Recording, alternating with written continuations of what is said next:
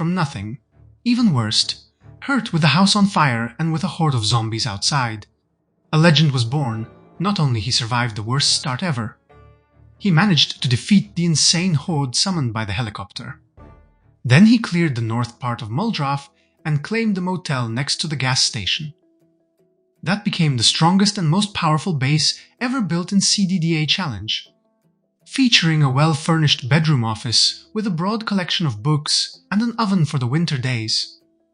A relax area with all junk food, a portable fridge only for the beers, and a grill. Also, this base has a room for every type of item ranging from clothing to tools and food. But that is not all. There is even a restaurant area if our hero manages in the future to rescue some survivors. Without speaking the fleet of working vehicle, he managed to start.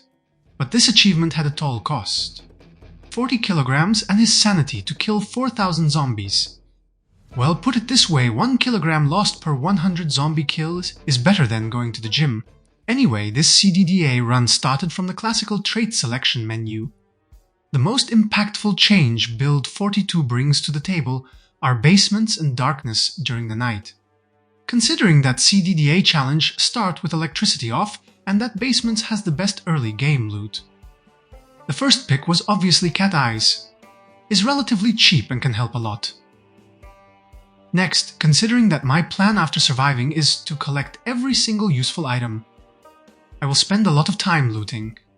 So to waste less time on that, the second trait to pick was Dexterous. This for sure will allow me to save a lot of time I can spend killing more zombies. For all of the loot I will need a lot of storage. To increase it by almost 30%, the next trait to pick is obviously Organized. By the way, this increases also the backpack limits, and considering that they reduce the actual weight is a huge deal. Just keep in mind that a military backpack instead of classical 28 capacity, with this trait can store 36 instead. Next on my shopping list is Fast Learner. This is one of the best traits ever. Considering that after Build 42, you have a whopping 35 skills to level up. With this trait, you have a 30% boost in all of them. For the last good trait, we have the most important one. I speak about the Strong trait. This is the most important trait to take for two good reasons.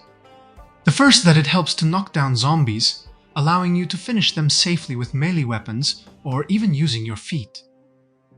And oh boy, if you look at the preferred weapon for 4,000 kill count, you will see that in order to survive I was forced to stomp a lot of brains.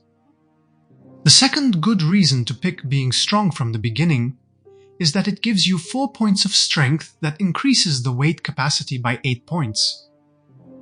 Considering that in Build 42 now keys have weight, plus there are a lot of new stackable protective gear. Once you are maxed out and equip everything with no items in your backpack, you will use already around 18 points in gear alone. Every good thing has a price to pay. So it's time to speak about negative traits I had to pick in order to have these boosts. The first and most rewarding is Thin-Skinned. This is a high-risk, high-reward trait. But believe me if I tell you that 1,000 hours of experience in Project Zomboid teach you a lot of tricks to avoid being touched in the first place. Plus, I plan to obtain the best protective gear in case someone will be able to sneak on me. For the same reason, I also always pick Slow Healer. Plus, slower you heal, more first aid experience you will be able to get from each injury. That, for someone with my experience in hits avoidance, is actually a good trait to have. The next easy pick on my list is Weak Stomach, mainly because I never risk eating raw or potentially poisonous food, even if it means starving to death. Zombies alone are already a tough opponent. I don't want to deal with food and water poison as well. The last negative trait I'm willing to take is Slow Reader, mainly because with the huge fights I will have each day, I will sit recovering breath a lot of time between zombie kills. And let me tell you something, with the insane population in the CDDA challenge, even with Slow Reader I will finish all of my books before I manage to kill all of the zombies. I will have to fight to free each building. Day 1 started from tending to my wound. First I removed the glass using my bare hands. Next, I needed to move away from the fire, but the way was blocked by a table. Therefore, I picked it up, only to get rid of it by placing it inside the bookshelf. Inside that shelf, I found a black marker that I value more than my life, considering that I need to mark each location I explore to feel good. The rest was not of a priority right now, so I moved to the windows in order to take off the 2 curtains before the first group of zombies broke in, forcing me to move out through the fire that just blocked my way out. Luckily, I was fast enough to not get a burn. To avoid being followed, I closed the door on my way out. Because of fire, it didn't last much, but gained me precious ground to reach the forest. Instead of going to the farm, as many do in the CDDA Challenge, I decided to head to the fence to the right.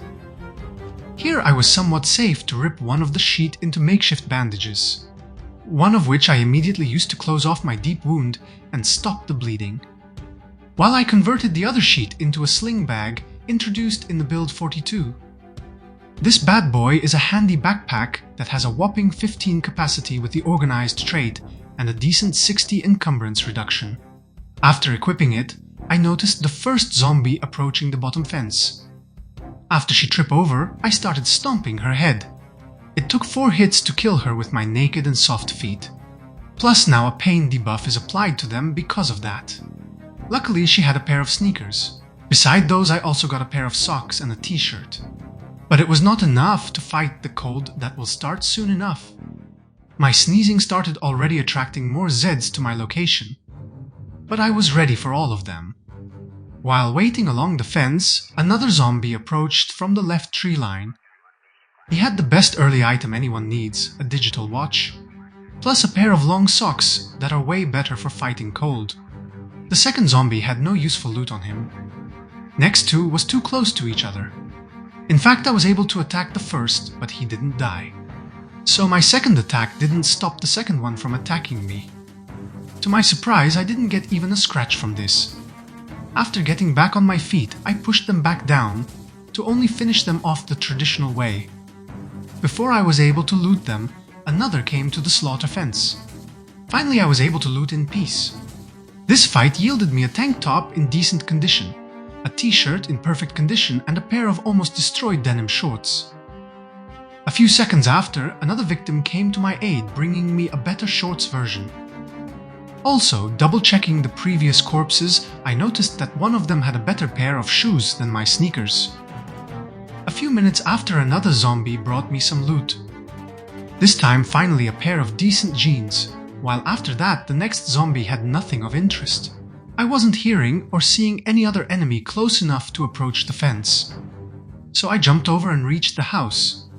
I pushed the zombie banging on the window and took his tank top that was in better condition than mine. After that, I got inside the house. In the bedroom, I found another item introduced in Build 42, a pillow. It will help later on for a boost for tiredness recovery while sleeping. Next, I checked the bookshelf that had nothing good. Then the kitchen. Here I found a cooking pot with some rotten rice, so I can store water inside that I can drink. As soon as I was done, a zombie got inside through the window and I wasn't able to one-shot him with a stomp. So I had to push down the other one on fire approaching before finishing the first. Then I pushed away the one on fire before heading inside the bathroom. Last thing I need right now is taking a burn injury. Inside the bathroom, I found some sleeping pills that will come in handy to sleep the first day considering the pain from the wound. After that, I took off the sheets from the window and left the building. The zombie I was avoiding predicted my move and used the opened window and perfectly timed a grab on me. But no injury taken again. After getting up, I decided to head back to the fence to fight the zombie on fire, as safe as possible. Also, I was lucky enough to move away before the ground I was standing on caught on fire. At this point, I was ready for the second round at the house. I had to deal with the group inside before heading to the next location, mainly to prevent them from spreading the fire. 2 of them noticed me and got through the window. This rewarded me with a cowboy hat. Next, I tried to whisper to the 2 banging on the bathroom door, but they were more interested in that door. So I decided to spare them for now, and checked the situation in front of the house instead. A group of 3 noticed me immediately, and I heard the bathroom door breaking. So I went back to deal with those two, then went back inside the house, where I feel safer from the fire, thanks to the burned ground. This was a good moment to empty the cooking pot from the rotten rice. And checking the bed drawer, I was pleased to find a hoodie in perfect condition that will definitely helps against the cold. Then I noticed that the bath wasn't burned down, so I used it to fill up my empty pot with water. Next, inside the kids' room, I found a formal shirt in perfect condition to wear. Plus, I took a spare pair from the bed.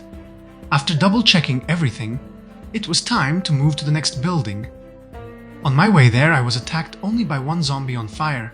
I guess the rest burned out already. The next building had a military vibe, and in the oven I found an empty pan I can use to store water or cook a meal. Before I was able to check the drawers, a Zed guarding the place went for a losing fight. He had nothing to share. Back to the drawers, I got a garbage bag I can use to build rain catchers in the future. Immediately after, I heard someone climbing through the window.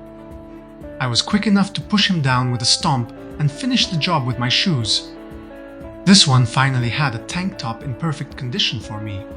The next moment, I was dealing with another unwelcomed visitor that has nothing to offer. Also, no loot was to be found in the bathroom.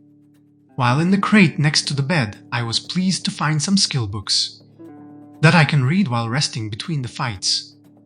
This house was done, but there was trouble knocking on the door. After noticing a zombie with a backpack, I was glad to let them inside for a friendly chat. Beside the small backpack that offered 3 extra capacity compared to the sling, and 10 bonus encumbrance reduction. I also found that it had a snack inside I can chew on later. After transferred my loot in the new backpack, I equipped it and dealt with another guest that joined the party from the window. Now that we had a decent backpack, was time to convert the sling back into a sheet. Immediately after I left the house, I noticed another group of Zeds along the pathway. Step by step I went closer until I got a reaction from 2 of them. To avoid aggro more, I backed to the house walls and baited them to the side window I opened before. Once I was sure they will see me get inside, I finally climbed through the window. Seconds after, I defeated both of them. After that, I went back out, only to find out that there was no more than 1 extra to deal with. Next, I went inside the other house. Immediately to the left from the entrance, there was a zombie enjoying a closed curtain. Sad I had to disrupt his peace emptying his brain juice. The noise made the neighbor check on his friend. So I let him inside. This way they can both rest in peace together. 2 more was eager to join.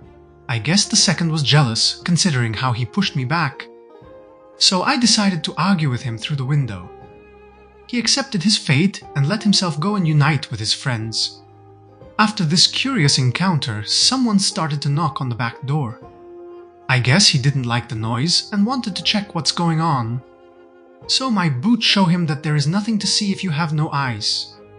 Seconds after, 2 ladies decided to join this home theater, but the electricity is off, so I showed both of them my boots instead. Another made the same mistake, but the last one decided to knock on the door instead. Good choice, considering I had a visitor from the front window as well. After dealing with this one, I needed to rest a little. So I sat on the chair and contemplated the mess I just made in my new home. But this is CDDA for you, you can't rest until all of them are dead. Hoping to use the window to deal with those 2, I made a bad turn toward another zombie waiting outside. I'm too tired to deal with 3 of them at the same time, so I retreated to the previous building. After closing the door behind me, I started whispering from the window, hoping to separate the group. I was pleased to see my plan working, considering that 2 of them took the bait and meet their demise. Finally, I opened the door and dealt with the last one. I still needed to rest, but I can't do it inside now because of the corpse's stink. So I took the chair and placed it outside. This way, I can rest without risking to catch the corpse sickness. But before I was able to use it, another group was quickly approaching. Because my character wasn't smart enough to close the right door, I was forced to flee through the window. But in the panic, I closed it instead of climbing through. To my surprise, the Zed didn't try to grab me. Instead, he was banging on the bathroom door. I guess he ate too much raw meat that he can't hold it anymore. This gave me the time to deal with his friend before finishing the dumb one. Finally, after all of this fighting, I was able to rest a little while reading a few pages of Foraging Level 1. In 1 hour, I was able to read 21 pages. That is how fast I read in real life. Guess I'm a slow reader after all, and discovering this in a game is shocking. It was getting too late, and I needed a safe place to sleep. So I went back to the party house. On my way there, hiding behind the trees, I met my next victim. Then I searched the garbage to the left from the house. The only useful thing inside was a garbage bag, but before looting it, I needed to remove the rotten lemon bar from within. Immediately after, I went inside and waited behind the safety of the window for the fast-approaching Zed. After dealing with this last one, it felt safe to finally check the loot on that zombies. The main price for my troubles was a key ring. Before I was able to finish looting, another unwelcomed guest got through the window. But I expected it to be the last one. So, after removing the curtain from the windows, I decided to check what goodies was waiting for me upstairs. The first thing that caught my eye was another curtain. While in the bathroom, there was nothing useful. A similar situation was in the bedroom. But what I expected to find on this difficulty is already great. That I was able to secure this place. I will find more stuff later. Anyway, it was not time to relax, because I heard another zombie entering inside. So I went to meet him at the window. Sheds usually can hold some good weapons, so I went to check the one close to the house. Unfortunately, there was just a plank and a pair of pliers. And no, I won't use a plank as a weapon. It drains too much stamina. That is the fastest way to die. Not far from the shed, I also spotted a brain dead. So I went for the kill. Never take chances before going to bed. In particular, if you want to survive long enough to tell the tale. After that, it was official. For the time being, this humble house will be my first base before I can find something better. Before going to bed, I decided to check the next house before it burns down. Thanks to the cat eye trait, I was able to spot a zombie inside and baited him to the window for an easy kill. But the noise attracted another one from the main road. After defeating him, my nightmare come back to hunt me again. Zombies on fire! I can't allow them to burn down my base, so I had to fight them. Carefully to avoid standing on burning tiles, I was able to deal with them. But despite I was eager to explore the house, I can't see a thing. So I tried my luck across the road. This building seems untouched and I don't hear zombie noises, so I decided to risk it. To my delight, a granola bar was waiting in the cupboard to be looted. While the other one had an empty bowl, I can use it to make salads and pick soup portions. Next in a box, I spotted the magazine that teaches the best recipe of Build 42. How to make a pizza. To finish, I even found some worm clothes. A lumberjack shirt, long John's bottoms, and even a better long-sleeve t-shirt. I also noticed that thanks to all of the clothing I already found, the nasty cold was already gone. But my dreams of Muldraugh conquest was interrupted by someone knocking on the door. To my horror, actually 4 Zeds was waiting for me outside. I was tired and exhausted to fight them all in the middle of the night. So I tried to lose as many as I can along the tree line, circled behind the house and went to the windows. I killed the fastest one that went inside, but was not brave enough to keep fighting without a light source. So hiding inside the bedroom was the best option at this point. But before I can sleep, I need to calm the pain from the deep wound. So I took a sleeping pill, then placed down the pillow and left myself in hands of Morpheus in the hopes that tomorrow will be a better day. Day 2 started from waking up too early, so I ripped some of my spare clothes into sheets that I can use as bandages later. Then I moved all of my items into the shelf, keeping just the essentials I will need for the day. Then, despite I hate wasting time in the CDDA challenge, I can't safely fight in the dark without a flashlight. So I just fast forward to 5 AM. First thing in the morning, I checked around the base for the 3 zombies I was fleeing from yesterday. While circling around the house, one of them went inside the house and jumped through the window to reach me. I was almost certain he didn't initialize the grab attack, but I was wrong. In fact, as soon as I turned around the corner, I got hit. Luckily, I managed to not take damage from this. Then I baited him to the next window that I used to easily dispose of this troublemaker. To my surprise, he had a juicy beef jerky to share, plus a belt. Finally, I can hold weapons on it, if actually I find any. The same Zed had also a pair of work boots that not only have 100% bite and scratch protection, but also offers a massive boost in insulation needed for the winter. Anyway, I didn't know where the other two zombies went, so I decided to double-check the house where I met them yesterday. But a larger group was waiting for me near the burned house. With no weapons, my only hope was to risk it and fight inside the looted house. So I went there and opened the window for them. While waiting for them, I read a few pages of the foraging level 1. But a few moments after, the fastest one came inside, only to be killed by my mighty boots. The next two was too close. In fact, despite I managed to kill the first one, it took 2 stomps. Therefore, the second pushed me away. After a little bit of struggle, I was able to deal with this one as well, while the last one of the group lost interest in the pursuit. I found him just chilling near the other house. Finally, it was somewhat safe to loot the burned house. On first floor, all furniture was destroyed, but at least the salt on the ground didn't disappear.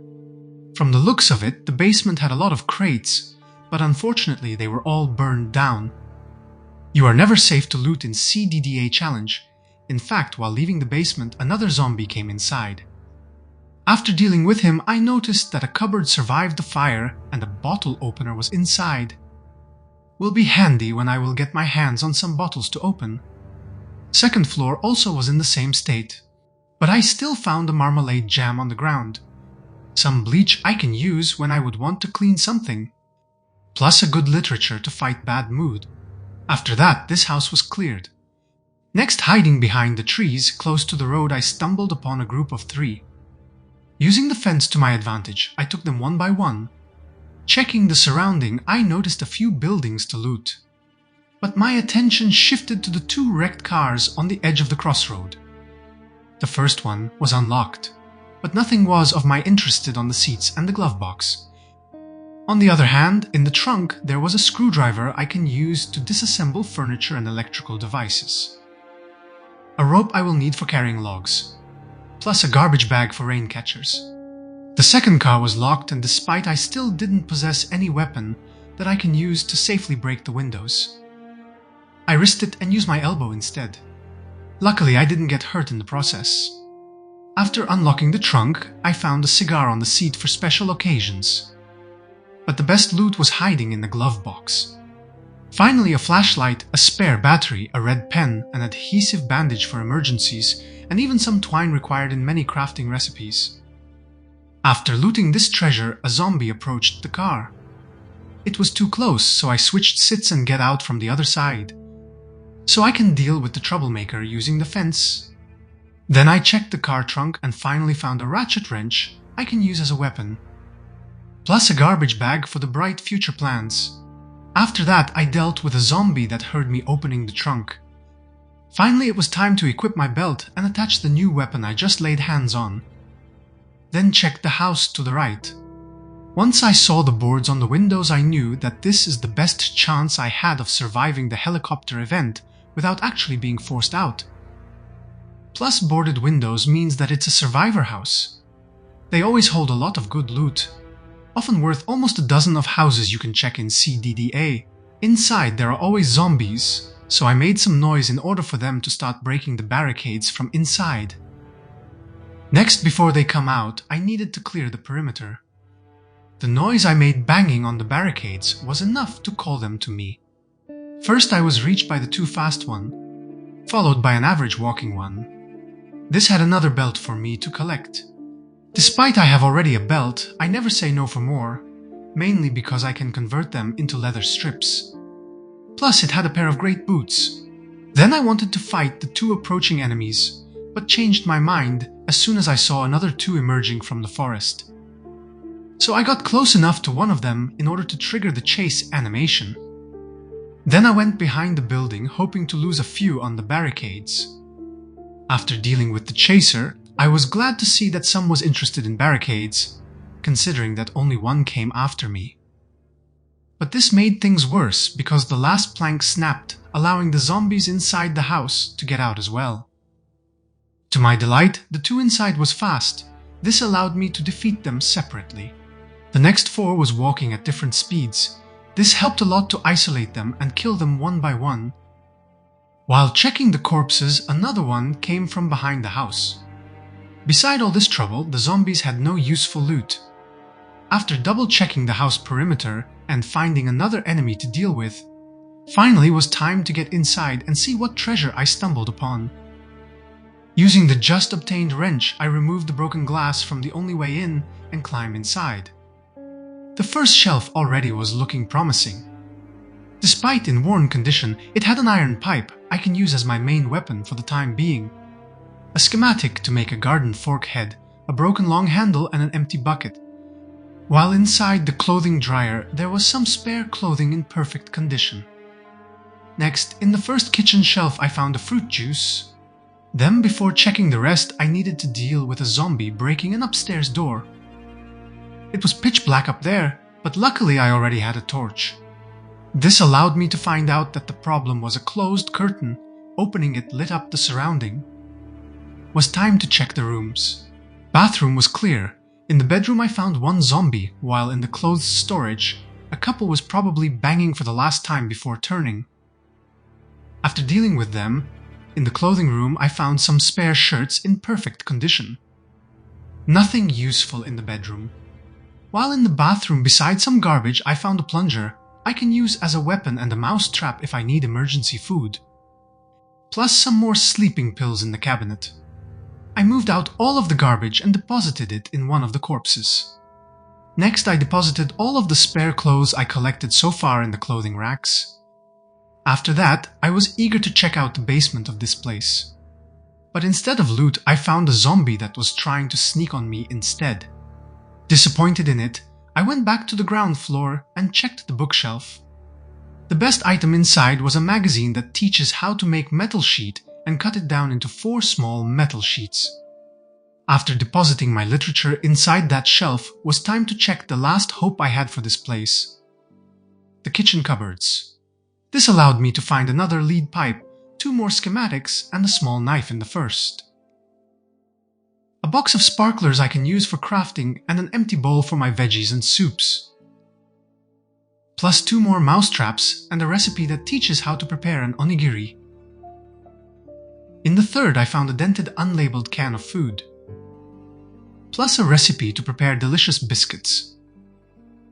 While in the last cupboard there was 2 knives, a milk chocolate bar, another schematic, and some yeast. I told before that survivor houses usually has 10 times the loot of a regular house. Well, this is CDDA for you. This is actually what you can expect from looting 10 houses with rare loot. Then next 30 minutes I spent moving the Zed's corpses on the first floor down to the basement. Exhausted from that, I spent the next 2 hours reading some pages of foraging level 1 to recover my breath. It stopped after 6 PM because there was not enough light to keep reading. Minor inconvenience introduced with Build 42. Well, I went upstairs, moved the chair to the roof outside my bedroom, and kept reading for 2 more hours until the dark actually kicked in. To pass the time and avoid going to sleep too early, I decided to reorganize the loot in the base. First, I removed all items not related to first aid from the bathroom. Moved all the schematics and books in the bookshelf, beside the foraging level 1 I was reading.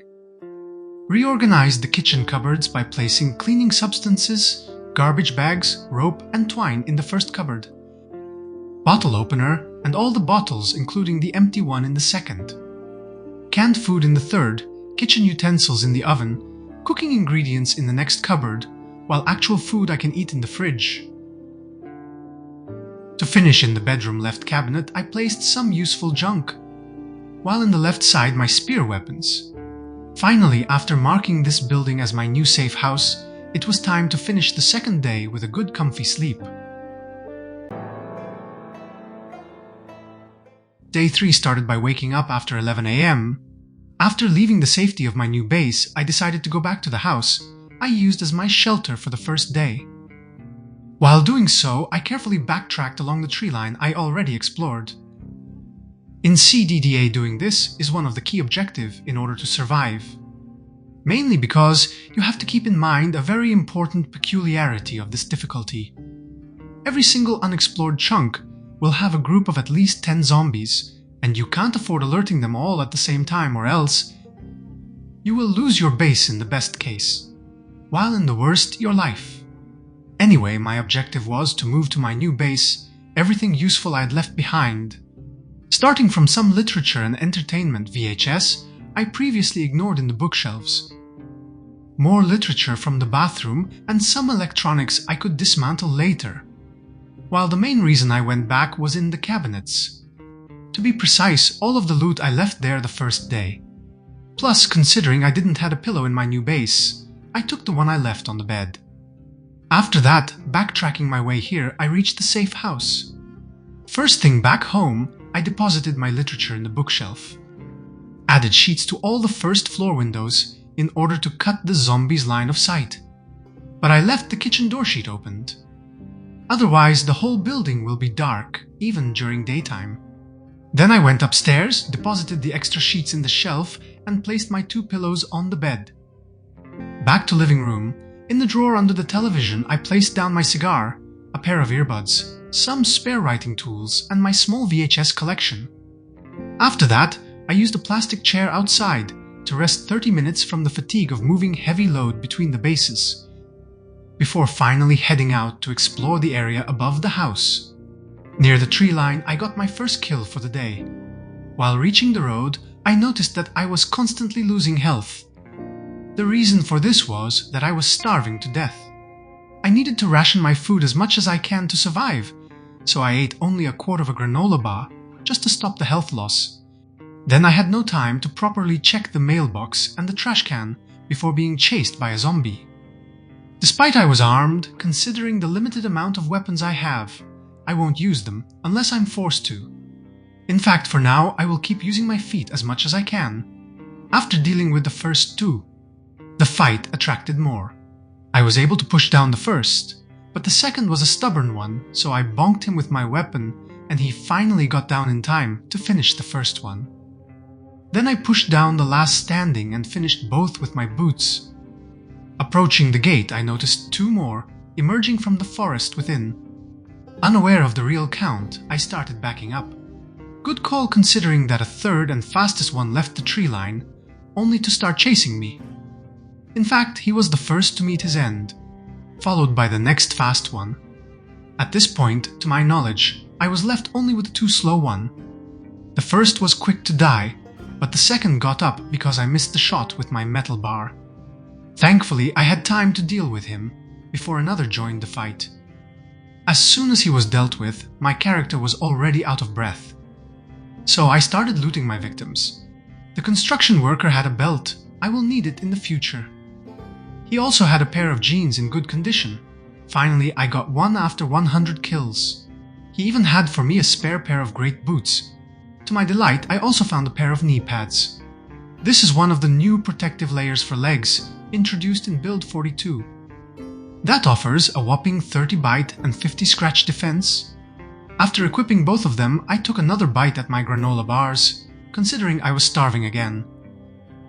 This break was enough to recover my breath, therefore was time to keep pushing in the compound.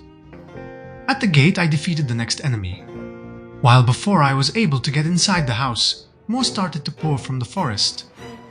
The first was fast, allowing me to kill him quickly. Despite the second fell from my first push, I had no time to finish him before the other 2 went for a pincer attack. While backing down, I was able to push down the first, avoiding the second that went for a bite. They were too quick getting on his feet, so I was forced to stun one of them with my weapon before backing away. Exhaustion started to kick back in. This forced me to resort to my weapon, alternated with my bare hands, in order to deal with the group as efficiently as I can. After the fight, I was pleased to find that one of them had a kitchen knife in perfect condition. After taking it, was time to find out for what I fought for. In the cabinet there was just a good book to read, while in the drawer there was a TV remote I can dismantle later. But the real reward was waiting for me in the bookshelf. A whopping 4 skill books and 2 literature. Not level 1 stuff, but I planned to survive long enough to read all of them. Plus, as a bonus, it even had an angler magazine that would come in handy when I secure a fishing spot. Next in the fridge, I found some cow's milk. To my surprise, it wasn't rotten. Plus, in the last cupboard, I even found some canned potatoes. This house loot gave me hopes for a better future, so I was glad for the trouble I went through in order to get here. After filling my pot with more water to drink, I marked this place as looted and rested on the chair, while I read a few extra pages from the Foraging Level 1 book. 40 minutes later, I was rested enough to leave the safety of this house and head back to my base. But before reaching the road, I tripped on a bush and scratched my neck. Thankfully, I kept some rags on me for this eventuality to patch myself. What doesn't kill you makes you stronger, so I didn't mind for some first aid experience, despite the pain debuff to my damage. Also in the fight before, my iron pipe broke, but I still can use it as a weapon, so I equipped it on my back again. On my way back home, I noticed a group of at least 8. Initially, considering my injuries, I decided to let future me dealing with them. But the brave part of me pushed me back to seek for a fight. I was immediately rewarded by leveling my sneaking. So I took this as a sign that this fight will end well. Carefully, I approached the group until the first started going in my direction. While waiting for the fight to come to me, I moved my spare jeans in my backpack to get rid of at least the encumbrance moodle.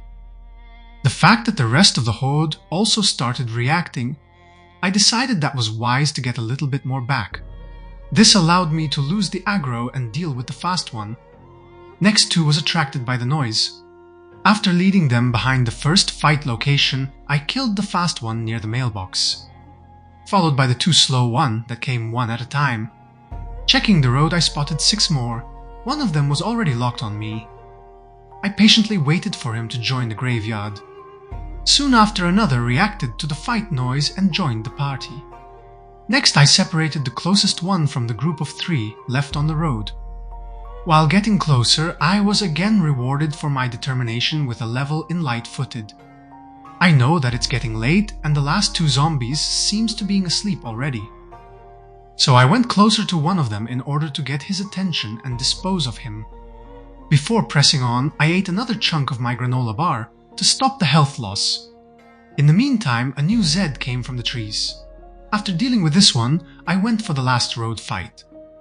While checking the garbage, I moved out a garbage bag. This last one was hiding a mint candy between the rest of the trash. After removing the trash from it, I took also the garbage bag. Then as soon as I got closer to the house, another Zed came to greet me. My feet accepted the hospitality. Next, before I was able to reach the doorstep, another tenant came out of hiding, followed by a second and a third one. While inside, I found a fourth admiring the view outside. I'm always sad to deal with this peaceful kind, but I'm sure they won't hesitate to exchange my weakness with a bite. A wise man once said, "Beware of the calm, for it holds the tempest within." And who am I to disagree with the wise one? Anyway, after this touching moment, I checked the basement, but sadly it had nothing to offer. Then back upstairs in the fridge, I found just a pickle. Considering only the 6 hunger reduction, I wished I could use it as a weapon instead. Next, in one of the cupboards, I found an empty saucepan I can use to store water and cook some food. Plus a mortar and pestle, if I actually manage to start making medicinal herbs. Next loot was waiting in the office upstairs. To be precise, an eraser I can use to remove markers from the map. While in the bookshelves, I found some literature. While from the kids' room, I obtained a heavy socks, quite useful to fight the cold. In the bedroom drawer, I found another great piece of literature. While in the bathroom, a spare plunger, I can use it to bonk some brain dead. The last good item was an adhesive bandage, and this building was done. I was pleased with myself for today, and it was time to head home. Once there, I deposited my cooking and herb utensils in the oven, the milk and candy in the fridge, literature in the bookshelf, new spare clothes in the clothing rack, the handle and plunger in the bedroom left cabinet, medical items and electronics in the right. At this point was a good time to cut up my spare belts. You cannot do this in the dark after build 42, so I was forced to keep my torch on and use the just acquired kitchen knife for the task. Leather strips you obtain this way, beside being used for tailoring, it's also the most effective bandage you can use to fight infection and heal faster. This is why I use them to tend to my wounds. To finish the day, I needed to take my sleeping pills to fight the pain and finally get to my sweet dreams. Unfortunately, I woke up in a panic at 2 AM. 2 hours is not enough to be in shape to face the next day, so I chugged more sleeping pills. While waiting for them to take effect, I tended to my wounds, and finally 1 hour later I was able to go to sleep again. Day 4 started by tending to my wounds using standard rags, considering that I had no more belts to tear into leather strips. After that was time to visit the trailers parked to the west. Halfway toward the road, already I had to deal with the first 3 Zeds. One of those had a new belt for me. I will use it later to craft more leather bandages. After I looted it, 2 more joined the fight. One of them had another belt and a gardening trowel. The last one is not good of a weapon, but can be used for farming in the future. The second also had a belt, but most importantly he had a beer. Hard to believe that is actually the best item I can hope to find today, considering that it will completely calm my hunger at the end of it. I guess someone heard me say beer, considering that 3 more enemies wanted to steal my new treasure. I'm not sharing it with Brain Dead. Once they were down, I obtained another belt and a mason's trowel from them. The last one will come in handy when I will decide to build some structures. But this was not the time to dream big. I had to focus and deal with the next group approaching my location. To my ability, I separated them and killed the first one before dealing with the second. For winning this fight, I was rewarded with another belt. After that, thankfully I decided to double-check the Chevalier Dart, considering that in the glove box was hiding its key. To my surprise, not only the tank was full, but also the battery was fully charged. Doesn't matter to me that is a crashed car and its conditions are really bad. This is still a huge find, considering that in CDDA, most of the car's batteries are already dead and a full tank can help cross large distances. So I carefully parked it close to the base. I will use it only in case of emergency to avoid damaging it further. For now, I can keep expanding my reach on foot. Back to the crossroad, I noticed a group of zombies too close for comfort. So I attracted them and went behind the safety of the fence. Despite the first was able to hide from my boots under a tree, I still managed to deal with him swiftly. I experienced the same issue with the second, but this time he was able to push me away. But I was able to restore my balance and deal with him before he can get up. The third one was easier to deal with. I can say the same about the fourth. For now it was the last of them. So it was time to loot. From the first I got another belt and a second beer. So far in terms of loot, this is already the best day ever. And it was only starting, considering that I saw only one enemy, standing between me and the next house I can loot. This fella even had a pair of fingerless leather gloves for me to wear. Before I can check the rest of the loot, I heard more Zeds approaching. Zooming out allowed me to understand that I was far from being safe to loot the house. To safely fight them one by one, I strafed back to the crossroad, allowing me to easily deal with the fastest one. Then I picked my next victim. I smashed his head in time to intercept the third one that was trying to grab me from behind. "Not today, Satan, I banish you from this world," I was saying while emptying his juicy brain. While waiting for the slow one to approach, I looted a belt from the last defeated enemy. After defeating the turtle on top on his friend, I was able to loot from both more belts, plus a pair of spare work boots. Soon enough, more were approaching my location, and zooming out allowed me to understand that I was actually in danger. So I backed a little bit, before dealing with the fast approaching Zed. I was found myself again in a pincer attack, but this time they were far apart enough to swiftly deal with the first, before addressing the second. I waited for the lazy one, then I added him to the corpses pile. Exhaustion was already kicking in, and there was more, waiting near the house. No time to rest, considering that dealing with the slow Zed, another one decided to give me a hug. While waiting for him, I was pleased to find a beef jerky on one of the corpses with an extra belt for me, plus another belt and boots from the second. Same loot was in another in the pile. But before I can finish looting, another zombie was already too close for comfort. Killing him definitely alerted the rest of the horde, but only 2 actually decided to approach me. One was really fast, allowing me to calmly deal with him, before the second decided to meet his demise. To recover my breath was time to loot some of them. I found more belts and boots, plus a lighter that I can use to start a fire in the future. While retreating toward my base, I noticed a truck in perfect condition on the other side of the house that we will definitely check later. While taking a breather, I decided to collect all digital watches from the previous enemies. I will need a lot of them to level up electrical skill when I will find the level 1 book, considering that I will need electrical and mechanic skills leveled up in order to hotwire cars. Therefore, earlier I start looting watches, easier I will be able to achieve my desire for a car collection. Back in my base, I deposited the boots and some clothing I collected so far in the clothing racks.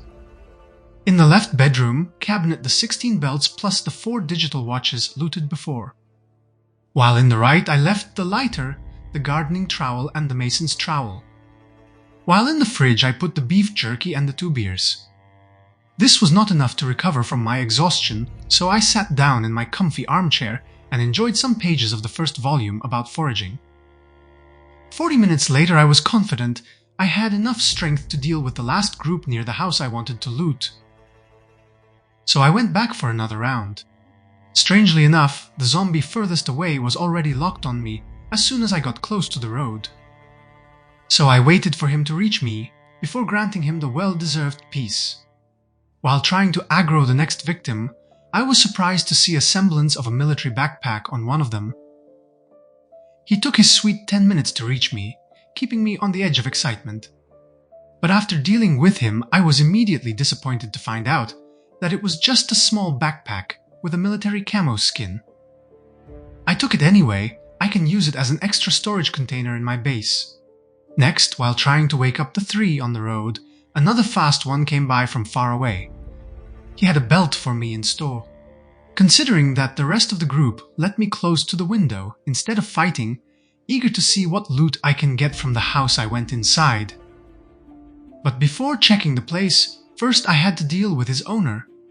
Despite his neutrality, I was sure it wasn't a survivor by the noises he was making. From his dead corpse, I was able to obtain another belt and a digital watch. While in the first kitchen cupboard, I found a small treasure.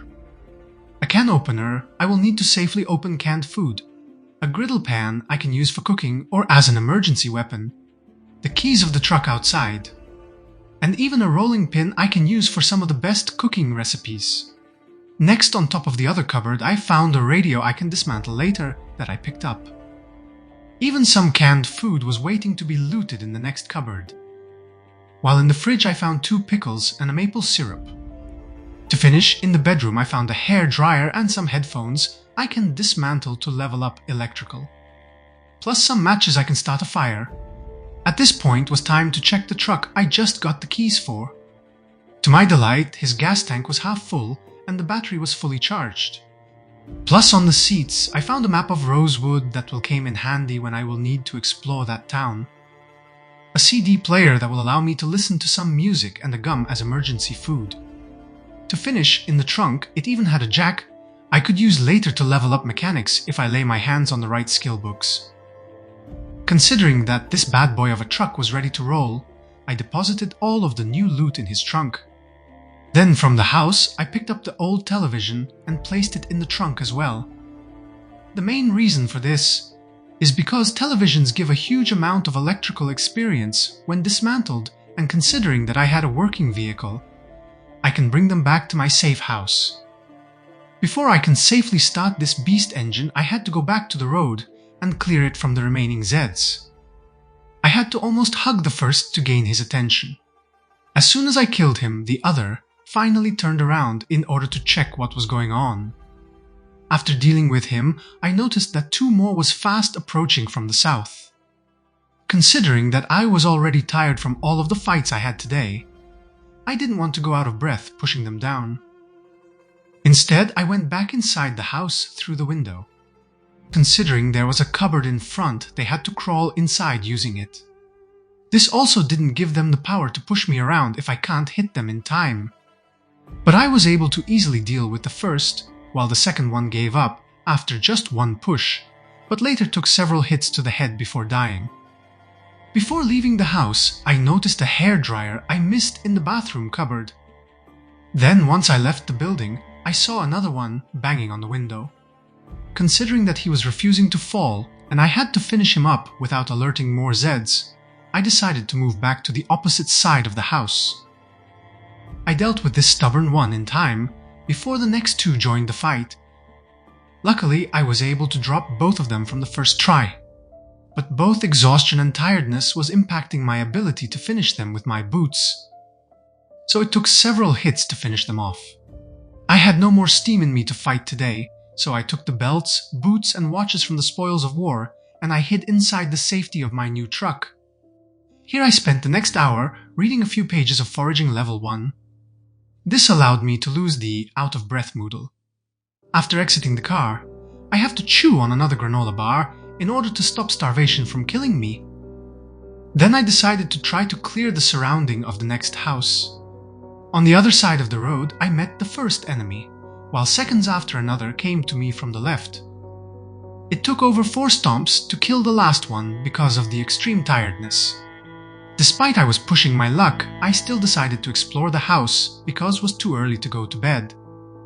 My determination was immediately rewarded by a sealed beer I found on the ground, with a frying pan I could use later for cooking. Next, in the fridge I found a grape juice I can drink later. While in the bathroom I found some literature and an adhesive bandage. Plus another one was laying on the ground. In the bedroom I found just an empty pot. Finally, I picked up the old television before heading back to my truck. I was happy enough for today's loot, so I drove my new second car to the parking lot. Once inside, the first thing was to get rid of the television, so I placed it down in the basement.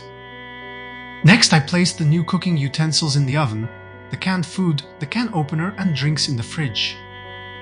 The second television also in the basement. While on the table, I placed the radio and using the device options, I got from it the battery I could use for my flashlight. Then I placed down the extra small backpack on the same table. Then went to the entertainment area. Equipped in my primary hand the CD player and added some headphones to its appropriate slot, only to move it in the television drawer to be used later to listen to CDs. Going upstairs, I added to my clothes collection more boots and belts collected during the day. Then hearing someone banging on one of my doors, I went downstairs. First, I grabbed a beer from the fridge, and before some relaxed time, I dealt with the troublemaker. Finally, I was safe to drink my beer in peace. This made my hunger finally go away, and as a bonus calmed the pain from my injuries. Before bedtime, I removed the bandage from my neck injury, only to find out that it was fully healed. While the starting deep wound showed no sign of improving, so I just changed the bandage. Then finally went for a well-deserved rest in my bedroom. Day 5 started by changing the bandage on my deep wound. Then I cut down 3 belts to obtain 6 leather strips. This way I can have high-quality bandages ready to be used. Then I moved in the left cabinet the rags and adhesive bandages. I won't need them anymore, considering my wide belt collection. Last day, I noticed that bushes hugely impacted my truck speed. I decided to clear out some of those. In the middle of it, I was interrupted by a zombie that heard the noise, and he approached me from the north. But his sacrifice to the cause wasn't in vain, considering he brought me a digital watch to add to my electronics collection. In exchange, I bartered some grass I cut before. Then I finished clearing the driveway, moved the car, and cleared the bushes hiding underneath. After that, I cleared also the parking and properly parked my dart in the second lot, because the first is reserved for the dead. For the truck, I decided to park it in reverse, so it's ready to roll. After that, I also cleared the gazebo area and the front entrance to make my base more presentable. After that, I dealt with another lumberjack coming from the forest. Then focused on clearing a little bit more along the tree line. Hopefully later I can fill this space with more working cars. Then I kept cleaning even the other side of the building area. Man, I just wanted a moment of peace and forget that around me there was only undead people eager to just eat my brain. I woke up from my dreams when I got a level of tracking from this activity.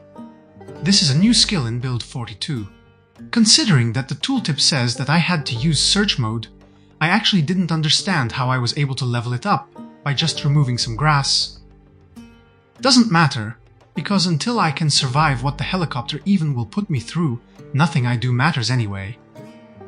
So I kept clearing the backyard until I had a decent clear area around the house. After that I moved back to clear the driveway, so if I need I can drive away without being slowed down if I have to flee. But unfortunately I don't have an axe to deal with the trees. So I decided to clear away around the tree line toward the crossroad. After that I went back home and brought the Z corpse I left yesterday night in the closet down to the basement. Then I went upstairs to bring down also the one I killed in my bedroom, followed by the couple that was hiding in the clothing room. All of this corpse dragging made my character exhausted, but I like to have a clear base. Next I picked up some trash from the living room and then moved it inside the pile of corpses in the parking lot. After that I changed the bandage on my groin, hoping that the leather strips would stop the infection. Next I checked the graveyard for some digital watches. Then took a well-deserved beer from the fridge and went to my reading area to spend a few hours learning foraging before the sunset. After 8 PM was too dark to continue, so I drank a quarter of it just to fight the pain and sleep in my bed. I woke up at 2 AM and decided to fast forward till 5 AM in order to avoid using my torch batteries. Finally, before starting my 6th day with a loot run, I changed my groin bandage.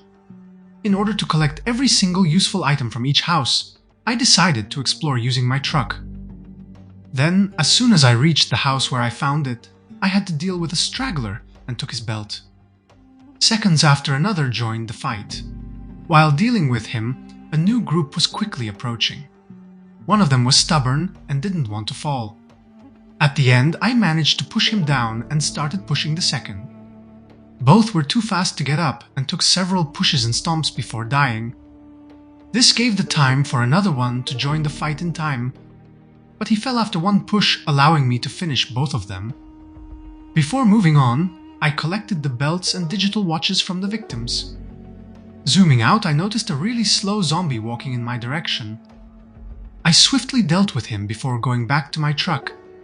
Once there, behind it, I noticed another Z, and after dealing with him, I was pleased to find that it had a kitchen knife for me. While double-checking the other corpses, another one came from behind the white car. As soon as I dealt with him, another one climbed over the fence to the left. But I was fast enough to stomp him before he was able to get up. From this fight, I was able to get a couple of digital watches. After that, I drove to the next crossroad. From here, I noticed a group of zombies between the one-story buildings. One of those was locked on me as soon as I left the car. But seconds after, he lost interest, forcing me to get a little bit closer to catch his attention back again. After several pushes, I was able to deal with him. The noise alerted the others, but only one decided to face me. So I showed him how cool were my boots. 3 more decided that they wanted the same treatment, but I had to back down a little bit to avoid more trouble. One by one, they dropped like flies. One of them had a pair of scissors I can use in order to rip clothes faster.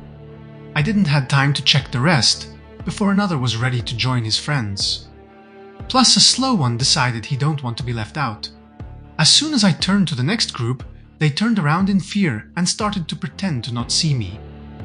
My waiting was finally rewarded and both of them started chasing me. The furthest one started to run and was the first to die, while the other one was not that excited to meet his end. But I had to deal with him anyway. Another one watched the whole fight, doing nothing from the doorstep of his house. Only when I started to get closer he decided to flee, but was forced to turn around and fight me. After that, I looted them for any useful stuff, then moved everything in the car trunk. Before pressing on, I decided that was a good idea to read a few pages of Foraging Level 1 for 30 minutes. Then, approaching the first house, a new enemy decided to chase me, while a second one climbed through the window. The first was easy to deal with, but two more were coming from the house. Thankfully, both dropped from the first push, and I was able to one-shot the first, while the other one quickly got up and tried to grab me. Thankfully, I was able to react in time and pushed him back down in order to smash his head soon after. To the south, I noticed three more, and the first quickly reached my location only to be swiftly killed. I was able to get a belt and a digital watch from the corpses, before the next two decided to join the graveyard. One had even another belt and watch for me. Finally, I had to kill the last one before starting looting the house. First, I checked the garbage, where from a garbage bag, I was able to obtain a ratchet wrench in worn condition and a better jacket than mine in almost perfect condition. After wearing the last one, I went inside the house. In the kitchen, there was no loot to be found. While near the bed, I found a radio I picked up and a belt inside the cupboard. While from the bathroom, I was able to get a hairdryer and some bleach. After that, this house was done. Moving to the next one was uneventful, and I was able to get inside through the window. In the bedroom on the ground, I found a duffel bag. This one, compared to the small backpack I had on me, offers 4 more capacity in exchange for 5 points in encumbrance reduction. I prefer to have more space, so after moving all of my loot inside it, I equipped it on my back. After that, I picked up the television and moved it into the new bag. Plus, from the ground, I was able to obtain my first rifle, despite it was in worn condition. It still had some bullets inside. Next, in the bathroom, I was able to find the first aid volume 1 I could read later on. While from the kitchen, I got an empty bowl and some canned sardines. Back to the car, I deposited everything in the trunk. Then I drove till a car crash. As soon as I stopped, a zombie got up from the ground near the next house and started chasing me. It was an easy kill and I got a belt for my trouble. Then I approached the window of the house. It was destroyed by the zombie inside. So I taught him a lesson about private property respect by smashing his brain. Seconds after another meet the same destiny. Then another one came from the south. I met him halfway for a discussion. This action alerted another one. While strafing backwards, I was pleased to see a nimble skill level up. There were more behind, so I kept backing up till the house corner where I fought the first and then the second. I had time to loot from them another belt before the third started chasing me. I swiftly dealt with him before zooming out in order to see that there was more incoming from behind him. I dealt with the first as fast as I can, then tried to line up the other two in order to avoid being under a pincer attack. This allowed me to drop them one on top of the other. But I messed up both the metal bar attack and my positioning on top of the other. So I had to push them down again before securing the first kill with the metal bar, following by a stomp on the second. I was sure that I had to rest, so I ran inside the house and sat for a quick read of my foraging skill book. 40 minutes after, I was ready to keep going. On my way to the next house, I looted some belts and digital watches. Then, looking through the window, revealed another Zed reaching my location. As soon as he climbed over, I smashed his head. Then entering inside, I found the last tenant banging on his bedroom door. So I helped him to lay down. After that, in the bathroom, I found an adhesive bandage and some caffeine pills. I can use the last one if I will need to fight through the tiredness in case of an emergency. Next, in the kitchen I found some cinnamon and a fruit jam. After finishing looting the kitchen, a zombie decided to get inside for the dinner. But the only thing I was able to offer him is some bloody boots. Guess he was happy about it, considering his generous digital watch donation. Another wanted a bite, but had nothing to give in exchange. Then another one joined the feast from the sink window. At least he had his belt ticket and even some boots to add to my soup. Checking my surroundings, I noticed a small group outside of the window. One noticed me immediately but approached the unbroken window. so I smashed it with my pipe and helped him to get under my boots. Seconds after, another one rushed inside, and considering that I was tired, it took several hits to finish him. Then I tried to whisper to call the next one, but instead a new appeared from behind the tree line to the right, only to disappear soon after.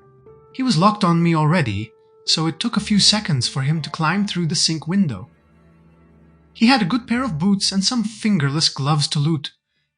After that, I removed the broken glass from the sink window, then climbed through, only to be chased by a zombie hiding close to it. To avoid fighting all three at the same time, I went back to the building entrance, pushed him down before the second was on me, and positioning myself the way that he would fall on top of the other. This strategy allowed me to safely kill them both, despite it took too many stomps. One of them had an umbrella that actually, despite it quickly breaks, is powerful as a spear, so I took it. Then I reached the last one near the road, and after killing him I took his belt. Time to loot it, and another one was fast approaching.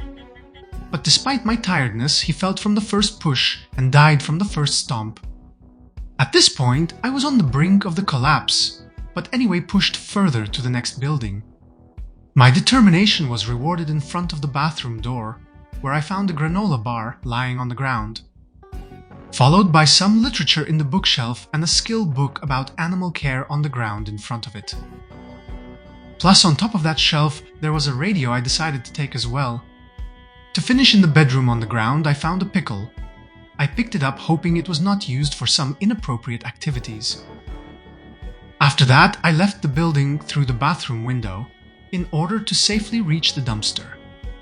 It had only a garbage bag, but inside, to my surprise, there was a bag of wallpaper paste powder that I could use in the future when I will need to build a house. Plus, the garbage bag had a juice and some screws as a bonus. After extracting the loot, I collected the garbage bag as well.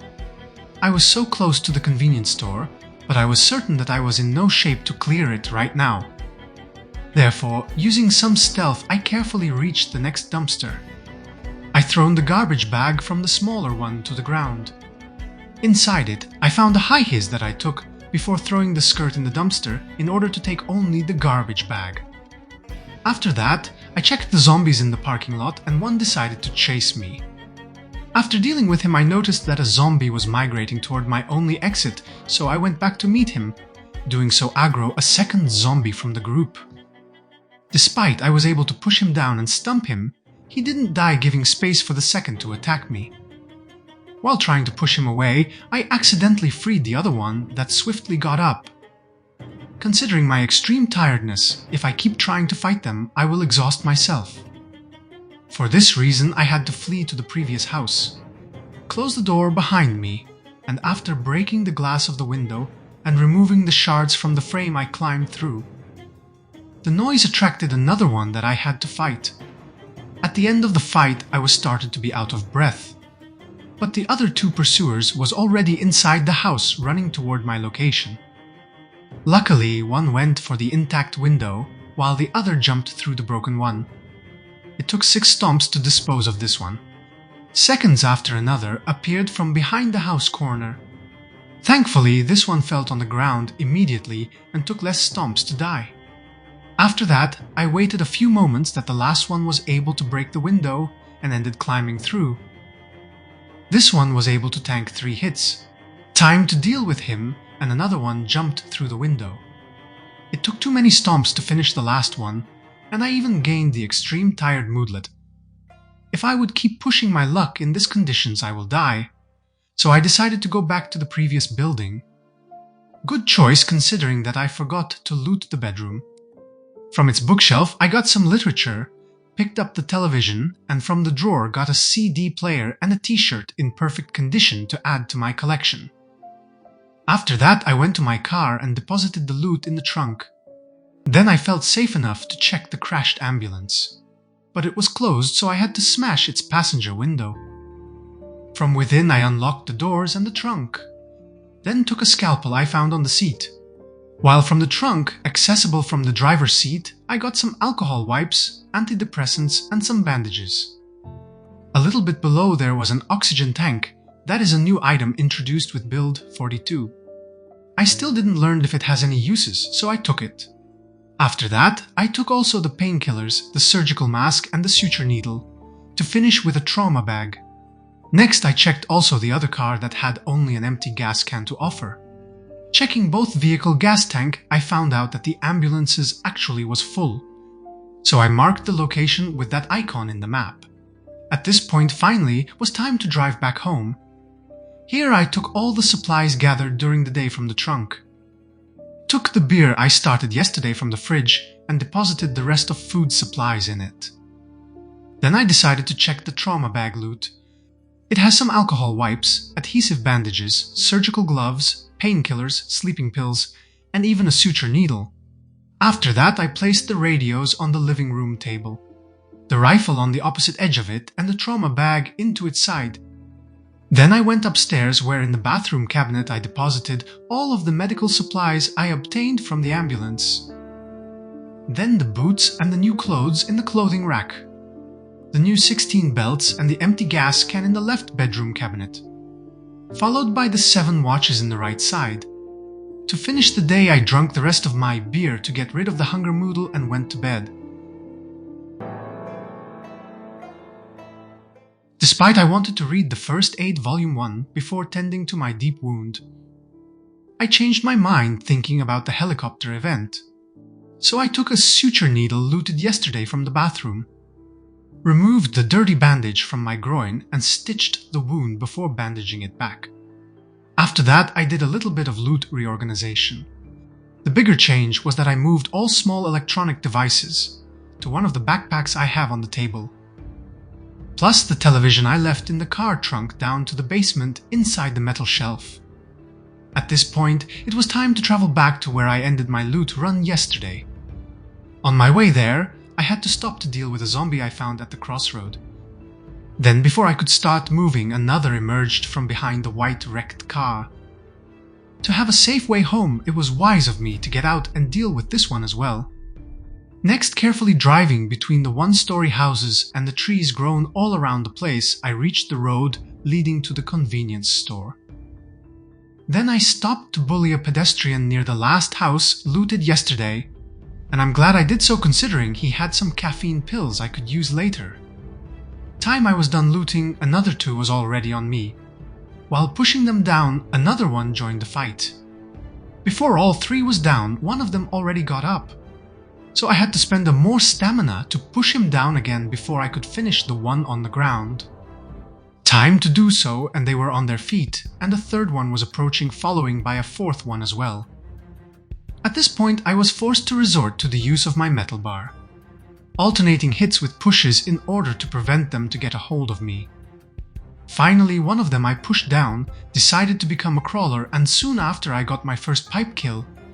Considering I was left with 2 on their feet, I started pushing them down, and to safely deal with the crawler, I smashed his head with my weapon. The kick on the 2nd didn't kill him, and another one joined the fight. So I started again using my pipe, only to see 1 knockdown and a kill immediately after. So I pushed the last 2 until I was able to kill 1 with the feet, and time I was positioned on top of the 2nd's head, I had to start pushing the last guest to this fight. Once down, I disposed of the one under my feet and had to stomp the body of the last one in order to prevent him from getting up. Then I had to push a new member of the fight club and punish them both for violating Rule 4 and 5. Once I was done, another one decided to hug me and called his 2 friends for help when he felt on the ground. I dropped the first and then moved a little bit back in order to make the 2nd land on top of the one laying on the ground, and using a body stomp secured that they stay there. All of this was taking too much stamina, so I decided to kill the one on his feet with my metal bar before finishing the last 2 with my feet. Time to finish them, and another came from the south. Finally, after dealing with him, I thought the fight was over and started looting. Little did I know that there was no time to rest, because 2 more came from the west. The first dropped on the ground after the first push, but I was not fast enough to finish him before I had to push the 2nd. Because of my extreme exhaustion, I wasn't able to finish any of them before they both were again on their feet. So I had to retreat to separate them. allowing me to drop them both on the ground. The second was too fast on getting up, so I had to alternate stomping and swinging in order to keep them both on the ground, and eventually I was able to kill both of them. Man, I had no time to think what to do next that another one came from the north. To my surprise, despite my exhaustion, I was able to drop him from the first push and kill from the second stomp. I needed to rest as soon as possible, so I decided to retreat to the previous house. On my way there, I had to defeat another enemy. Then in the bedroom, I sat on the bed and finished reading Foraging Level 1, allowing me to get rid of dead weight, leaving it in the bed drawer. Then I removed the glass shards from the window and left the building, while looting the enemies for some belts, watches and boots. I finally found a denim shirt in perfect condition. This is absurd that it took 200 kills to lay hands on one. After looting them, I reached the house and taught its owner, banging his head on the door, how he should open it. Then I smashed his head to reinforce the concept he just learned. As gratitude, he rewarded me with his Casio watch.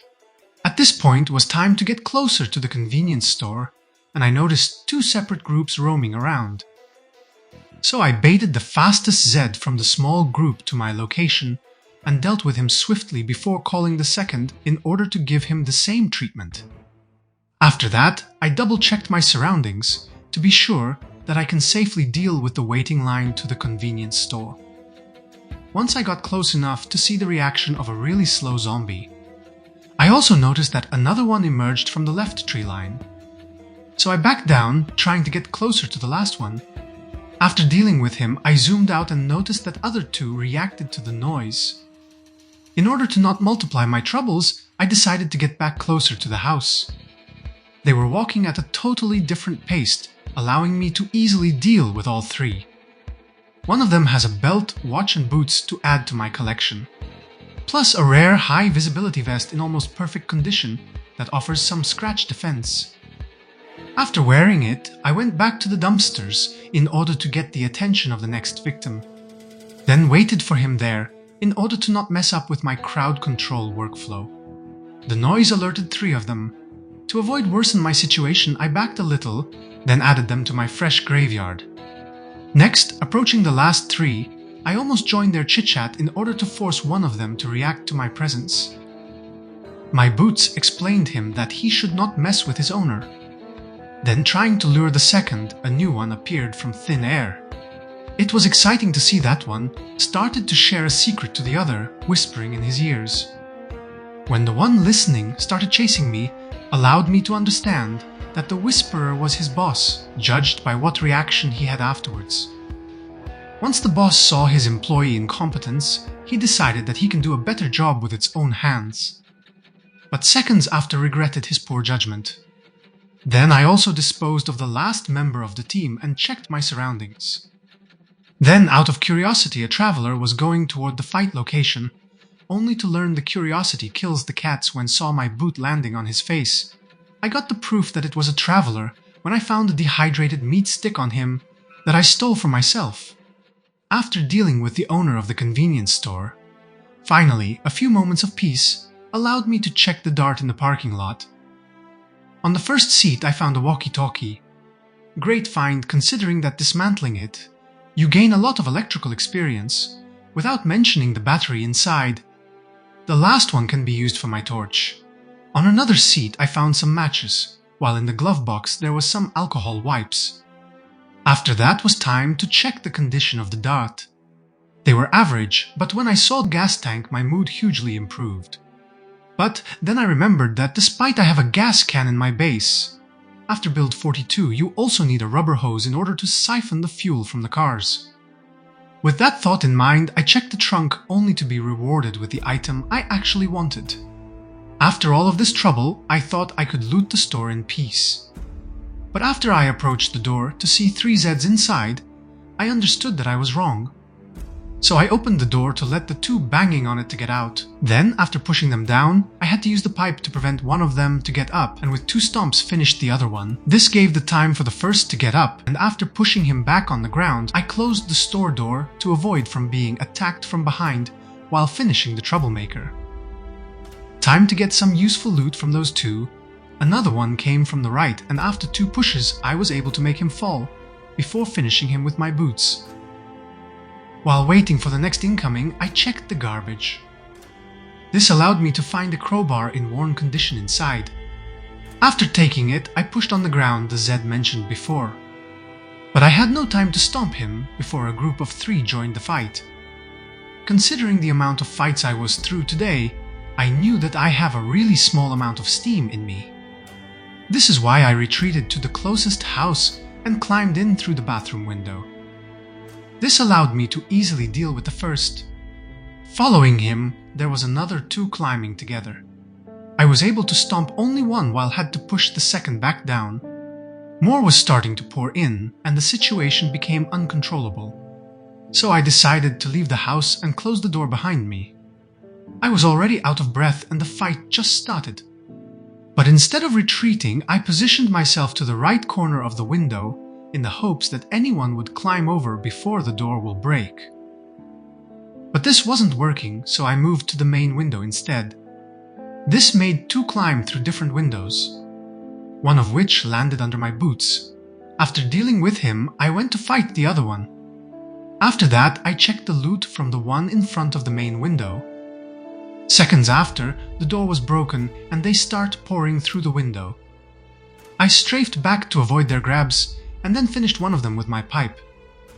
My timing and positioning was a little bit off because I was getting confused by the dark and the corpses pile on the ground. So I enabled my torch, and after a little bit of struggle, I finally killed one of them. But while trying to stop the second from getting up, I was pushed away by a new zombie that just climbed through the window. After pushing them both to the ground, I had to alternate stomping and swinging in order to keep them down and finish them off. Despite my exhaustion, I'm too close to the store to give up, so I moved my car closer to it, but had to stop and deal with a new enemy in the middle of the road. After baiting him away from the road, I finished him and went back inside the truck. Finally, I was able to park in reverse in the second spot, so I can easily fill up the truck with all of the loot from the store. Time to leave the car, and I had to fight another Zed that came from the building. Then finally, after reaching the door, I dealt with the one I blocked behind it before. Finally, I was able to start looting. From the first 2 magazine stands, I was able to obtain some literature. Then I thrown on the ground all the rotten food from the first double fridge. Before continuing looting, I had to get out and deal with the enemy banging on the window. While doing so, I got a level in sneaking.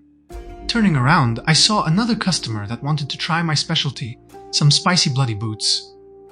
After the customer was satisfied, I went back in and dismantled the large store fridge. Considering that it was too heavy to carry, I went back to the car and deposited all the loot inside. Then I loaded in the car trunk also the first and the second parts of the fridge. After that, another Zed interrupted my loot run and I had to deal with him before getting back inside. Where in the first shelf I found some skill books and farming supplies. The second had some cooking ingredients. While from the third I took a wooden rod I can use as a weapon or crafting material. A steel wool, that is a new item in build 42 that I don't know anything about, and a similar thing I can say about the carpentry chisel. In doubts of their utility, I took them both. After that, checking the 2 small fridges, I was able to find a diet cola and lime soda. While from the next double fridge I got a water plastic bottle plus some ginger ale in a bottle and a pop can. Next in the shelf near the cashier there was some marinara, peanut butter and ranch. Plus after emptying a trash can, I decided to pick it up so I can bring one back to my base. After that, checking the next double fridge, I found a carton of orange juice and 4 more soda cans. Then from the snack vending machine I got a bag of chips, while from the pop cans one, a diet cola. After depositing all of this loot in the trunk, I went back to check the storage room as well.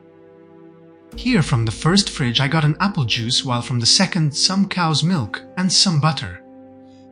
Then from the first shelf I got an animal feed bag, the butchering level 2 skill book, an empty bucket and some seeds. More skill books and farming supplies was in the second shelf as well. From the other shelf I got another skill book, a pouch filled with different seeds types, plus a scythe and more seeds outside. plus some slug repellent as a bonus. Then I had to deal with the zombie that broke in through the window and continued to loot. From the second shelf I found the Animal Care Level 4 book, more animal feed, tools and seeds, plus a garden basket containing more seeds. Then checking the boxes, I found 2 canned food in the first, 5 bags of chips in the second, canned tuna in the third, 4 more canned food from the fourth, 5 more from the fifth, 3 from the sixth, and 1 from the seventh. The rest of the boxes were empty. After that I moved some items to the car trunk until it was full. Then I went inside and placed the rest on top of the seats. Once I was finished, it was past midnight, and I wanted to see if I can explore more tomorrow before heading back home. So I went inside the closest house and slept in its bedroom. Day 8 started by leaving the building I slept in through the bathroom window. Then, to have a reminder about the dart in decent conditions, I marked its location in the map. Next, I went back inside the convenience store and checked what was behind the back door. To my delight, more boxes to loot. In the first, I found 3 bags of chips, 2 canned food in the second, some sweets in the third, other 3 canned food in the fourth, a single bag of chips in the sixth, and some extra cooking ingredients in the seventh. After that, I checked the wall metal shelf, only to find the agriculture level 2 skill book and some farming supplies. Next, in the wooden crates, I found a bag of chips in the first, 2 more in the second, and 3 canned food in the last one. Considering that to make them I would need carpentry level 7, I decided that was better to take all of them. Each has a weight of 7.5 kilos, so is not such a big deal. Then I went back to my car, only to fill up every single free space with loot. Now is only left to fill my inventory, and I can happily drive back home. But a zombie climbed through the window, and I had to deal with him first. I went back to my truck to check a thing, and immediately after, I heard another climb through the window. So I reached him and get rid of the problem. Then, taking a peek inside through the window, I saw another 2 rushing to their death. Seconds after, a third one joined the pile. Soon after, another climb over, and I had to kill him as well. And another one followed suit. Time to check the bodies and loot a paring knife, and I saw another group of 4 reaching my location. I dealt with the first, but the second was too fast before I can do a thing, and he pushed me down to the ground. Thankfully, I was fast enough to get up and run inside the store just to calm myself. In the process, my running leveled up. Then I went in the storage room so I can lure back in one of the Z outside. But another came through the door. So I had to deal with him first, and by the time I was done, the other one was on his feet. So I pushed him down and crashed his head. After that, I closed the back door of the storage in order to stop the flow and went back to the window in order to deal with the next that climbed through. For precaution reopening the back door, I executed a push, but nobody was on the other side. In fact, the banging was coming from the main entrance instead. After dealing with this one, I noticed that there was a next client at the end of the building. So after killing this last one, I started looting the corpses for any useful item. Plus, I picked up my cowboy hat that I lost falling down before. Then, following my curiosity instinct, I went back to the back door and found a zombie in the corridor to kill. Hearing more noise, I went to check the situation behind the store through the metal fence and saw a few Zeds in the other house. This is why I went back to the back door, so I could reach them. I got jump scared by a zombie that appeared from nowhere in the doorway and instinctively used the push button, then finished him off. While looting the last victim, another one approached me, so I taught him a lesson about minding his own business by literally emptying his mind. Despite I was out of breath, I still wanted to check what the Horde was guarding, so I entered the backyard. Then I dealt with the Zed hiding behind the building wall. I was glad that I checked him because he had an ice axe for me. After that, I noticed that there was more near a construction area. So I decided to lure them in the corridor and start fighting them. I tried to land 2 zombie, one on top of the other, but the second was too fast on getting back up. So after both were down, I started stomping, but because I was out of breath, it took multiple hits to kill him that I had to push down one more time the second Zed. After that, I finished them both. Seconds after another went for a hug, only to receive the boot treatment. Understanding that in my condition I would not prevail on the Horde, I decided that was a good idea for a strategical retreat. So I went to my car, then before leaving, I killed the last one for the road. My travel back to base was uneventful thanks to my determination in killing any zombie I see in my way. So far, I was loving the adventures with my truck, so I decided to finally check its conditions. To my delight, I found out that it is almost new, and this lifted my mood, knowing that I will use it almost for the whole run. Next, I started unloading all of the loot I found so far, so I can organize it better in my base. First, I placed all of my canned food in its own dedicated kitchen cupboard, added my junk food and drinks to the fridge, left all of the electronic devices in the small bag on the table, while the tools in the trauma bag near the rifle. Then I placed down the garden basket on the table and added to it all of the seeds obtained in this run. After that, I placed down also the garbage bin near the last kitchen cupboard, so I would have a way to get rid of trash in my house. Then it was time to go upstairs to add all of my spare clothes in the clothing rack. Next, while adding the belts to my left bedroom cabinet, I decided to move the weapons I was holding inside downstairs and add them to the rest of the tools in the trauma bag. After that, I added my new medical supplies to the bathroom cabinet, followed by the literature and skill books in the bookshelf and the cooking ingredients in the kitchen cupboard to the right from the fridge.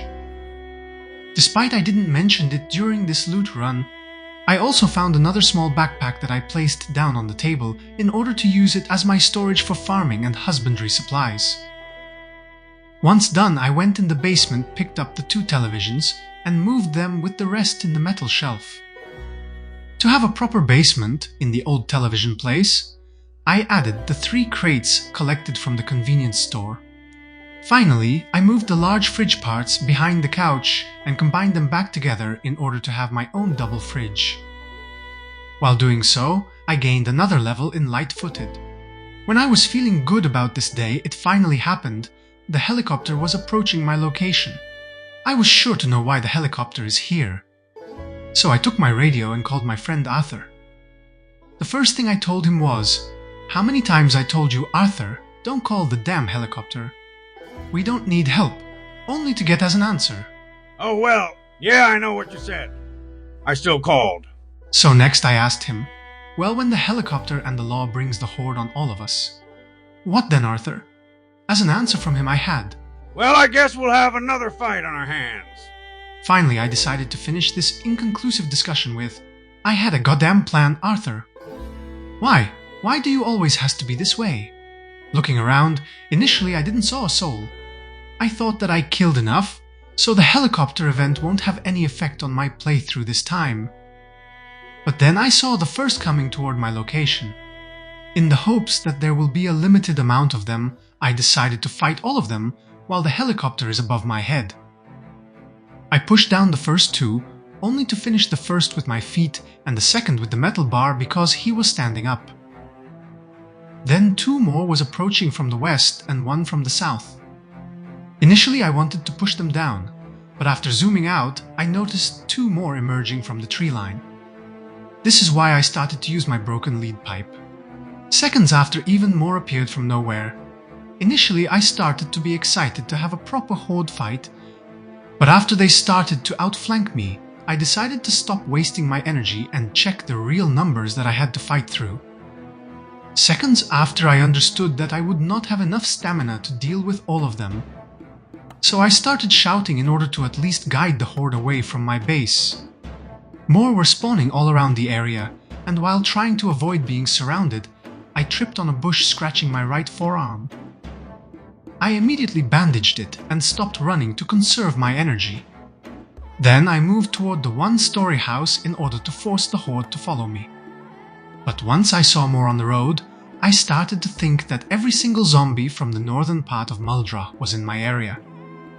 So I decided to spread the Horde by going through the forest. Then it happened, I was started to be tired. This is no good at all. At this point, I was certain that my bravery was actually stupidity, and that I condemned this hero to a miserable death. I have nothing to lose at this point, so I decided to go back to my base. Is barricaded, I can sacrifice those barricades in order to sleep in my bedroom, and with new strength I would think tomorrow what to do next. Going back in the middle of the forest, I found a solitary Zed I disposed of. Then, to avoid that the Horde will see me get back inside, I decided to cross the dense forest line. This resulted in scratching also my left arm.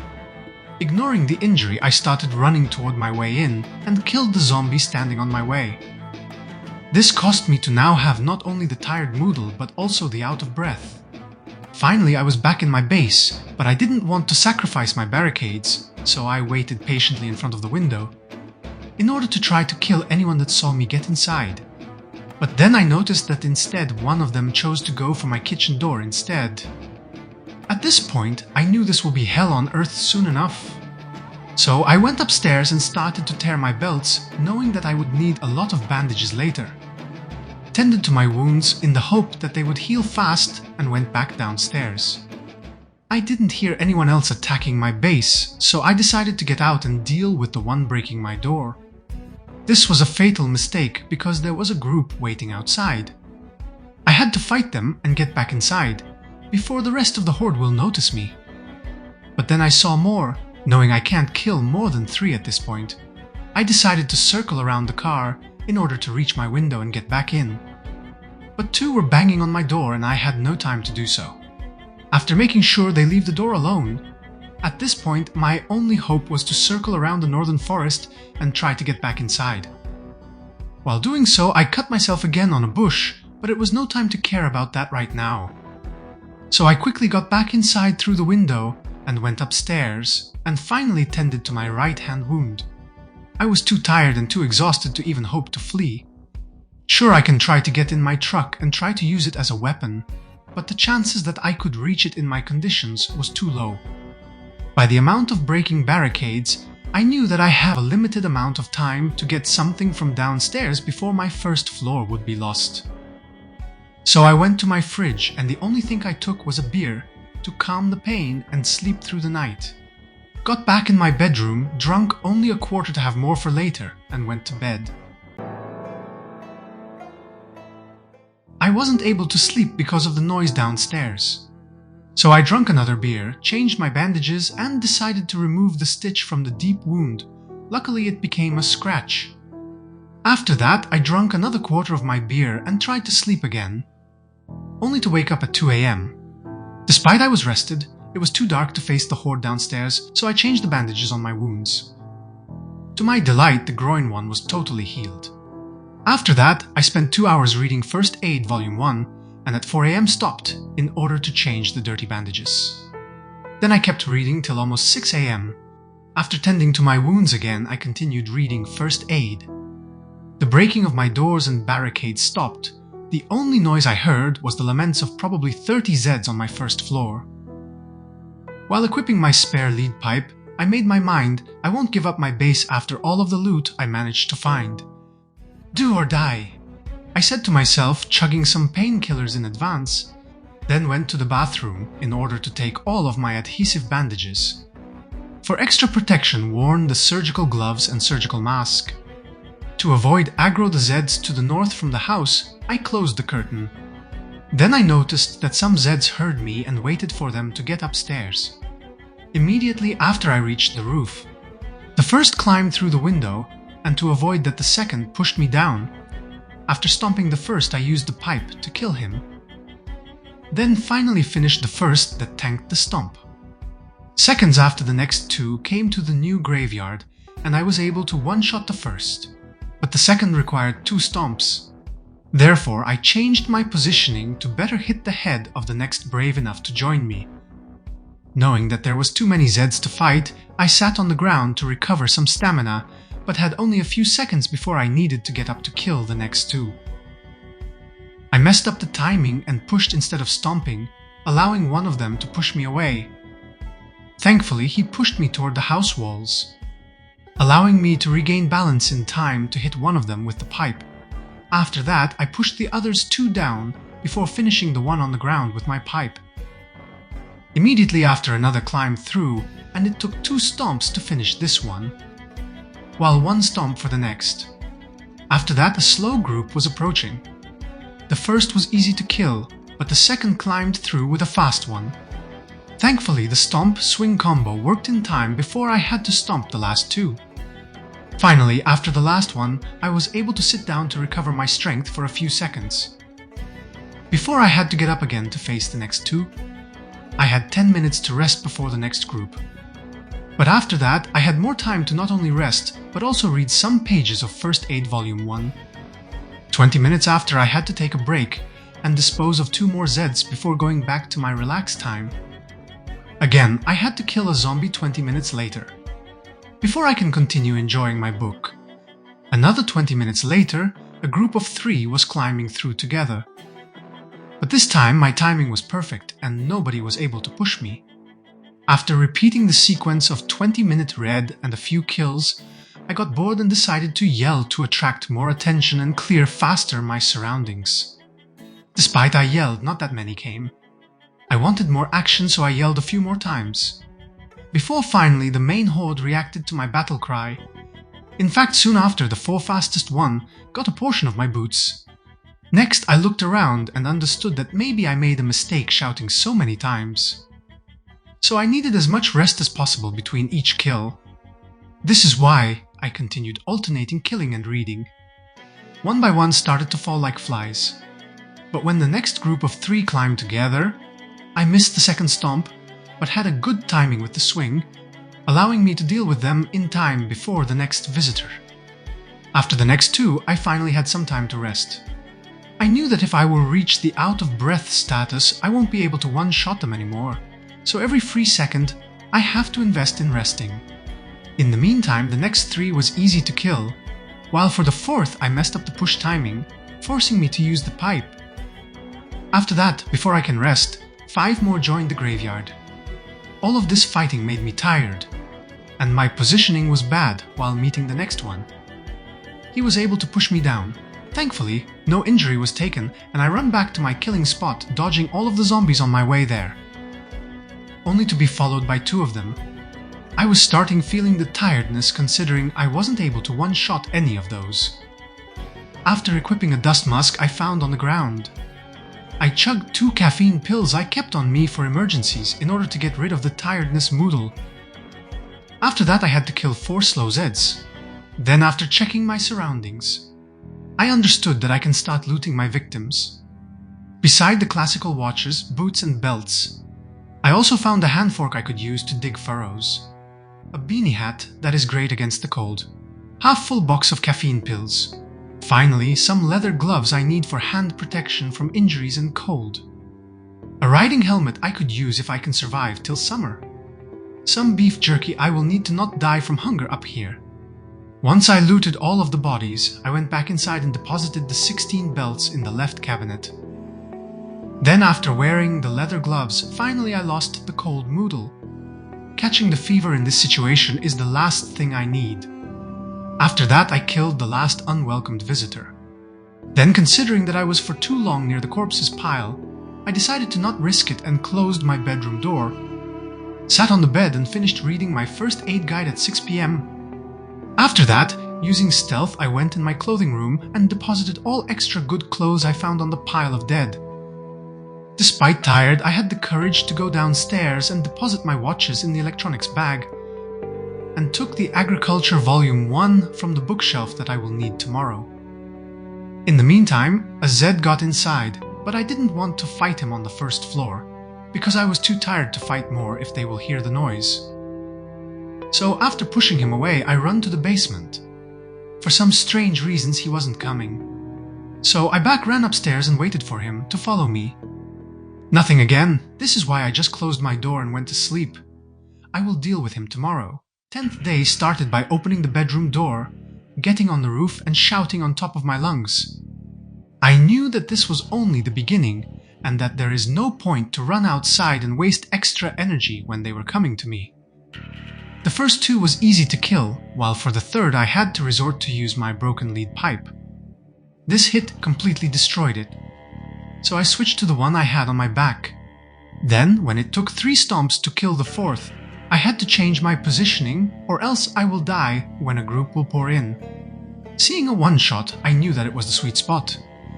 For the next group of 4, I messed up the stomp timing for the last one, so I had to use the pipe to prevent the next one to hit me. But 3 more were coming. After killing 2 with my stomp, I moved closer to the wall to prevent from being pushed down and used the pipe to keep them down. One was able to stand, so I had to push him. After that, I finally killed the 3 under my feet in time before the next one joined the graveyard, followed by another 6 easy to kill. Then another 4 came, but they were perfectly spaced, allowed me to kill them without any issues. Once done, I noticed that I was already out of breath. Thankfully, I was able to sit down for 5 minutes and lose the moodle, before the next 2 came to die. Every rest seconds count, so despite the next group was close, I still rested a little before dealing with those 3. After the next kill, I was again out of breath, but was still able to kill the next 2 without issues. Considering that the next one was slow, I took this opportunity to rest and read. It was enough to regain my breath before killing him. The Horde was almost dead considering I had 10 minutes of rest before another came to meet his demise. But I messed my positioning and resorted to my pipe in order to keep him on the ground. Despite I was able to hit the right one in order to prevent from being pushed, they started to get on their feet. After pushing them all down, I tried to keep them down using my weapon.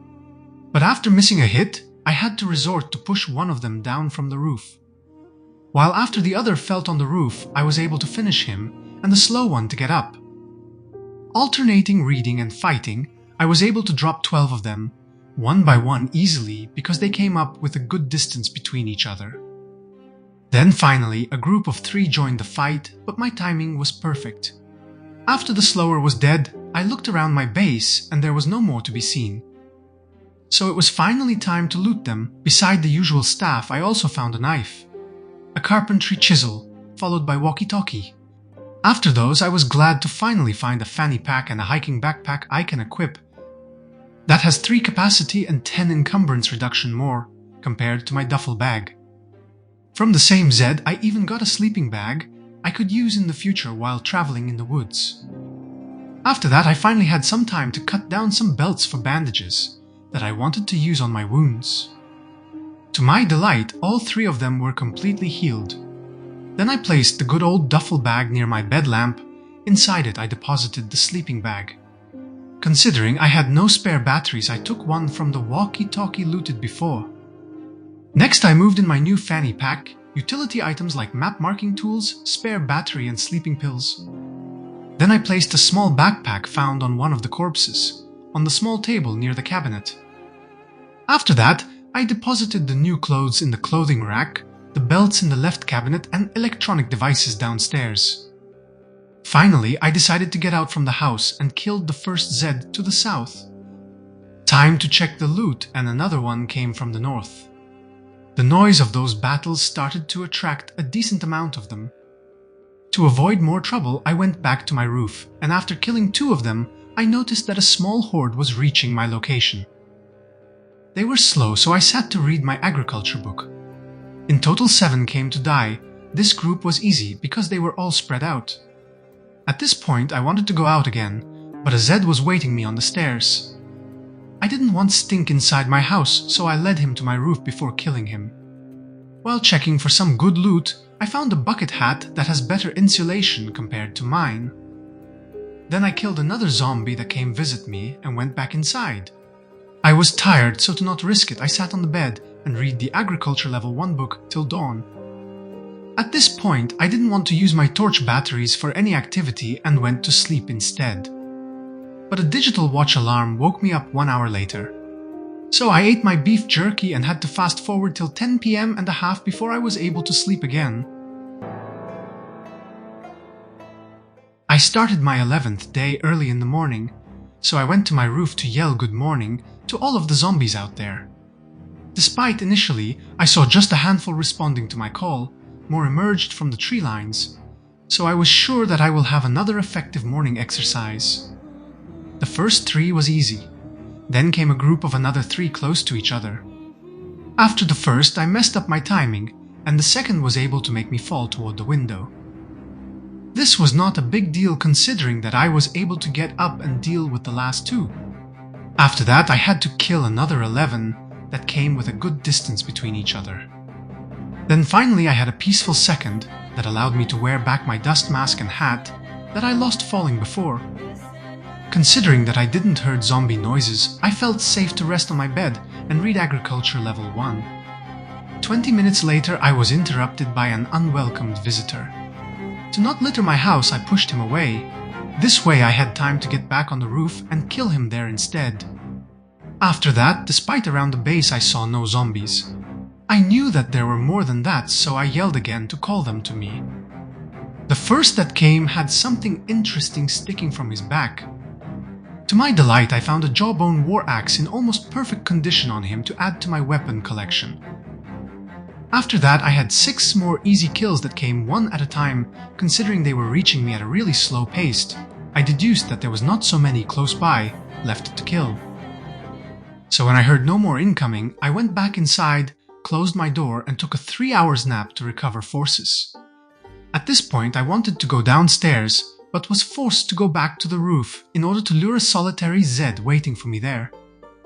Finally, I was able to go down and reach my fridge, from where I took a 2 liters ginger ale bottle. Then ate 2 beef jerky to get rid of my hunger. In the process, I noticed that they destroyed the large fridge I brought back from the convenience store. After noticing this, I wanted more blood. Therefore, I went back to my roof to yell at those brain-dead creatures. My timing and positioning was perfect, and I was able to easily kill 14 of them without any issues. After that, I went to my stairs to help the dumb one to find his way to the roof. At this point, I went outside to kill 2 wise one that refused to reach me on the roof. From the second, I even obtained the second fanny pack to equip. Next, I took a stroll. This allowed me to spot a horde near the 1-story house, and another one on the other side of the fence leading toward the starting house. Then aggro 2 Zeds from the second group. After dealing with them, the noise attracted the rest. Initially, I decided to stay and fight, but when I saw more coming from the north, I decided to retreat and guide them to my killing area. My positioning was really bad for the first, and I had to stomp him several times before he died. After that, I killed the group of 4 that was following me. Then, looking around, I noticed that my house was surrounded. Later, I dropped 8 of them like flies, and finally started to search for loot the new corpses. This messed up my focus, and when 2 came through, I was able to kill the first, but the second pushed me down. I got a scare when I noticed that I got injured. Thankfully, it was only a deep wound. Mainly because this means that I didn't receive the damage from the Zed, but from the fall damage, so I'm not risking zombification. I killed the offender that followed me down. He was the last one, so despite limping, I was able to reach my bathroom, where I had a spare suture needle that I used to stitch the new wound. This action leveled up my first aid. Then I used a leather strip to bandage it, so it would heal faster with lower risk of infection. After that, I went to my clothing room and placed down a satchel I found on a zombie looted before and deposited all the new clothes in the clothing rack. Plus, I added the 4 belts to my collection in the left cabinet. I did some more loot organization before going to bed, only to wake up 30 minutes later because of a digital watch alarm. So I moved some more utility items in my second fanny pack, like the screwdriver, eraser and other items. I don't want to accidentally leave behind while depositing my loot. After that, I went to the body pile that was sticking through the wall and started to search for that digital watch that was waking me up. This allowed me to find another funny pack. Despite I can't wear a third one, I took it anyway because I noticed that it has a lighter inside. Then I also found some matches in the next body. Before continuing looting, I had to change the bandage on my new wound. Later, beside the usual belts, boots, watches and clothes in perfect conditions, I found also a knife and a full box of caffeine pills. Once done, I went again to bed, but another watch woke me up at 2 AM.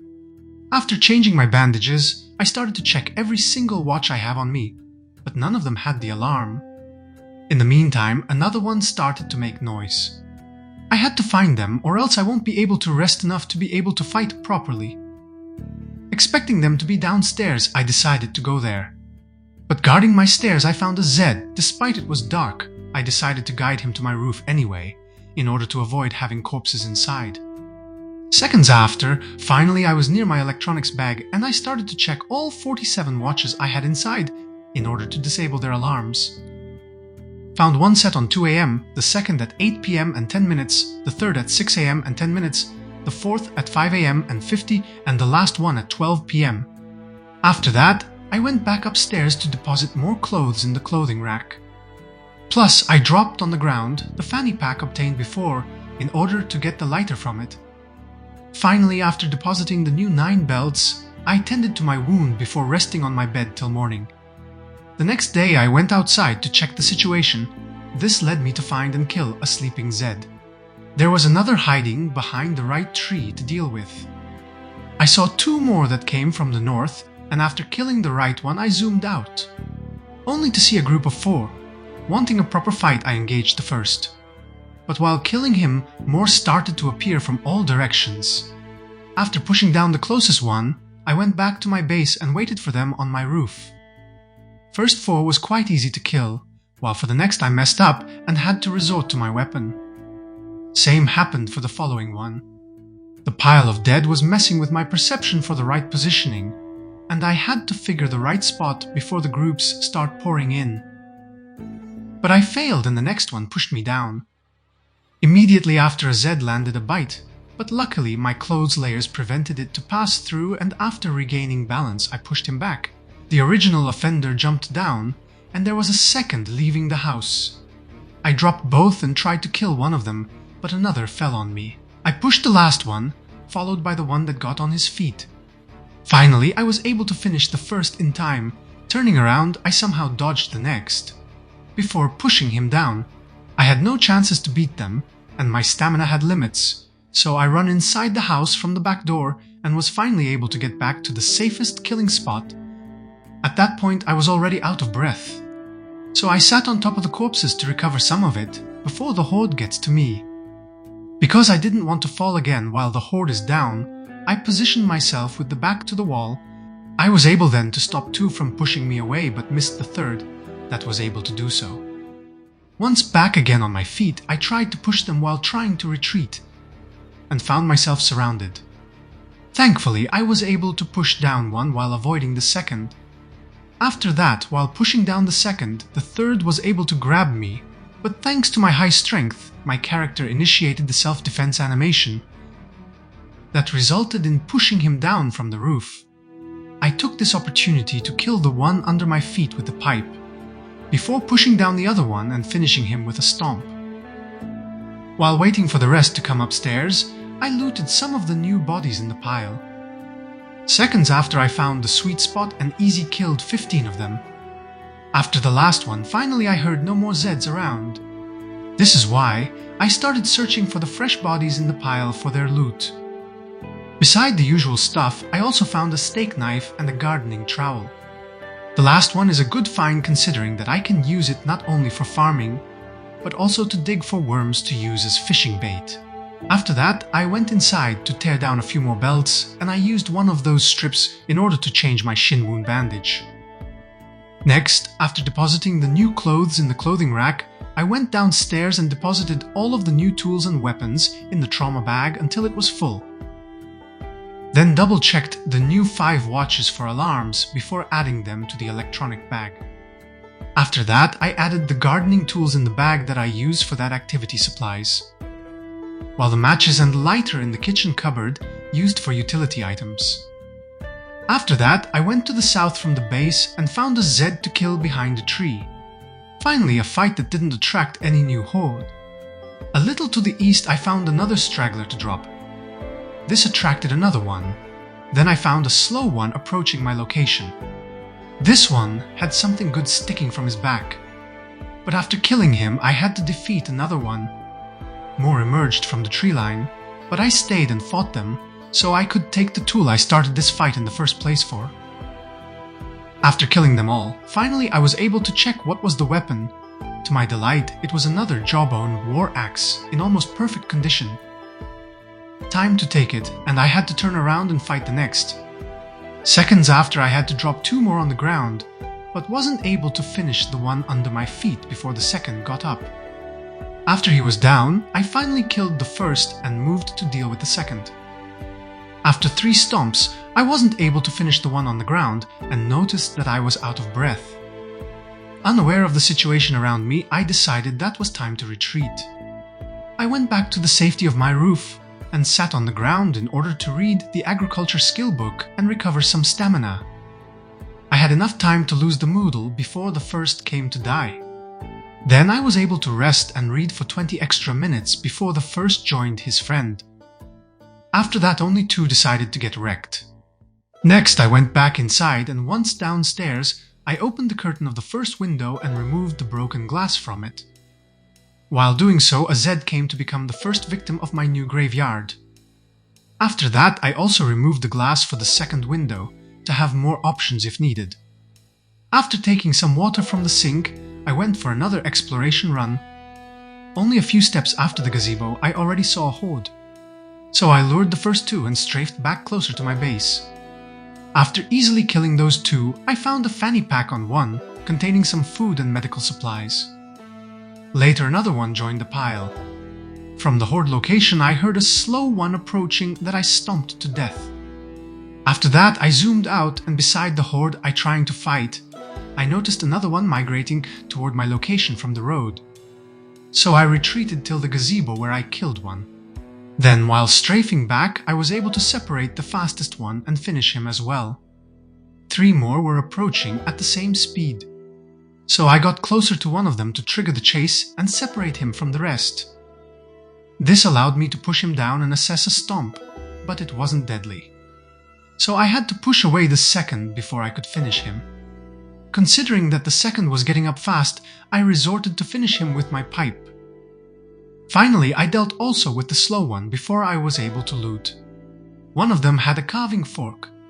This is a new item introduced in Build 42 that, if I get it right, is used to make handles. After taking it, 2 more wanted to fight. I dropped them to the ground in time to finish one of them. Another tried to sneak behind. So I went back in my base, pushing away the Zed standing in the doorway. There was 2 hordes outside and I was tired and out of breath. So I chugged a caffeine pill. This allowed me to lose the tiredness. Time I was on my roof and my breath went back to normal. After killing the first, I decided to take another caffeine pill and sat on the floor to get ready for the fight. Soon after, I had to kill 4, and finally I didn't hurt any zombies in my base. This is why I went outside and killed a Zed I saw to the south. Then checked the old Horde location. Only 2 were left there. The first one was fast and he voluntarily met my boots, while the other one wasn't interested. Getting closer to him resulted in 3 more emerging from the woods that started moving toward my location. The first was easy to kill, while the second took a few extra pushes and stomps. This was enough to make me out of breath again. I didn't want to withdraw, and with a little bit of struggle I was able to kill all 4 of them. While looting, another one came to taste my boots. After all that killing and blood mixing, I bet they taste delicious for the undead. Anyway, beside the usual staff from their bodies, I also obtained a hard hat that I could use in the summer. I wasn't in the mood to push more for now, so I went back to my base. Sorted my new loot by depositing each item in their designated storage. To finish this day, I read my agriculture skill book till 8 PM and went for a well-deserved sleep. Day 13 started from removing the stitch from my deep wound. It was improved to a scratch that I bandaged back. After that, for the first time in my playthrough, I decided to check my stats, only to find out that I was already underweight. This made me understand that I cannot take it easy, and I have to get rid of every single zombie around my base fast, because I need junk food, or else I will get weaker each day. This is why, after fast forwarding till 6 AM, I went to the back entrance and started shouting multiple times, then went to my killing spot where I did the same. A decent group was responding to my call. The first 10 was quite easy to kill, but then a group of 3 climbed through together. Thankfully, they didn't initiate the grab attack, and I was able to deal with them before another one joined them. My positioning was bad, but I was able to interrupt the push using my pipe before killing him. After the next two, it seems that the fast bunch was dead and I had time to read and rest. Later, because of my bad positioning, I didn't saw the next jumping through. But beside the need to push him back down, it was not a problem to deal with. Seconds after, another came to die. After that, a long line of Zeds was reaching my location. I killed the first, but the second tanked the stomp, allowing the next to push me down. No injury was taken and I went back inside through one of the windows cleared yesterday. Once upstairs, I had to stun the Zed standing too close to the window before climbing through. They came back to fight me on the roof, but this time they were spread out, allowing me to kill 11 of them before I leveled up short blunt. After that, I dealt with another 3 before I was able to rest, while reading my Agriculture Volume 1 skill book. 30 minutes later, the next group of 2 got through. I stunned the first with my feet and killed the second with the pipe. I missed to hit the first by stomping, but thankfully bonking his head with the pipe was enough to fix the issue in time before I had to kill the next visitor. It was taking too much time for the last to come, and I was risking to catch the corpse disease, staying on this pile much longer. So after killing the next one, I went downstairs to wait for more victims and take a breath of fresh air. After dealing with another one, the surroundings seems to be clear. But I knew that they were just hiding, so I started to yell multiple times. And I was right. One by one they started to reach the end of their miserable lives. Despite a few mistakes, I was able to dispose 20 of them without incidents. After that, I had some moments of peace that I used to change my bandage. To my delight, I found out that I was fully healed. Later, only one more came before I decided to get back inside and take a break from the corpse's stink. So I felt confident enough to go downstairs, sit on the chair of my stockpile table, and read for 30 minutes my agriculture book. After that, I went to the west from the base, where I found a victim to add to my kill count. From here, I checked my surrounding, and I noticed a small horde near the wrecked car. Ignoring them, I went to the north instead, where I heard some Zed laments. I gave him a portion of my bloody boots, and this caught the attention not only of 2 members of the wrecked car gang, but also more were emerging from the north tree line. Unaware of the real numbers, I decided to yell to attract them all. Then went to my staircase, only to yell another time to help them find their way to my roof. Before going up, I waited till the last second that the first was on me and went to the roof. My performance this time was excellent, allowing me to drop 15 without any issues. In the wait for more, I rested for 10 minutes reading my book. But because I wasn't hearing many, I decided to wait for them on my staircase where I can't catch the corpse sickness. A few minutes later, the last 2 decided to join me on my extermination journey. After that, I started to loot for any useful stuff the new corpses. After killing a Zed that interrupted me, I found a sharp hatchet with an average handle and perfect head. Finally, something I could use to chop down trees and in case of emergency as a powerful weapon. After taking it, I had to kill a group of 3 before going back to looting. Next unusual item I found was a carving fork in perfect condition. I was interrupted by another 3. Then it was somewhat quiet, but still, I heard one downstairs that I lured to his graveyard. After that, I checked around the base, and after finding out that is clear, I went to the west. This allowed me to spot a horde on the road. A solitary one decided to rest in peace by lying under my boots. Getting closer to the horde, I noticed another one near the 1-story house. One member of that gang somehow was able to spot me, so I gently massaged his cranium and accepted his hunting knife as payment. Another 3 asked for the same treatment. The first didn't barter a thing in exchange, the second gave me his watch, and the third had a powerful spear with kitchen knife in perfect condition to offer. After defeating 2 more, I reached the house and from there dealt with the next Zed on the road. At this point it was too dark to continue, so I went back in my base, drank a quarter of my ginger ale to calm the hunger and lose the tiredness.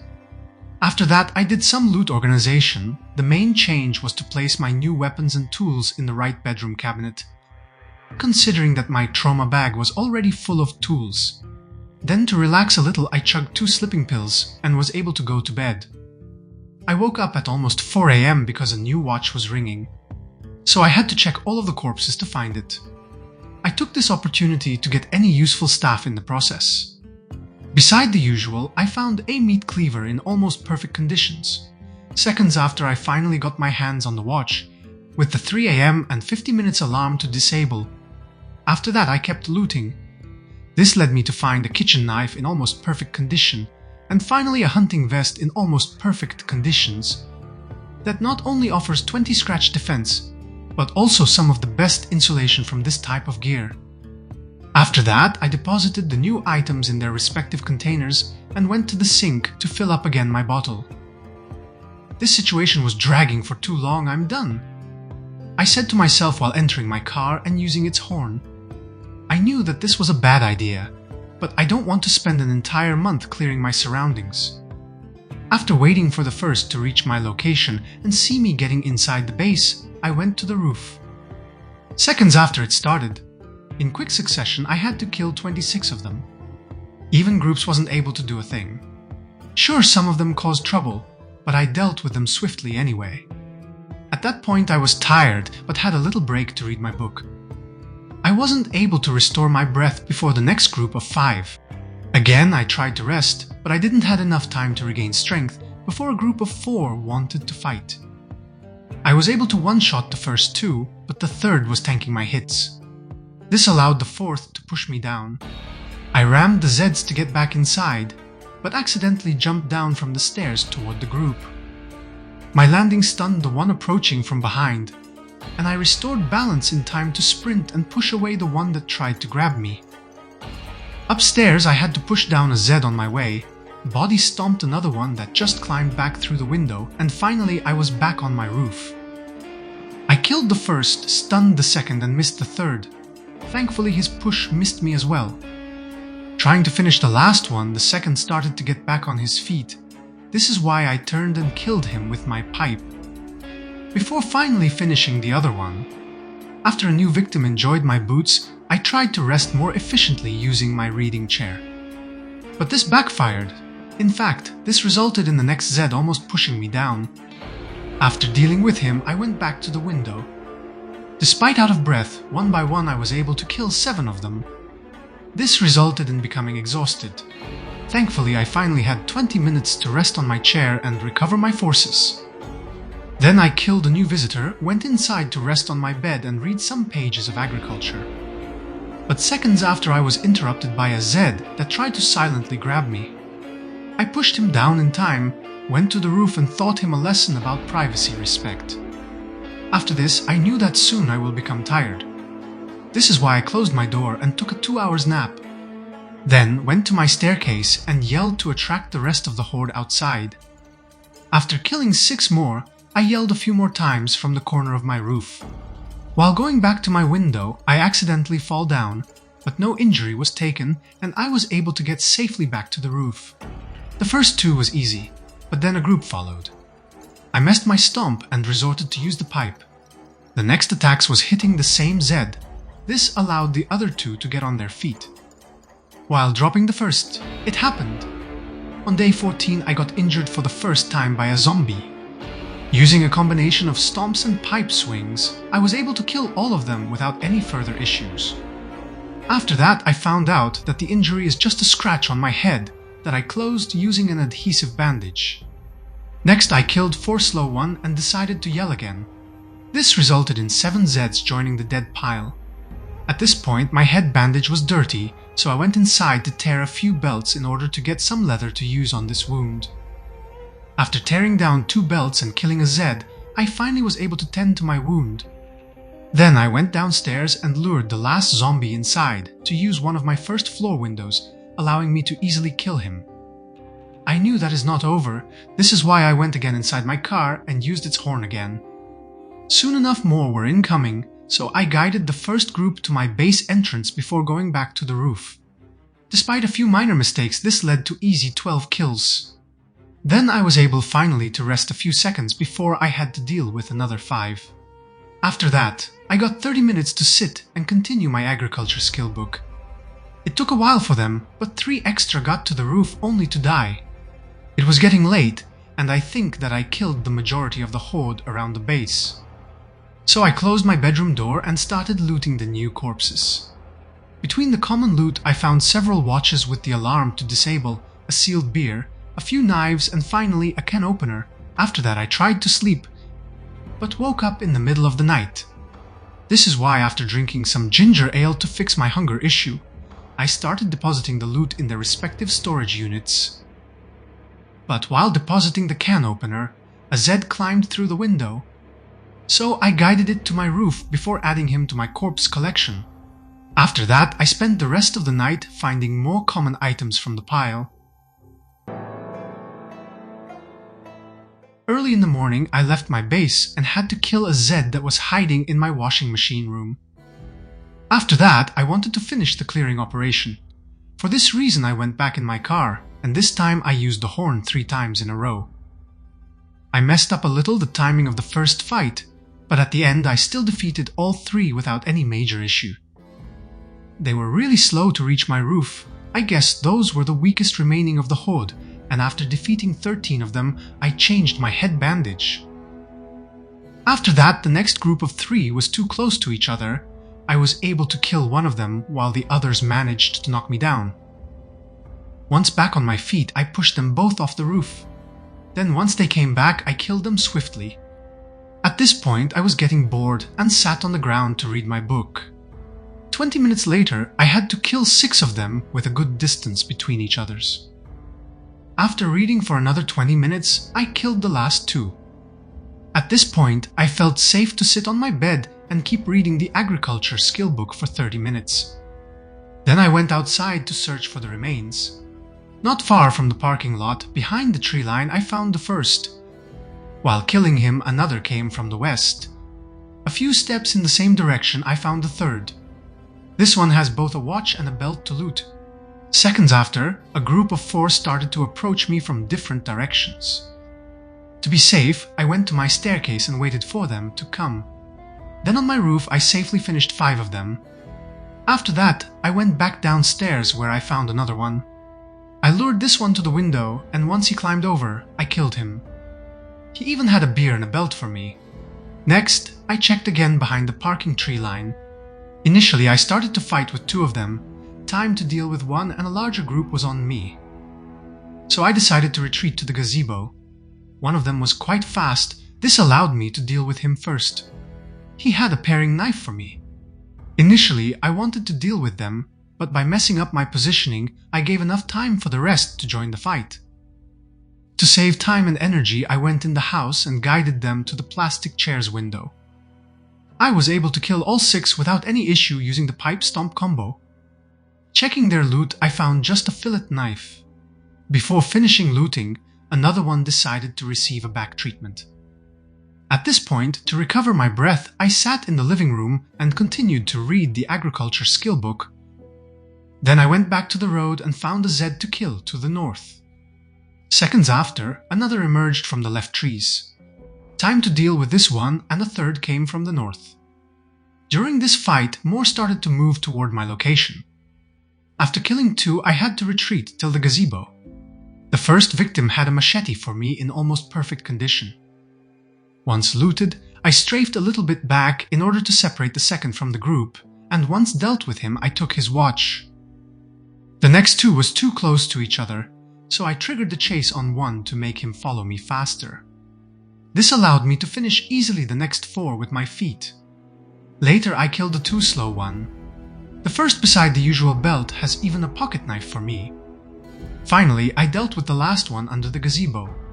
I was already tired, so I went back to read my agriculture book. But was interrupted by the neighbor that, after everything that happened, only now came to check on me. After teaching him how to be a welcome carpet, I allowed a newcomer to taste my boots. At this point, I wanted to check the corpses I killed before retreating, and had to add another 2 to that pile. After that, finally, the only noise I was hearing was of birds and wind. Going to the crossroad, I found also a Zed that had a hatchet stuck in his back. So I killed him and another zombie that came from the north. The hatchet had a pristine head but a bad handle. After looting it, a new enemy came from the north and another one from the west. After dealing with them, I looked around and understood that I'm finally free to start exploring again. There was one in the middle of the crossroad to defeat. Then a small horde was wandering in my direction. Instead of fighting them, I choose to reach the white car and deal with a new enemy near its location. Before the horde reaches me, I pushed him on the ground and finished with my pipe. So far I collected enough weapons to start using them. This is why I equipped the 2 hatchets I had on me and tested their effectiveness on the 2 following me. Soon after, 3 extra voluntarily decided to be the next test subjects, followed by another one that brought me the magazine that teaches all the plants' growing seasons. I was out of breath, therefore I retired for a few minutes of reading and managed to finish my agriculture skill book. I left it in one of the corpses, considering that I don't need it anymore. After that, from my bookshelf I took all the magazines, recipes and schematics that can teach me something interesting. Then went back to the Horde location. One of them slowly started to get to me. With 2 hits of my hatchet he was dead. Later another couple wanted to be my next test subjects. The first tanked 5 hits and had a screwdriver, while the other fell on the ground from the first hit and I finished him with the second. He had also a fillet knife to loot. Then I approached the rest of the horde, but they started to flee as soon as I went toward their location. I get it, an army of 600 wasn't able to deal with me, so he is scared. But I have no mercy, so I went closer to aggro the whole group in the hopes that they will feel strong together. My plan worked, and seconds after I finished the fastest one in 3 hits of my hatchet. It took 6 for the second and 2 for the third, while 7 for the fourth, same for the fifth. This last one had a beef jerky for me. Anyway, it was starting to get too dark, so I reached the wrecked car and took its radio, so I can dismantle it later for electrical experience and an extra flashlight battery. Anyway, by the looks of it, I killed the whole helicopter horde, so I would not need to fight on my roof anymore. This is why I went to the pile of dead. Put in pause the game to not risk to get the corpse disease and started to search the 400 corpses for any loot I could take before they will start disappearing. It took literally 30 real-life minutes to go through all of them and loot any useful item, but beside the usual stuff, I didn't find anything special. Most importantly, I found and disabled all watches' alarms. Then I went downstairs and removed the batteries from all radios I have, before depositing all of the electronic devices in its bag on the table. Plus, to free some space on the table, I moved the radios I placed on top of it inside the electronic bag. After that, I placed down a satchel on their place, so I can use it as an extra storage. Then I went in the basement and picked up the 3 crates, only to move them to the right from the closet. In the first, I placed all of my small tools like forks, trowels and knives. In the second, my best weapons that are the 2 jawbone war axes, 1 machete, 1 meat cleaver and a spear found so far. Then I took the trauma bag containing more tools and the rifle I left on my table, so I can separate small utility tools from actual good weapons using the crates. Plus, I decided to use the 3rd crate for firearms, and for now I have only the rifle mentioned before inside it. Once everything was sorted, I went to bed. Day 16 started by drinking some ginger ale to fix my hunger issue. Then I placed the trauma bag upstairs on the table to the left from the cabinet and cut down 3 belts to have some spare bandages on me. Now that the worst is behind, I deposited my adhesive bandages back in the bathroom cabinet. Finally, I deposited my spare batteries in the small backpack I left close to the trauma bag. And after closing my upstairs doors, I went downstairs to do some more loot reorganization. Once I was happy with it, I went to my almost broken dot and removed its radio, to be dismantled later, and took its battery for my flashlight before adding it to the electronics pile. After moving the batteries from the small backpack to the bed drawer, it was time to hit the road. Plus, it was finally time to take again the truck with me. I had to stop before reaching the road, where I noticed a Zed. It took 5 hatchet hits to kill him. After that, I approached the next near the fence. He hopped over and only then noticed that I was waiting. Took him a few seconds to take courage and beg for mercy on my feet. But the only mercy I've left is death, and show the same to the next. Those two had some useful staff, including a disposable lighter. While checking my surroundings, another one tried to go for a surprise attack. So I pushed him down and finished with my axe. While looting, two more went to the fence and another one approached me from behind. I pushed the last one, avoided the grab attack and killed the fence lovers. Then attacked the body of the first with my axe only to finish him with a headshot. Three more joined the fight. I dealt with the first two closer to me, jumped over the fence to allow the other one to do the same and killed them with my axe. Time to go back to the road and two more emerged from the trees. I went for the one on the road by pushing him down and finishing with my weapon. The other two were too fast on getting up, so I had to separate them from another one that was approaching the fence. Behind the fence corner, I pushed them down and hit them alternatively with the axe until both were dead. Seconds after the other one came to die the same way. From this fight I got a belt and a carving fork. Then I went back to the white car only to find out two more Zeds. I pushed down the first and had to try to do the same with the second. But a new one climbed over the fence and was able to push me away. I reacted at the last instant and stopped the one that went for a bite. To separate them, I ran around the car back to the fence corner. The plan was working, but the first two was too close. So once the first was chasing me, I guided him on the other side of the road and went for a kill. The rest walked at the same speed, so I had to force the next to chase me. This allowed me to kill him safely. The same way I aggro the next, and after finishing him, went for the third.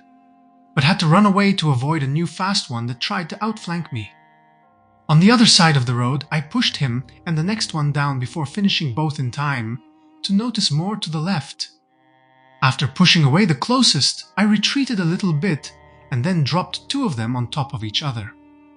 I was able to kill the first on the ground, but my positioning was bad, so I missed my shots, allowing the other one to get back on his feet.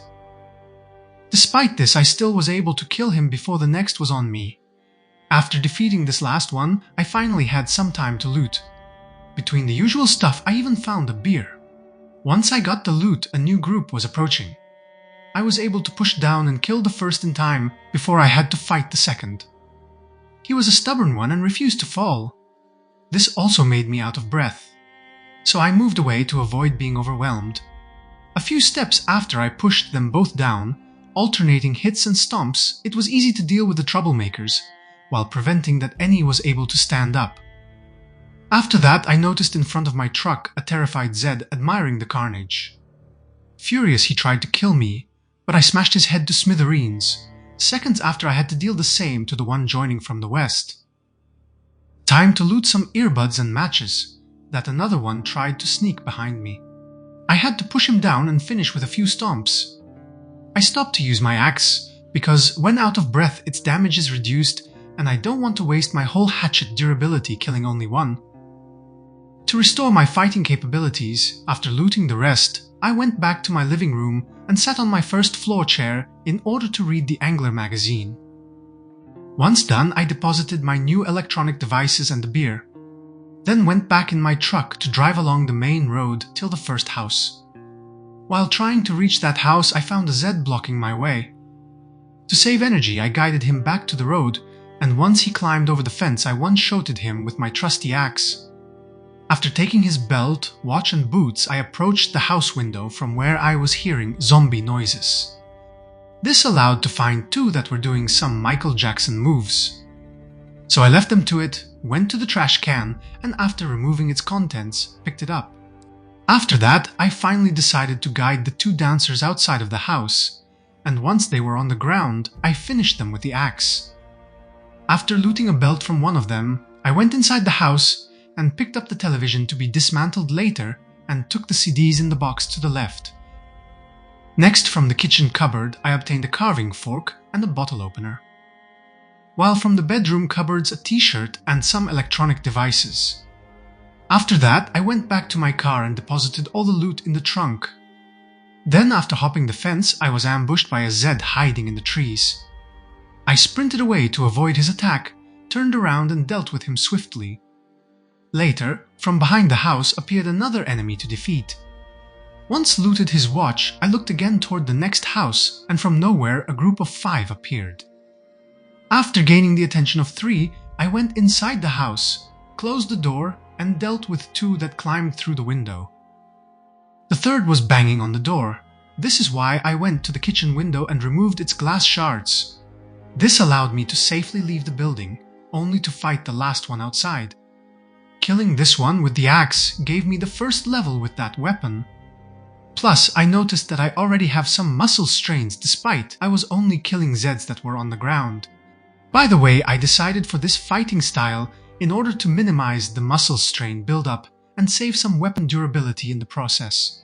Anyway, once I heard a zombie behind, I turned around and dealt with that annoyance near the entrance. Then went back to the main road and killed a Zed between the trees. This allowed to find a new belt to add to my collection. After checking the surroundings, I moved the truck closer to the next 2 houses. Time to exit it, and a new enemy was chasing me from the south. To avoid aggro the Horde behind him, I waited until he reaches me and finished him. After that, I carefully approached the group, and once I got 3 on me, I strafed backwards to avoid more trouble. They were too close, and once the first started chasing me, I moved back a little bit more. Seconds after, I tried to push down one on top of the other, the first 2, and tried to stand on both while dealing with the third. But after failing, one got up and I pushed him away in time to avoid his grab. I was able to make both of them fall, but had no time to kill them before the last one was on his feet. I was using too much stamina and the heavy rain wasn't helping, so I moved to the fence in order to finish them there. This strategy worked better considering that I one-shotted all 3 of them. Finally, I went back to face the rest of their team. Once one of them was on me, I backed down. This allowed to deal with him and take his belt without the second noticing it. Seconds after, I finished that one as well and took his belt and boots. Checking the house nearby, I didn't find anything of use, so I got in my truck and moved it closer to the accident location. This attracted the attention of an enemy on the other side of the fence. To avoid having corpses on the road that is dangerous, I waited for him to reach me on the grass before dealing with the problem. But the noise made more starting emerging from behind the accident scene. Immediately after killing the fast one, I turned around because of the growling and found a new one to kill nearby. Time I was done, the next victim asked for a brain surgery. After zooming out, all around me I saw a lot of movement. This is why, while backing down, I moved to the west. This allowed me to aggro a loner, incoming from that direction. But once I saw a fast one running toward my location from the south, I retreated a little bit more before killing him. Then finally I dealt with the lone wolf as well. Time to finish looting, I had to get rid of one slowly approaching from the north and one from the west. This last one had some beta blockers, considering that in Build 42 Panic hugely impacts firearm aiming.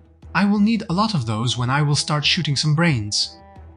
After that, I had to defeat a lady with a cool summer hat, followed by another dude that sneaked behind me while I was trying to loot. At this point, I decided to zoom out to see who is left. This allowed me to find the slow one to the left. Killing him attracted another one from the fence gang. I patiently waited for him on the grass area, and once he died, I took his watch. He won't need it anymore. To force the other 2 from his group to chase me, I had to hope over the fence. Then went back to kill them easy using the classical trick. Later, I had to hop the fence and had to touch the deaf one in order to distract him from the worm hunt, so he could try to catch a bigger prey. But the hunter became the hunted. Not even his friend was able to save him from his fate. Seconds after, another victim came to the fence massacre only to join the rest. The same way, another one failed his hunting test. After looting them for any useful stuff, I reversed my truck until it was close to the ambulance. Then after attaching it to my car, I started to drag it. In the hopes to find a mechanical level 1 skill book soon, I decided to bring it all the way to my base, so I could have a wrecked car to use in order to level up that skill. But once on top of the grass, my car showed not enough power to drag it further. For this reason, I started to use the old trick of backing up, accelerating as much as I can, and use momentum to drag a little bit more further the towed vehicle. Halfway to the base, I have to leave the truck and deal with a Zed approaching from the north. Once I reached the parking lot, it was time to turn. As a truck driver in real life, I knew that if I did it too early, I would hit the trees. My calculations was perfect, and I was able to bring the ambulance to my backyard without incidents. Then I detached it from my truck and started to turn around. But I had to stop and deal with a new enemy that was approaching. Despite the small annoyance, I didn't mind it considering he had a beer to share. I had no time to enter my car that another two came from behind. Once back outside, I was able to easily push them to the ground and finish the first. But because of dark and the heavy storm, I mispositioned on top of the other and had to struggle a little bit more before I can rid of him. This gave the time for another one to join the fight. But this time he was easy to kill considering it took one push and a weapon swing. While looting, I heard another one coming from my base entrance, and to avoid to litter my improvised parking lot, I lured him near his friends before dealing with this nuisance. Again, I just entered the car and heard another one to deal with. So I had to give him the same treatment as to the previous victim. Finally, I was able to move my truck to the entrance, and this time didn't park it properly because I heard more incoming. Time to retreat to the gazebo that the two were near my truck, while once they were close to me, a third one exited my base front door. After separating the fast one, I pushed them on the ground and finished the first. Then, while pushing the last one, I positioned myself on top of the second to prevent him from getting up. Once the last was on the ground, I finished both with my hatchet. I had no time to get inside that a new one was chasing me from the west. Finally, after dealing with him, I heard no more noise. So I went upstairs, opened my beer and drank it as reward for my good job today. Immediately after, I went to sleep, so I could keep fighting with new forces tomorrow. First thing in the morning of day 17 was to take a meat cleaver to add to my free belt slot, considering that yesterday I broke one of my hatchets. Then, after depositing the loot I got the previous day in their corresponding storage units, I went outside. Despite the massive blizzard, I was able to notice a Zed behind the parking lot, so I dealt with him to avoid having troubles later when I come back. After taking his watch, I went in my truck and tried to reach the road. On my way there, I pulled over to deal with an enemy halfway. While doing so, two more tried to attack me from behind. The first was stubborn, but I was able to push him down before the next was on me. This last one fell from the first push. Alternating weapon hits, I was able to easily finish both. Time to loot a steak knife, and another two emerged from behind the trees. They were also hard to push on the ground, and a third one was able to outflank me. Thankfully, he fell on the ground from one push. After knocking down the last one, finally I tried to kill one of them but failed. The other two was fast on getting back on their feet, so I had to push them back down before finishing the first. Despite they tried to get up again, thanks to my hatchet, I was able to attack them fast enough to keep them down and eventually finish both of them. I had no time to check the loot on them that a new one attacked from the west. This one didn't want to fall and gave time for his friend to outflank me. At this point I have to retreat to line them up. But once I saw two more incoming, I had to reach my base to separate the first two. Again, they didn't want to fall. At this point I was using too much stamina. For this reason I ran through my base and climbed through the second window. This allowed to deal with them easy. Time to loot a belt, and I had to kill the other two as well. After that, I went back to my truck where to the north I found two more Zeds that wanted to die. One of them even had a medium handle for me. Seconds after I heard some growling to the west between the trees, so I went there only to find a zombie that wanted to die. Time he was done for a new one approached my location. This one was easy to deal with, and after checking their loot I had to move to the east in order to face a new enemy. The second I defeated it, another one came from the tree line to my left. Finally, after killing this one, it seems that my surroundings was safe. So I went back to my truck, but I had no time to start it that a new troublemaker appeared to the north. I killed him easily only to see another one approaching from the same direction. After dealing with this last one, finally I was able to drive till the road. Once there, I reversed to get in front of the wrecked white car and attached it to my truck. Then I pulled it further and then tried to bring it above the grass area. A tree sapling was blocking the towed car pathway, so I had to chop it down. The noise attracted some Zeds to my location. I killed the first in time before I had to deal with the second. Later I had to face a new enemy to the north. I broke my hatchet on this one and had to switch to the meat cleaver to finish the fourth. Checking the bodies, I was able to find the hatchet head from the just broken weapon that I took, considering that is almost in perfect condition. After that, I had to kill 2 more before I was able to go back in my truck and pull further the white car. Finally, I was able to pull it away from the road, and it was time to detach it. The noise brought me another victim from the north that had a belt and digital watch for me. Next, while getting inside my truck, I saw a new client to the west I dealt with swiftly, followed by his friend behind him. At this point, I deposited in my car truck the new items looted so far, and by the time I was done, a new enemy was attacking me from behind. I dealt with him and tried to get back inside my car, only to find a new one in front of it to deal with. Later, I was able to drive just a few meters before a Zed was in front of me, so I pulled over and used my meat cleaver to teach him how dangerous it is to walk in the middle of the road. He even paid his lesson with a digital watch. A few meters up ahead, there was another one that needed to learn this lesson. First, I pushed him down to help him to wake up, then waited for him to follow me away from the road, where I finally explained him where pedestrians should stay. This one gave me his steak knife as payment. 2 more appeared in front of me. I pushed down the first, but wasn't able to finish him from the first hit. So standing on top of him, I pushed away the second to finish the one on the ground in time to react to a new enemy that tried to sneak behind me. It took 2 hits to kill him, but I was quick enough before the last one was ready to die. After that, I was able to drive further till the accident location, where I had to leave my car in order to deal with a fast approaching Zed. To make it easy on me, I climbed over the fence and killed him there. Seconds after, another one came to die from the north. I had no time to think what to do next, that 2 more appeared from the same direction. This is why I hopped the fence and killed them both once they followed me. Had to hop over again because a third one came to their aid. More appeared from all directions, so I had to retreat, staying along the fence. I started to killing the first 2 that climbed over the fence, but had to push away another one before I could finish them. After that, I retreated more before climbing over again.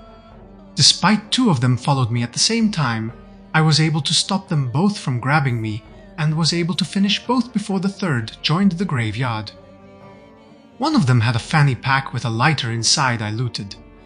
Immediately after, I had to kill another one that joined the fight before I can finish looting their belts, watches and boots. One of them even had a holster and a bulletproof vest for me to wear. Time to do this, that another 2 climbed over the fence and joined the dead pile. While looting those, I had to disable one of the watch's alarm that was set at 8 AM and 20 minutes. After that, I had to push a Zed in front of my truck to draw his and his friend attention. Then hopped over the fence to easily deal with both of them. They have nothing for me to loot, so I went back inside my car, but had to exit once I noticed a new Zed approaching the road fence. I was quick enough to reach his location before he climbed over, allowing me to dispose of him quickly. Seconds after, 2 more decided to join him. Time to loot a digital watch that I had to kill a 4th Zed that also climbed over the fence in front of me. Before I even think of entering inside my truck, a new one appeared to the west. After killing this one, I heard more Zeds inside the house. I killed the one outside in time before they broke the window. Plus a 4th one approached my location from behind the house. I was able to push and finish all 3 before 2 more reached my location. I was able to push both to the ground and finish one of them, but had no time to kill the second because 2 more tried to outflank me. They were stubborn and I lost control of the fight. So I ran inside the house only to aggro more on my way there. Thanks to my quick reaction, I was able to kill one that climbed through the window, but this broke my meat cleaver. So while switching to my lead pipe, I moved behind the entrance window. With 2 swings I was able to kill one of them, but the other had time to get back on his feet, and the next was able to push me. Thankfully, I regained balance in time to sprint away and push back the one that tried to grab me. At this point I was overwhelmed, so I run to the other side of the house, killing another Zed on my way there. Seconds after 2 members of the Horde reached my location, I pushed them to the ground and tried to kill both. But my timing and positioning was bad, allowing both to get on their feet. My mistakes gave time to a 3rd member of the gang to come to their aid. At this point, I had to go back to the road where I could use the fence to save energy. This allowed me to kill 2 of them before the rest forced me to move away. Then I climbed again the fence and was able to kill 2 more and stun the 3rd before the 4th came to their aid. Initially, I tried to deal with him, but another member of the team tried to outflank me. This forced me to sprint over the fence. After that, I tried to kill at least one of them once they started to follow me, but they were able to knock me down. The one that was on his feet was finally able to injure me. So I climbed over the fence again and checked my injury, only to find out that it was a scratch on my upper torso. I continued retreating in order to have time to bandage it. Once all members of the Horde was on my side of the fence, I climbed over. This allowed me to kill 3 in a quick succession before I had to retreat further and climb over again, allowing to kill the 4th that followed me. At this point, I was already out of breath and the fight wasn't over yet. Despite the last 2 was on opposite sides of the fence, to my delight the further one decided to take a scenic route on the other side. This gave me time to deal with the first before finishing the dumb one. While looting the just killed group, an extra Zed climbed over, only to be smashed by my feet. Another one took this opportunity and tried to grab me from behind, but I reacted in time to sprint away and meet him on the other side of the fence, where I beat the crap out of him. Finally, I went back to loot the Horde. This allowed me to find, beside the usual stuff, also a carving fork. Once I was done, I went inside my truck and reversed it close to the wrecked car, immediately after I proceeded in attaching it to my vehicle. Next, I pulled it away from the road. Time to finish the job, and a Zed tried to attack my truck, and unfortunately, I had to kill him on top of the road. But this allowed me to notice a key on the ground.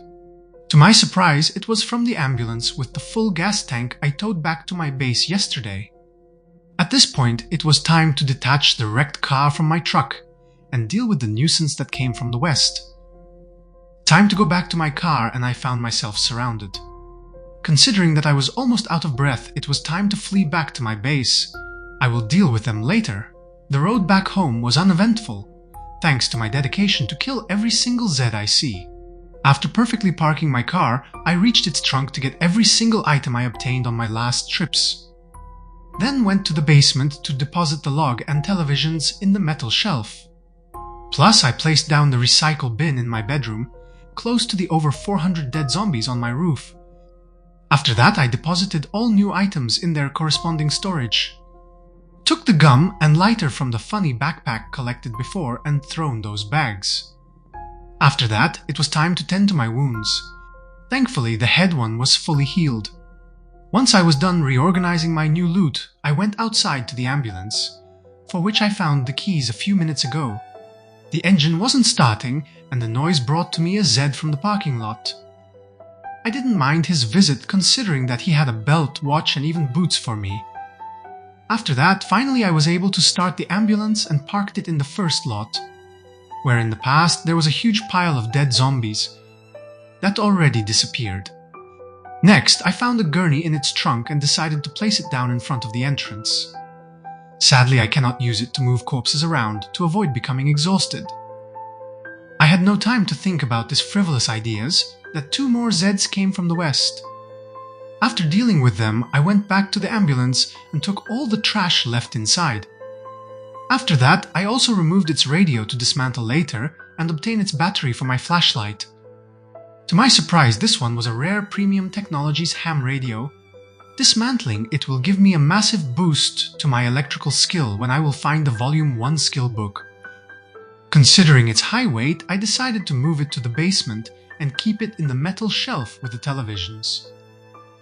The rest of the time I had on my hands I spent moving all the useless items from the corpse's pile to the trash bin and deleting them from existence, in the hope to find some new items I missed searching them the last time. Unfortunately, it was taking too much time and it started to become too late. Therefore, at almost midnight I went to bed.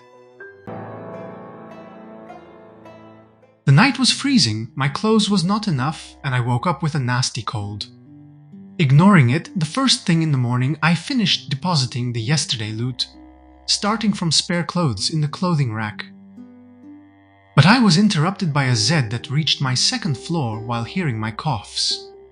To keep my house clean, I had to deal with him on my roof. I was done with loot organization at 11 AM and took my truck for another loot run. As soon as I reached the road, I found the group I ignored yesterday. So I had to exit my car and fight them. The first was fast and easy to kill. After that, I aggroed 3 more and waited for the first one to reach his final destination under my boots. The other 2 decided to stick together, but was fast to fall, allowing me to defeat both of them without issues. Considering that the next one was slow, I took a moment to check the loot. While pushing him down, a second one tried to outflank me from the north, but I was quick to react and dealt with both of them easily. Turning around allowed me to find the next victim that finally got a belt for me. Later, looking around, I noticed 3 more approaching my location. They were too close to each other. This is why I forced the chase animation on the closest, and once he was far from his friends, I remodeled his face with my machete. Finally, I addressed the other 2 and got rid of them. 3 more started reaching my location. I tried to push the first, but the second was quite fast. He even was able to attack me, but luckily my clothes layers protected me from being injured. Time I got back control and the other one was able to grab me. But this time the automated defense animation was triggered, allowing me to push him away. To regain control of the fight, I decided to retreat a little and waited for the fastest one to charge forward. This allowed me to kill him easier before facing the stubborn one. I had no time to finish him that I had to push a newcomer. He fell on the ground from the first push, giving me the time to kill the one under my feet.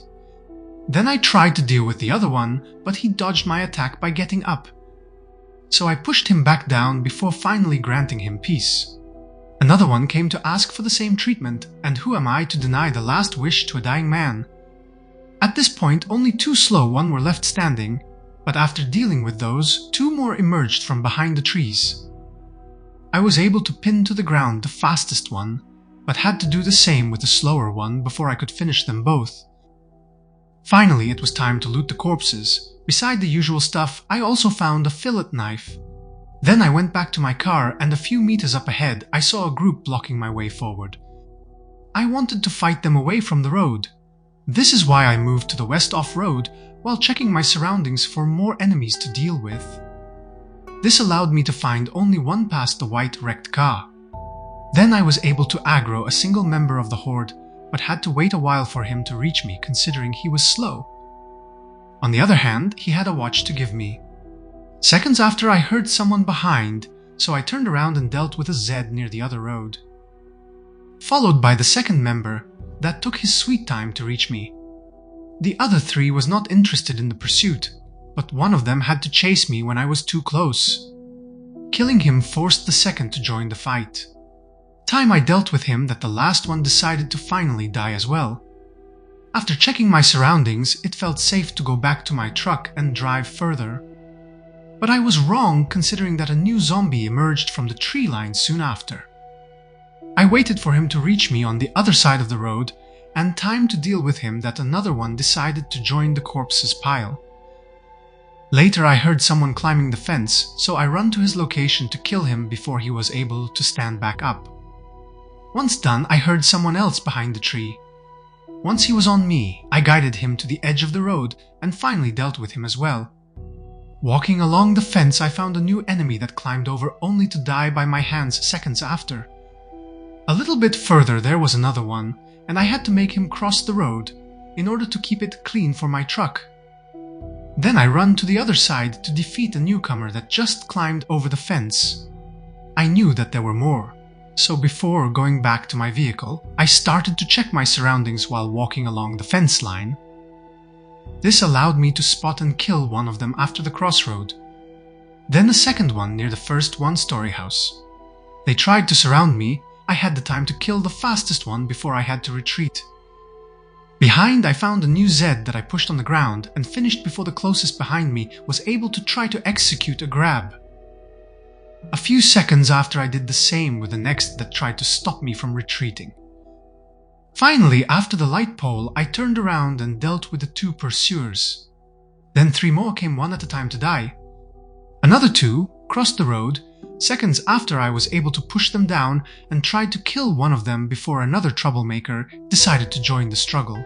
I had to retreat, but the last one was able to hit me before I could start sprinting. Somehow the second missed his attack, and I quickly turned around and pushed all 3 down. After failing to kill any, I decided to retreat a little bit more and check my injury. Thankfully, it was just a scratch that I bandaged immediately. At that point, I even was out of breath, so I reached the end of the road and climbed over the fence. To save my weapon durability, I killed the first with stomps. Then the second was able to hide from my attacks behind the trees. This gave him time to get back on his feet. After pushing him away, I climbed to the other side of the fence. Another tree messed with my attack, but luckily the Zed also had the same issue. This gave me the opportunity to finish him and had even the time to deal with the last one that just climbed over as well.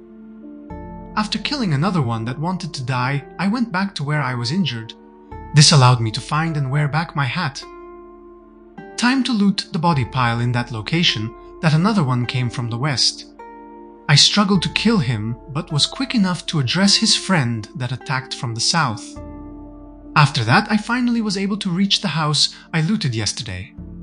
This allowed me to rest on the couch and read 2 magazines that I thrown away afterwards. After that, staying along the road, I reached my truck, and after all of that trouble, it seems to be somewhat clear. But once I was close to the white wrecked car, I noticed a new group on the road behind it. Strafing backwards, I tried several times to knock down the first. Thankfully, the second was really slow, giving me the time to deal with the first before focusing on the second. Next, I crossed the road to reach the third of the group that was sleeping. It took several pushes, but once he was on the ground, I was able to one-shot him with my weapon. Finally, I was able to get back in my truck and drive till the blue van. Despite the 2 Zeds was somewhat passive, I still pulled over and started to fight the first. Time to finish him, and 2 extra started to chase me. After a small struggle, finally they were both on the ground, and they took only 1 hit from my weapon to die. While looting their corpses, another 2 reached me following the road.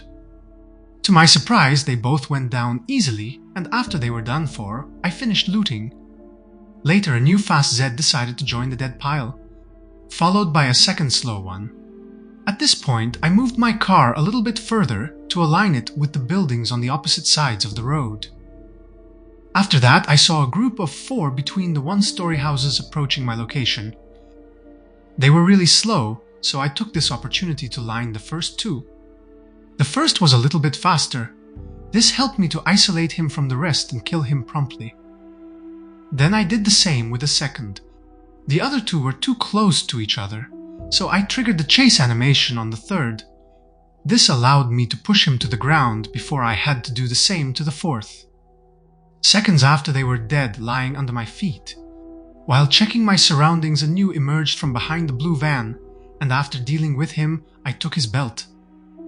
Then I checked the map in order to remember that I already looted the 1-story house. For this reason, I crossed the road and moved toward the burned house on the other side. Unfortunately, there was no good loot in the shelves left untouched by the fire. Plus, I heard some Zeds behind the building wall, so I waited patiently in front of the window. This allowed me to kill 3 of them easy, and considering that the others weren't paying attention, I decided to loot the corpses, and one of them even had a beef jerky for me. Time I was done, finally, the other 3 noticed my presence and decided to climb through the window, only to find their head sliced in half by my weapon. Then the surroundings became quiet, This gave me the opportunity to take the curtain from the window. After that, I inserted a new battery in my flashlight only to open the map and tag this building as looted. At this point, I left the house while going to the east. This allowed me to spot a new group close to the other burned house. The first noticed me immediately, but was slow to reach my location and died quickly. The second was too slow. This made me lose patience and force him to chase me. This caught the attention of the third, but he also was slow, allowing me to kill the second before dealing with him as well. A little bit further between the trees, I found the fourth that was sleeping on the job. So I woke him up and taught him a lesson. After that, I decided to check my surroundings, but had to zoom back in and run away, because I noticed a new enemy that was trying to sneak on me. Once I was ready, I defeated the troublemaker and took his watch as reward. Seconds after, another one decided to follow his friend Destiny, and he also had a watch for me. But for this one, I had to disable the alarm while looting it. This action allowed a newcomer to sneak on me, but I reacted in time, sprinting away. While dealing with the problem, I noticed another group of 3 appearing behind him. While retreating, I spotted the fourth. 2 of them began to chase me. So as soon as I was close to the previous house, I turned around and pushed them on top of each other. Hitting the first leveled up my long blunt. But after killing the second, I had to hit again the first to finish him. Time I was done, I had to address 3 more that was approaching my location. I pushed down the first 2 and tried to do the same with the third to finish him. But he was a stubborn one, buying enough time for the other 2 to stand up. To avoid losing control of the fight, I ran through the house and positioned myself behind the exit window. This allowed me to kill the first, but I failed to do the same for the second because the third decided to use the doorway instead. So I had to use more energy to push them down before I could finish them both. But at least after the fight, I was able to get from them a small backpack I could use as an extra storage. Time to loot it that another 2 came from the north and the east. I easily dealt with the first, but had some problems defeating the second. Time I was done, I heard more incoming from my right. The first had something sticking from his back, and once dead, I found out that it was a kitchen knife that I took before fighting the second. Turning around, I noticed another one, and once dead, I became tired. Double-checking the corpses, I found a handheld gaming console that I collected so I can dismantle it later in order to gain some electronic experience. Seconds after, I had to kill a new Zed that came from the west. This action resulted in falling out of breath. I lost the Moodle as fast as I got it, but while fighting another one incoming from the north, it came back. At this point, it was too dangerous to push further, so I went back to my car, and this time I decided to drive it backwards to save some time on reversing it. Also, once I was at the crossroad, to avoid to drive to my base through the corpses, I left it there and reached my base by foot. After that, I went inside my house and started depositing the loot in their corresponding storage. Before going upstairs, I tried to eat some jam in order to fix my bad mood and starvation. Despite I ate the whole jar content, it didn't help much with those issues. Disappointed in this day, I went upstairs to sleep in my bed, hoping that tomorrow will be a better day. Day 19 started by finishing depositing the yesterday loot in their corresponding storage units. Plus, I placed down the new small backpack in the clothing room in order to be used to store sheets. After that, I went outside in order to have enough light to tear down 2 belts into leather strips and use one in order to change the bandage on my lower torso. Finally, it was time to start the day with a new loot run. On my way toward my truck, I had to deal with a Zed near my base parking. After that, I was able to reach my vehicle without encountering any other enemy. As soon as the engine started rolling, I drove past the blue van and reached a new group of buildings I didn't explore in this playthrough yet. I decided to start from the 1-story house to the south, and using the kitchen window went inside. This allowed me to find in the first cupboard some glue I can use to repair my tools and an empty hot water bottle to store some drinkable water. On the ground, I even found some instant popcorn I could cook later. Next, I went in the bedroom from where I picked up the television, to be dismantled later, and moved it into my hiking backpack to lose the encumbrance moodle. To finish with this house, I collected a griddle pan left in front of the bedroom window and moved outside. Immediately after I left the building, I noticed that to the west there was a decent group of zombies to fight. One of them chased me immediately, and he had something interesting planted in his back. After defeating him, I found out that it was a carving fork I collected. The noise made two more react and join the fight. They were spread out, and this allowed me to kill them easily. One of them even had some matches for me. The rest of the group wasn't interested in fighting, so I moved to the south, where I saw another enemy walking toward my direction. Killing him forced two of the larger group to seek vengeance. After killing the first, I was pleased to collect his fanny pack, considering that inside there was a car key. I had no time to check that key that I had to deal with the second incoming from the west and the third one from the south. After defeating a bonus one that reached my location from the south, finally I was able to drop the fanny pack only to find out that the key is of a Chevalier dart. I bet that it belongs to the one in decent conditions I inspected previously near the convenience store.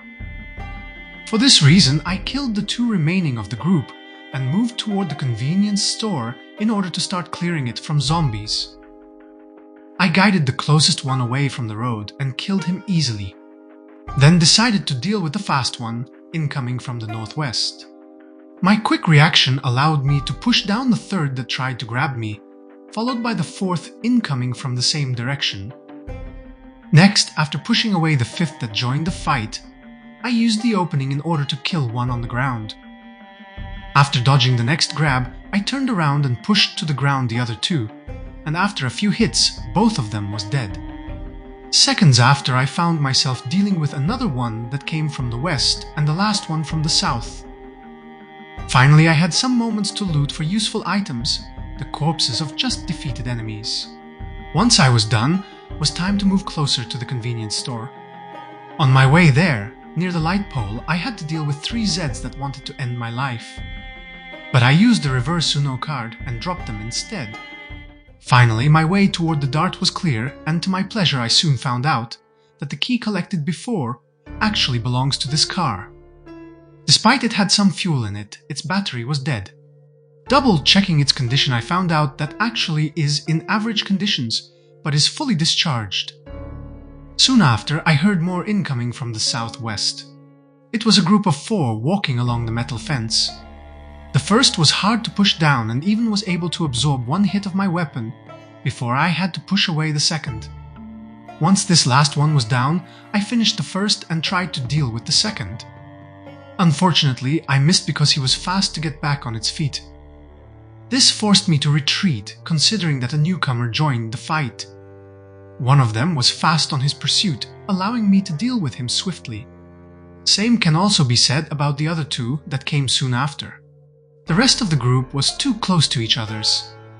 But this didn't stop me from killing the fastest one, breaking my machete. At this point I had to retreat in order to have time to switch to my lead pipe, only to turn around and use it to finish the next 2. At this point there was 4 in close proximity. To avoid risking it, I decided that it was wise to retreat a little. This allowed me to isolate and deal with the fastest one. After going further back, I tried to deal with the second, but failed because the rest of the group was too fast. Thankfully, I noticed to the north the 1-story building I looted before. So I opened its bathroom window and climbed inside. After one-shotting the first 2, I closed the door to avoid being surrounded. Seconds after I defeated the last 3, one of them even had a riding helmet that I could use for protection if I could survive till summer. Considering that I fought for too long, I decided to sit on the ground to recover my forces, but was interrupted by an unwelcomed visitor that broke in through the bathroom window. Finally, I had more time to rest and eat some beef jerky. Soon after, I heard someone banging on the bedroom window. This forced me to break it in order to let the Zed to get inside and die by my hand. After that, I sat on the bed and was able to read in peace the recipe that teaches how to make biscuits. Later, checking the building surrounding, I found and killed a zombie that was under shock, admiring his dead friends in the bathroom.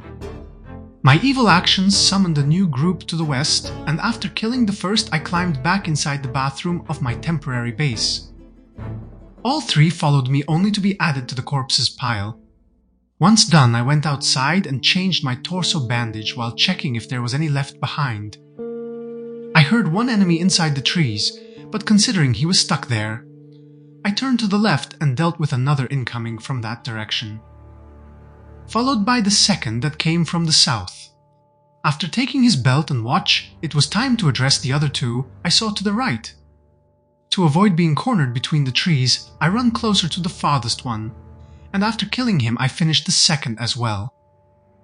My surroundings finally became quiet, but I suspected that there were a few more near the bathroom window, and I was right. After killing the first that noticed my presence, I carefully approached the one between the trees. After killing him, I took his belt and moved away from the tree line to safely deal with a newcomer. At this point, I double-checked the just killed enemies for some loot before going back to the road. Here I found a Zed that was sleeping on the job, so I woke him up with a bonk on the head with my pipe. Immediately after, I dropped two more that came to his aid. Time to take a belt that another wanted to die, and as generous as I am, I made his dream come true. At this point, I wanted to check the house behind the convenience store. Once I was close enough, a Zed climbed through the window, only to see a lead pipe smashing his head. Seconds after, I noticed another wanderer along the metal fence that I dealt with swiftly. I wasn't feeling safe to get inside the house yet. Instead, I decided to check the entrance to the convenience store. This allowed me to notice a new group there and another one near the one-story building on the other side of the road. One member of the convenience store group wanted to fight. I was able to deal with him in time, before I had to react to another troublemaker sneaking behind. After that, two more started to push, plus I noticed a third incoming from the house location. I decided to defeat the last one first. After turning around, I found out that only one kept following me. Once dead, a second one joined the fight, and a few moments after the third followed suit. I killed the last one in time to push away the fourth that went for a grab and punished him for his cowardly actions. After checking the new graveyard for some loot, I moved toward the last two in front of the convenience store. I pushed the first to wake him up and made him follow me closer to the building in order to kill him safely. Seconds after, I did the same to the other one. At this point was time to walk back in order to deal with a slow one near the light pole. The noise pulled three from the one-story building group. The first two were fast. This allowed me to push them to the ground and kill them both before I had to address the third. Later, I aggroed the fourth of the group and noticed that he was impaled by a strange weapon. While retreating, I caught the interest of two extra Zeds, but I defeated them in time before fighting the one with the curious weapon in his body that I soon found out to be a fireplace poker in average conditions. After taking it, I noticed a newcomer that appeared in the parking lot that I disposed of quickly and took his belt for my trouble. While taking a moment to loot the other corpses, another Zed decided to attack me from the east. Killing this one made me out of breath, but at least he had a paring knife to loot. After that, I tried to get inside the store but found myself surrounded. Killing the first troublemaker allowed me to loot a kitchen knife. Immediately after, to avoid aggro more to the fight location, I decided that was wise of me to retreat to the other side of the road, closer to the one-story house. This allowed me to kill the fast one, then to force the second to chase me, and moving closer to the house I disposed of him safely. But he was taking several hits to die, forcing me to push down the next before I could keep hitting him. To prevent the second to get up, I moved closer to him to give him a bonk, but the other one was too fast to get back on his feet. So after a short retreat, I pushed them back to the ground, but killing one of them messed up with my positioning, giving enough time for the other to get back on his feet. Finally, after pushing him back to the ground, I was able to finish this one as well with 2 stomps, just in time before I had to give the same treatment to a newcomer. Once dead, I found out that there was 2 more incoming from the south. The first was fast and died quickly, and I had no issues to deal with the slower one as well. I had no time to think what to do next that another one emerged from behind the trees. Finally, after granting peace to this one, there was no more incoming, allowing me to loot the corpse's pile. Once I was done, I went inside the house, and while sitting on the bed, I read the recipe that teaches how to prepare an onigiri. Despite I recovered my breath, I became tired. So I spent a few minutes to read also the schematic that explains how to make barbed wire wrap weapons. After dropping the just read magazines, I went back to my car only to deposit the new loot into its trunk. Later I decided to go back to the convenience store. On my way there, I found a new group on the other side of the road. Carefully, I was able to aggro only one of them and killed him swiftly. Taking a few steps forward, finally caught the attention of the second, but he was really slow.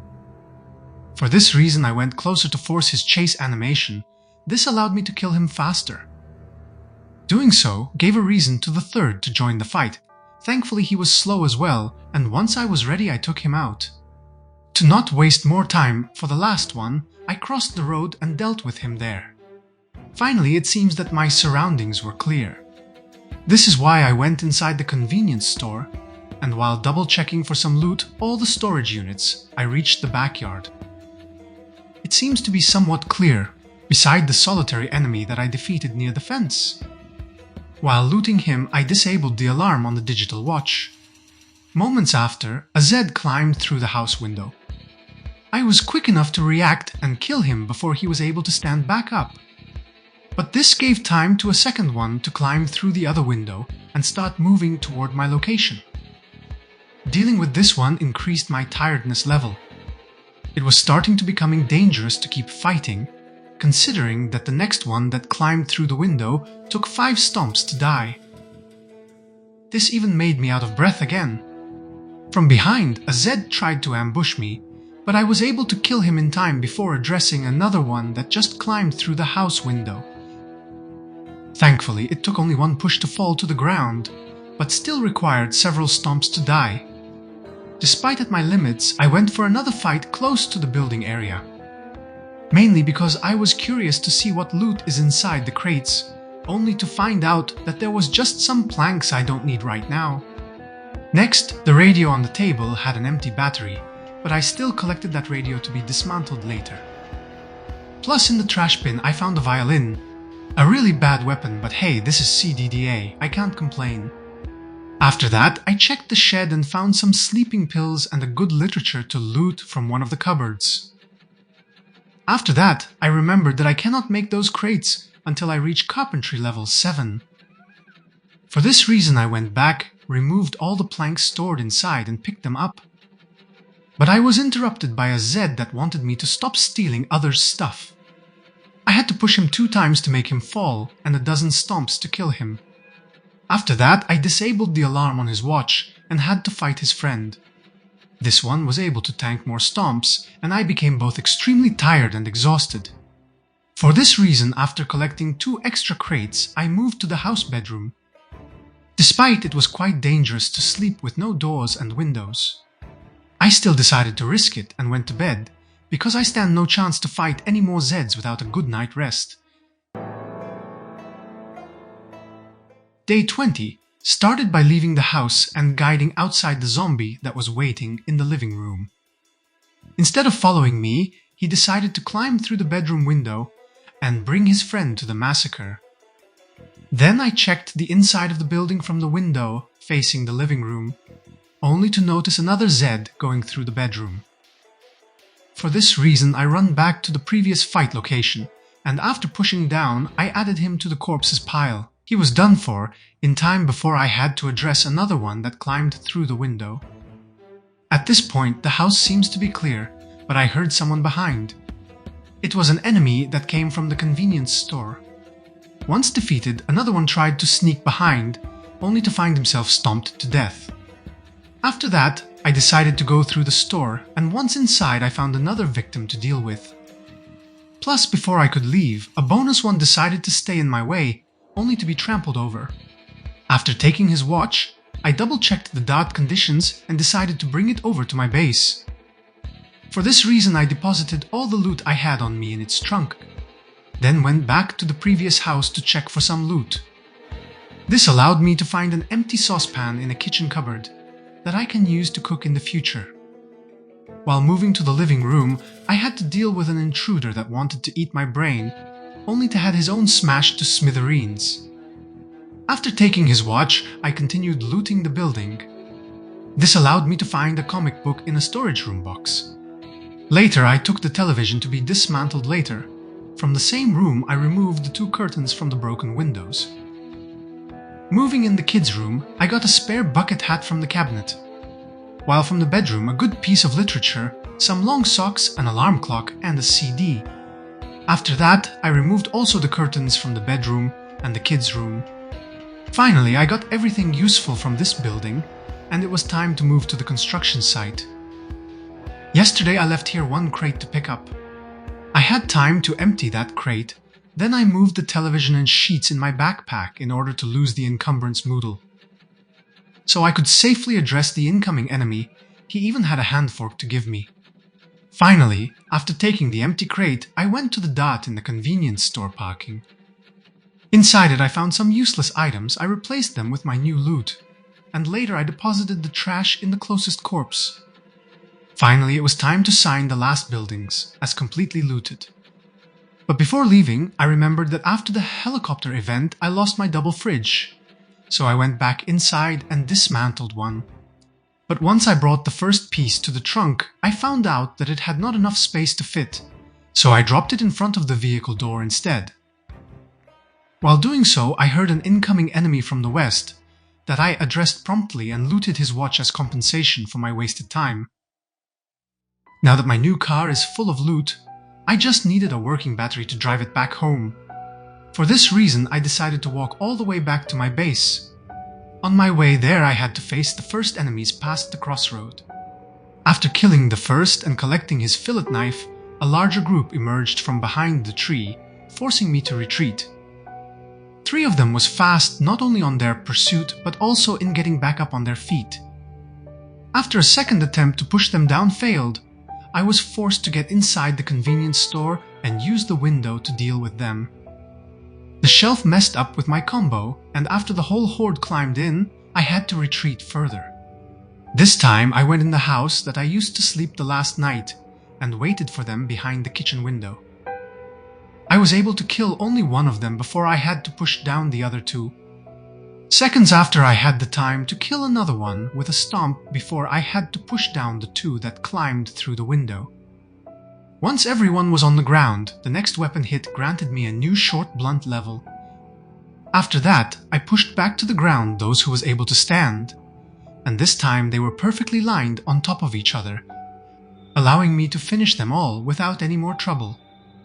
I was out of breath, so I took a moment to loot them and lose that moodle. Later, I went in the living room where I heard more zombies' laments. There was 2 waiting for me. One ignored me while the other went for a grab. I dodged it by sprinting, only to turn around and deal with the troublemaker. Finally, the second woke up, but it was too late to help his friend. I was able to take only a belt from one of them before I had to sprint toward the window in order to prevent the zombie that just climbed in through to stand up. After dealing with this last one, I moved to the kids' room so I could rest a little sitting on the ground. I took this opportunity to read the last 2 schematics I had on me, so I could get rid of them and free some weight for loot. Once I was well rested, it was time to leave the house, but before that I had to deal with another unwelcomed guest that at least had a watch for me to loot. Back to the crossroad, I heard more zombies from behind the first 1-story house. Considering I will have to go back here to take the car, I decided to deal with them now. There was only 2 waiting for me there. They were easy to deal with, and to my delight, one of them even had a can opener. Moving to the east closer to my base, I found a new enemy to deal with near the second 1-story house. While after that building, I was chased by 2 fast one. Thankfully, they were spread out, allowing me to easily deal with both of them before looting a belt from one of them. Later, I crossed the road and dealt with a sleeping enemy near a trash bin. Time to loot his belt, and more started to reach my location from the south. After killing the two fastest one, I moved closer to the third that was wasting my time by moving like a turtle. My impatience allowed a larger group behind him to spot me.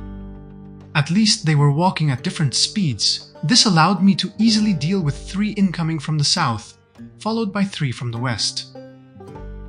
While looting, the rest of the horde tried to outflank me, but I reacted in time to kill the fastest, ignoring the 2 slow. Then one by one, I dealt with the rest of the horde that had 7 extra members left. While looting them for any useful loot, I found also a paring knife. After I was done looting, a new enemy came from the west, only to be dealt with swiftly. The noise attracted more, and after killing 3, I felt out of breath. They kept incoming, and I was starting to become weak, considering that it took 3 stomps to kill the 4th.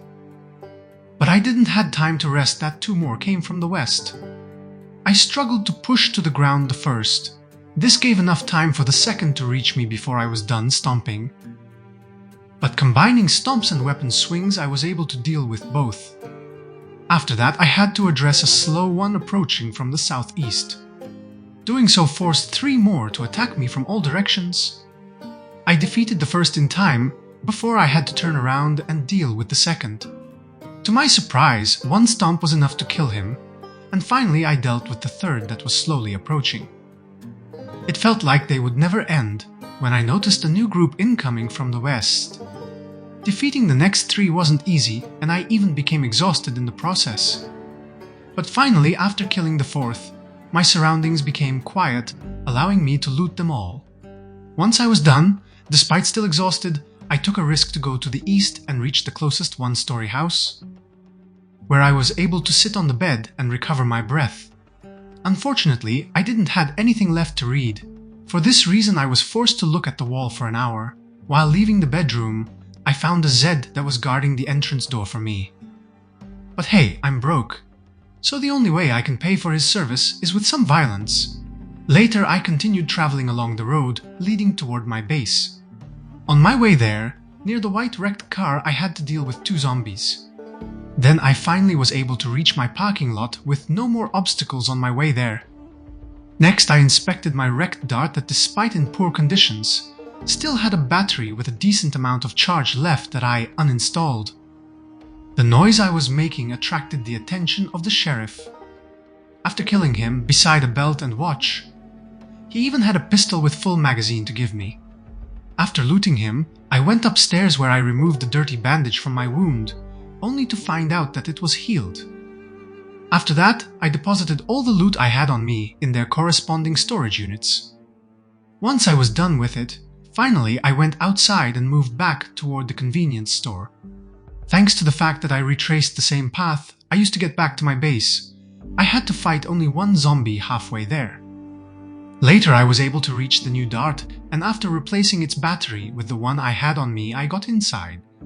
It was getting late and I became tired, so I had to drive through the off-road back to my base in order to avoid finding more enemies to deal with. But behind the second house, I had to get out and deal with 1 Zed that probably just respawned. At least he had a watch for me to loot. Beside this encounter, my way home was uneventful. Once the dart was perfectly parked, I unloaded its loot and started to move it to my base. While depositing the new stuff in their corresponding storage, I also placed down 3 crates in the corner of the clothing room, while the other 2 in the basement near the metal shelf. Once I was done, I took 1 jawbone war axe to have a spare weapon on me. Later, I got a beer from the fridge that I drank as my reward for the day and finally went to sleep. Day 21 started by tearing down a belt in order to replace the dirty bandages with clean one. Then it was time to leave my base and move toward the truck I left yesterday. Past the crossroad near the light pole, I found my first victim for the day. While along the street between the buildings, I noticed the second. I forced him to climb over the fence so I could finish him easy before stealing his belt. A little bit further, I noticed the third. Killing this one was easy, and it revealed the 4th that was hiding behind the tree line. But he wasn't alone, and getting closer resulted in forcing his friend to chase me. He had a hand fork stuck in his back that I collected after dealing with him. Finally, I went for the passive one behind the trees, and he even had a watch to give me for the trouble. The fight caught the attention of a new Zed that I disposed of promptly. Later, looking around, seems to be somewhat clear beside one zombie I saw on the other side of the road. Killing this one made his other two friends joining the fight, but they failed to avenge their friend.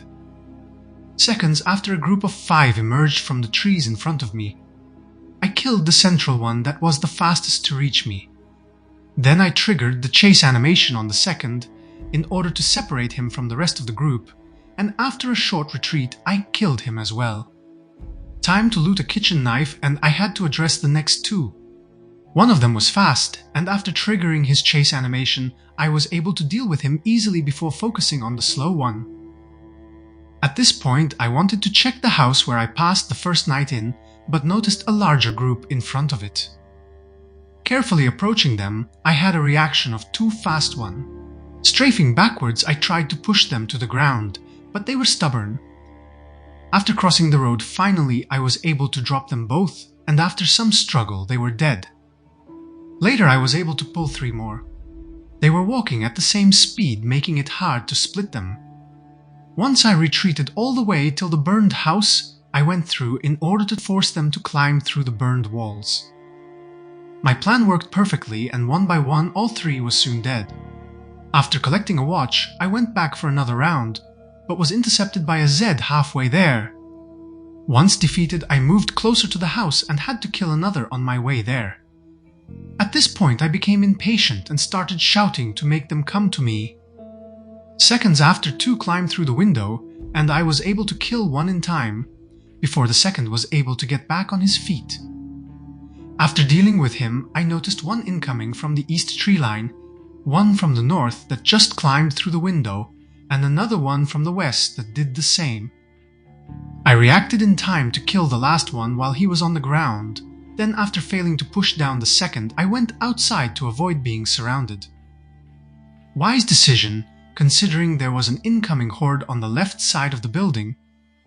While retreating, I tried to push down the fast one, but he refused to do so. Once inside the house, I was able to kill the first 2 that climbed through, but had to retreat because the rest of the horde started to pour in. After climbing through a burned wall, I turned around and dealt with 3 that followed me. While waiting for more, one tried to outflank me, but I was able to drop him easily before collecting the steak knife that was sticking from his back. Because I didn't hear any more zombie noises, I started to loot the corpses. One of them had a big hiking backpack that, compared to mine, offers 2 extra capacity and 5 extra encumbrance reduction. After moving my loot inside it, I equipped my new backpack and collected my old one to be used later for storage. Plus, from the same corpse, I also obtained a sleeping bag in perfect condition. Time I was done looting, a new Zed joined the graveyard. While after turning the building corner, another one started chasing me, and a second climbed through the building window. I was able to push down the first in time before bonking the second, and prevent him from getting back on his feet. Alternating weapon swings, I was able to kill the first and hit a few times the second before I had to push down the third that just joined the fight. This gave me the time to finish the one laying under my feet. Seconds after, a new one joined the fight by climbing through the window, and in the process was able to push me away. While regaining balance, both were able to get on their feet. They still fall back down from the first push, and I was able to finish one of them before the second was able to stand back up again. But it was not such a big deal, and seconds after he was dead anyway. At this point, I looked around only to find 3 more that was slowly approaching. One by one I was able to deal with them without any issue. Finally, I had some time to rest and loot the new corpses. When I was almost done, a bonus zombie was slowly approaching, but I had no time to lose, so I went for a kill without waiting for him. Finally, I was able to reach again the house I wanted to double check and had to kill an enemy standing in my way. Once inside, from the living room, I picked up the television and a CD from the drawer underneath. Hearing some enemies outside, I went to deal with all 3 of them. I also took the opportunity to check the shed, and from its floor I collected some pliers I can use for crafting. While going back, I noticed 2 Zeds incoming from the northeast. Time to deal with those that 2 extra came from the northwest. Looting those 4 allowed me to find a watch and a good piece of literature. Time to take it that I found myself surrounded again. After killing the first one and pushing away the second, I had to retreat inside the house. To save some energy and funnel my enemies, I waited for them behind the living room window. Despite some had time to stand up, this didn't stop me from dealing with all 8. The couch prevented them from pushing me away after climbing through. This ensured the success of my endeavor. After looting the new corpses, I went upstairs and decided for the first time in my playthrough to wash myself and some of my clothes until I finished all of the water in the bath. For the same reason, I used all of the sink and toilet water. It wasn't enough, so I went downstairs and kept washing my clothes at the kitchen sink. Once I was done, 2 new visitors decided to reach my house and fight me, only to find their brains smashed to pieces. Later, it was time to move to the next building to the west. Before I could get inside, I had to deal with a Zed that came from the forest. Seconds after, I was able to obtain a muffin tray from the kitchen cupboard so I could cook some muffins in the future. While from the other shelf I got a medium handle I could use to craft or repair tools, followed by some literature from the crate near the bed. This time I decided to leave that crate there and continued moving to the west. Once close to the next building, I had to fight off 4 zombies nearby. Despite a little bit of struggle, I managed to deal with all of them without issues. But in the process, my lead pipe broke. For this reason, I equipped on my back the axe I got with me as a spare weapon. Seconds after, I found the first victim I could try this weapon on. He even had a crash helmet in perfect conditions for me to loot. Finally, it was time to check the closest building. The first thing I did once there was to reach the bath and finish cleaning my clothing. Once done, I took a magazine from the bookshelf, picked up the television in the room corner, and the handheld game console from the ground. To finish looting this building, I went in the kids' room and took another magazine from the drawer. At this point, I was over-encumbered, so I had to walk back to my car and deposited all of the new loot inside its trunk. Finally, after 3 weeks, I was back to where everything began, to the starting house on fire. In the garage, I noticed the remains of some crates. Seconds after, 2 Zeds climbed through the burned-down walls, only to be sliced in half by my axe. Later, I started to move inside the house, but had to turn around and deal with the 3rd enemy that got inside my garage. At least he was able to pay for my time with a watch. After that, I finally was able to check what was left inside the house. To my surprise, the television in the corner was intact, and I proceeded to pick it up. After moving it in my backpack to lose the encumbrance moodle, I also obtained a VHS from the bookshelf. This is the only loot that was left in this building, but before moving out, I had to deal with a new enemy that just broke in. Going outside allowed me to spot a new Zed, and going back inside helped me to deal with him easily because he climbed through the burned wall. I heard more to the west. For this reason, I stayed in the building while moving inside the old bathroom. Seconds after, a zombie climbed through the window only to die by my hands. Despite it was getting late, I still wanted to push further. For this reason, I moved more to the west toward the neighbor house. Halfway there, I had to deal with a sleeping Zed. This action attracted more from the north. I killed the first that just climbed the fence, and considering that I had an enemy behind me, I went to the other side. One by one in quick succession, I dealt with 6 of them before I had to climb back out to avoid a larger group to ambush me. I was tired and probably almost out of breath, so it was time to fall back. Initially, I went around the starting house, but it was too dark to fight them inside a burned building. For this reason, I changed plan and moved to my car instead. Driving backwards, I reached the blue van and took a moment in order to obtain its radio, considering I need new batteries for my flashlight. Then finally, I drove all the way to my base and started unloading my new loot. While trying to get down in my basement, I heard someone to the north from my house. For this reason, using my flashlight, I found the intruder and dealt with him. After that, finally I was able to deposit my new loot in their respective storage units. I also moved all my electronics from the small backpacks down in the basement, inside one of the crates I placed down here yesterday. While leaving the basement, I was ambushed by another zombie that went through the window on the other side of the room. Killing him in front of the ambulance made me extremely tired and out of breath. This situation made me nervous, and I think that in the next days I have to find a new, more secure base to settle in. Considering that previously I broke my axe, I got another one, plus a rolling pin from my tools crate to be used as weapons for tomorrow. Later I placed down my old hiking backpack on the table in the clothing room, plus I moved the empty gas can and the rubber hose inside my car trunk. After depositing the remaining loot around midnight, I went to bed. Day 22 started by taking a beef jerky and a soda from the fridge. I drank the soda immediately to fix my hunger issue. After that, I drove till the second crossroad, where near the one-story house, I noticed some enemies to deal with. To avoid having troubles when I will drive back home, I defeated all 4 before getting back in my truck. Then I followed the road until it started to turn to the right. Here I found a Z blocking my way forward I dealt with promptly. Later, looking across the road, I found the second one that was slowly walking toward my direction. He had a watch for me to loot. Then I zoomed out, only to notice that there was a larger group spread out in front of me. Killing the first rewarded me with another watch, but in exchange it broke my weapon, that I proceeded in replacing with the other jawbone war axe I brought with me. Time to equip it and I found myself surrounded. I quickly dealt with the first enemy incoming from the south, then turning around I dropped another 2 and obtained a steak knife from one of them. Later I addressed the new one that just emerged from the east. Time to do so and I had to kill also the next one to the north. After that, to avoid being overwhelmed, I retreated a little.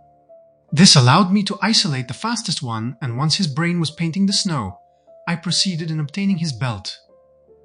The next 3 came to me at a perfect frequency that allowed me to deal with them swiftly. This even resulted in leveling up my proficiency with the axe. Seconds after I was chased by a slow Zed. After retreating a little I defeated him and extracted a screwdriver from his back. The following zombie was stubborn, but this didn't pose a threat to me, considering none of his friends came to help him. Same happened to the next one. My rampage scared the rest, but my bloodlust wasn't over. For this reason, I approached the closest one to force his reaction. The fight with him was tough, and he fell down only when it was time to deal with his teammate. This didn't stop me from pushing him down and finishing both. After collecting a watch from one of them, I finally gave some love to the last one that was inspecting my truck. To my surprise, this one had a large knife in perfect condition to share. At this point, the surroundings was clear enough to allow me to move till the mailbox on the right side of the road. The noise of my vehicle attracted some unwanted attention. For this reason, I exited it and moved to the solitary enemy to the southwest. Despite he was stubborn, this didn't stop me from breaking his head in time, before shifting my focus to the rest of the crowd. That was composed by just 2 Zeds chasing me, while on the other side of the road I found the third. The house to the east seems to be clear, but I heard more incoming from the west. They were more interested in my truck, and after a few seconds, finally they decided to claim it, by eating its owner. To make it easier fight them, I waited for them behind the fence. Despite I messed up my timing, I was still able to kill the first 2 before my axe was in pieces. I used the last piece to deal with the third and was surprised by the fourth that was able to knock me down. After getting up and pushing away the offender, I ran to the other side of the fence, where I had to deal with the fast approaching from that direction. Immediately after, I turned around in time to prevent the Zed that followed me, to get back on his feet, and with the second stomp I finished him. After that, I did the same to the next 3 that was brave enough to climb over the fence. Finally, I got some time to find the hat on the ground that I lost while falling seconds ago. I didn't have the time to wear it back that I had to shift my focus to a newcomer, that decided to climb over the fence. Using my long knife, I finished him in 2 hits, only to repeat the same on the next 2 that followed his friend to their graves. Later, I had to alternate the sides of the fence I was standing on in order to easily deal with the next 2, only to see a few seconds later 2 extra joining the graveyard. Finally, I got some free time to loot the corpses. This allowed me to find some fingerless gloves and a new crash helmet in perfect conditions. Time to take them that I had to deal with the late joiner of this party. At this point, my surroundings was clear, allowing me to start looting the nearby house. In the first box, I found 5 books, 3 of which were precious skill books. In the next 2 containers, I found more literature I could use to lift my mood. After that, I proceeded in picking up the television to be dismantled later. I found another electronic device in the bed drawer to loot. While in the nearby box, I even found a VHS that teaches woodcraft. Moving to the kitchen, the first thing I found was a meat cleaver. That is a better weapon compared to my long knife. While the rest of this house containers had nothing of use, so I marked this building as looted. At this point was time to go back to the car and deposit all of the loot I found so far in its trunk. In the process, I also equipped the rolling pin on my back to be used as a spare weapon. Moving a little bit further, I checked the trash can and mailbox, only to find some useless junk. Doing so caught the attention of 2 fast approaching Zeds. To avoid aggro more and deal with them safely, I jumped over the metal fence. This allowed me to finish them easy using my rolling pin. I even got a digital watch as reward for my effort. The noise I made alerted the closest Zed that climbed toward the corner of the fence, and I used that opportunity to finish him. Taking a few steps forward along the road, ended up aggro a new victim to the fence slaughter. Looking around felt somewhat clear, and the house to the northeast seems promising to become the new base of operations. But before that, I had to walk along the fence and deal with a solitary Zed in the middle of the road.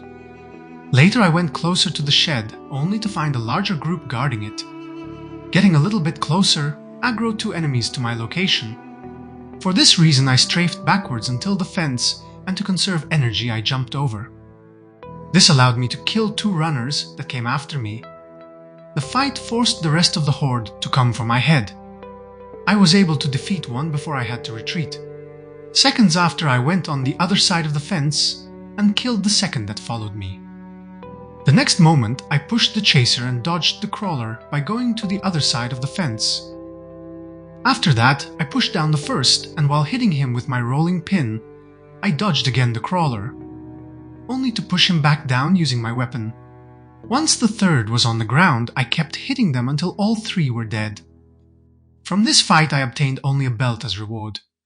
Moments after, a slow one climbed over the fence, only to be added to the corpse's pile. Time to loot a belt and a watch from this one, and another one climbed over to meet the same fate. At this point was time to clear also the right side of the house, where I noticed another group that just emerged from the forest behind. I tried to intercept the first, but 1 hit wasn't enough to finish him before the second was on me. After retreating past the fence, I easily disposed of 3 that followed me. Seconds after, I pulled the one incoming from the northwest and guided him to the other side of the fence, where I proceeded in breaking his and his friend's skulls. The third tried to outflank me, but I jumped to the other side. This action helped a lot in dealing with the next 3 that came from different directions. After looting the new corpses for some watches and belts, I zoomed out, only to find a decent group in front of the main entrance to the house. One by one, I started pulling them toward the fence, and the first 3 was easy to deal with. But soon after, 2 climbed at the same time and was able to push me away. After regaining balance, I dropped them both to the ground and finished one, but soon found myself surrounded. I tried to deal with them, but I was just wasting my energy, and soon after I felt out of breath. I was done playing games with them, so I retreated to the fence junction and forced them to climb over. Despite some mistakes and a little bit of struggle, I was able to deal with all 4 of them, only to be reached by a bonus one that was actually easy to kill. Before pushing further, I decided that was a good moment to go to the house looted before and use a chair to recover my strength. 1 hour later, I went back to the other house and killed a zombie that was left in front of the main entrance. Then moved to the shed where I had to deal with 2 extra before I had time to loot a belt from them. Seconds after, I was reached by the third that, beside being easy to kill, he even had a magazine that teaches some spices growing seasons. Time to take it, and I had to run toward the next fence in order to intercept a Zed that just climbed through. The noise of this kill forced 2 from the other side to commit suicide by climbing over it. Plus a bonus one came from along my side that also died easily after I pushed him to the ground. After looting his watch, I noticed more incoming from the north. 1 by 1 was dropping like flies, and I was able to kill 5 before I had to retreat to the next fence. On this one, I was able to defeat 7 more, because they came with a good distance between each others. This fight made me out of breath, and while looting I had to face a bonus one that came from my side. Dealing with the last one made me exhausted and even tired. Despite that the house I was fighting for to convert into my new base was probably fully cleared by this point, I didn't want to risk it. For this reason, I decided to go back to my truck and drive back to my old base. Considering that I decided to move to that house once back home, I started to move all of my loot to the trunk of my car. While transferring the food, I was ambushed by a Zed. Despite in bad shape, I was able to deal with him quickly. But I had no time to finish transferring my loot that 2 more pushed along my vehicle. I was in no shape to fight them outside, so I went to my roof in order to use its window to safely deal with both of them. It took an absurd amount of stomps to kill them. Plus, by the time I was done, I was extremely exhausted and tired. It was too risky to keep transferring more loot. Therefore, I closed the door and went to sleep. I will think about moving tomorrow. While waking up on day 23, I heard someone near my bedroom door. Opening it resulted in revealing a Zed that started chasing me. After pushing him to the ground, I went to my roof where I finally dealt with the troublemaker. Outside I noticed more, so after going downstairs I climbed through a window in order to kill easily the first. While after that I reached my parking lot, where between the cars I had to fight the second. Once done, it seems to be clear, so I went to my car and unloaded the loot I had on me inside its trunk. After taking the rest of my cooking supplies, I collected all of the books, magazines, CDs, and VHS. Later, I also picked up the television, followed by the farming supplies from the bags on the living room table. I had enough space in the trunk to deposit all of this stuff. Later, I went upstairs to take also all of the belts and some of the tools that I placed on top of the car seats. Once all of the loot was transferred, I started up the vehicle and started driving toward my new base. Past the blue van near the next crossroad, I had to stop and deal with the hitchhiker and his friend.